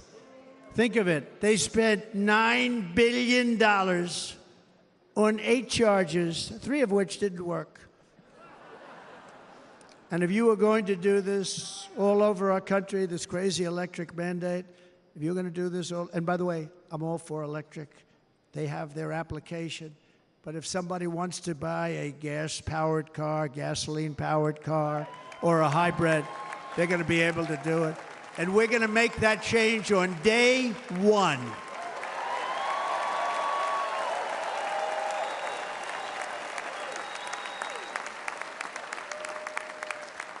So to conclude, just a few short days ago, my journey with you nearly ended. We know that. And yet, here we are tonight, all gathered together, talking about the future, promise, and a total renewal of a thing we love very much. It's called America. We live in a world of miracles. None of us knows God's plan or where life's adventure will take us. I want to thank Franklin Graham for being here tonight. He's an outstanding man. He wrote me a note recently. I have a lot of respect for him.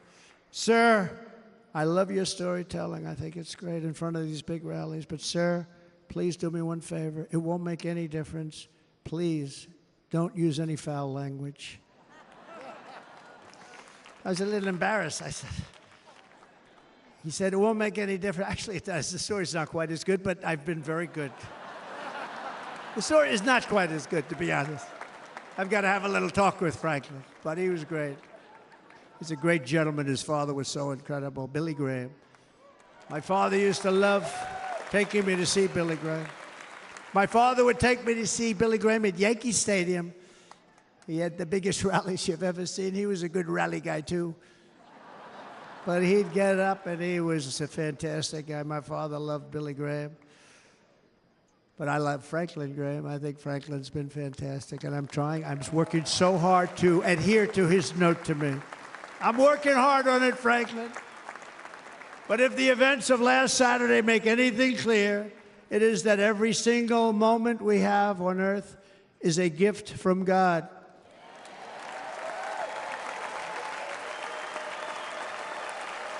We have to make the most of every day for the people and for the country that we love.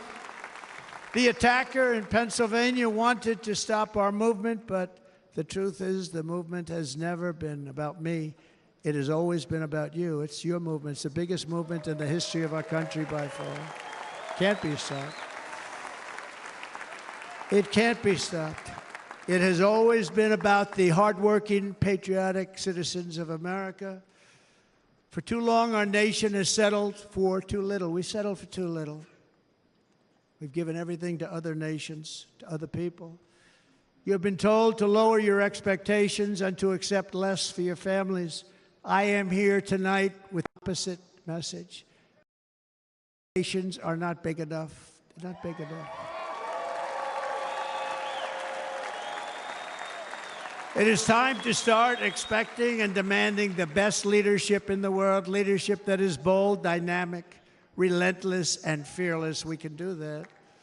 We are Americans. Ambition is our heritage. Greatness is our birthright.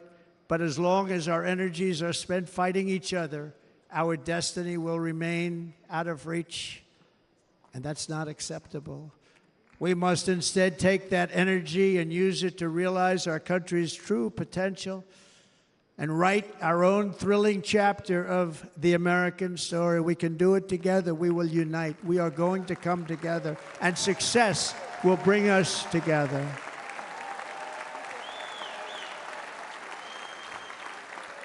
It is a story of love, sacrifice, and so many other things. And remember the word, devotion. It's unmatched devotion. Our American ancestors crossed the Delaware, survived the icy winter at Valley Forge, and defeated a mighty empire to establish our cherished republic. They fought so hard, they lost so many. They pushed thousands and thousands of miles across a dangerous frontier, taming the wilderness to build a life and a magnificent home for their family.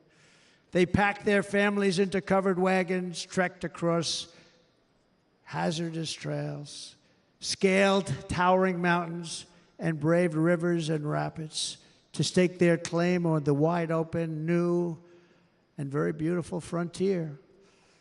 When our way of life was threatened, American patriots marched onto the battlefield, raced into enemy strongholds, and stared down death and stared down those enemies to keep alive the flame of freedom. At Yorktown, Gettysburg, and Midway, they joined the roll call of immortal heroes. So many, just so many heroes, so many great, great people. And we have to cherish those people. We can't forget those people. We have to cherish those people.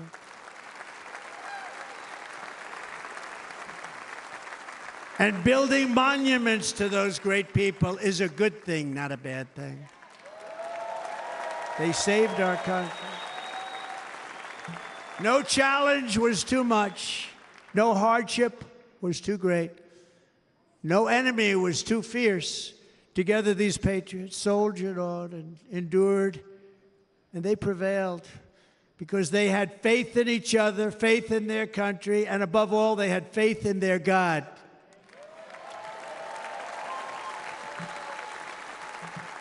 Just like our ancestors, we must now come together, rise above past differences.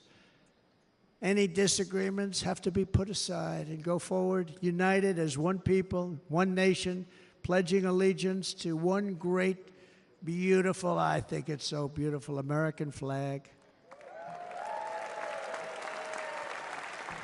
Tonight I ask for your partnership, for your support, and I am humbly asking for your vote. I want your vote. Going to make our country great again.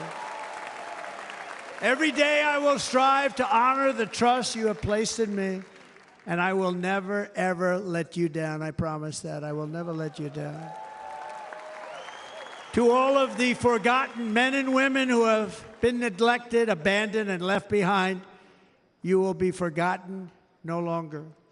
We will press forward, and together we will win, win, win.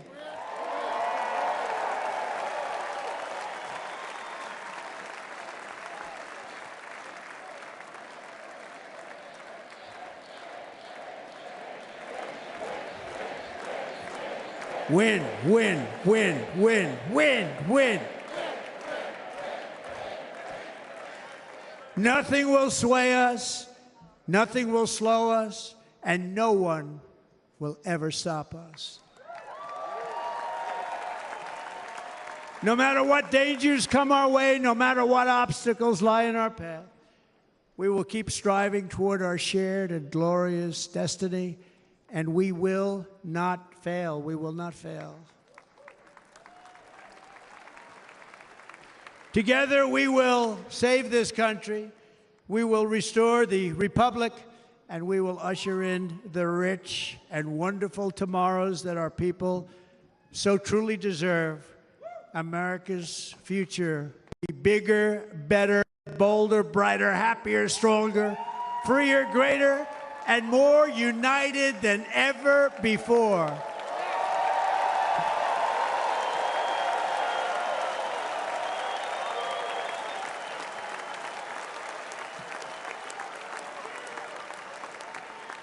And quite simply put, we will very quickly make America great again.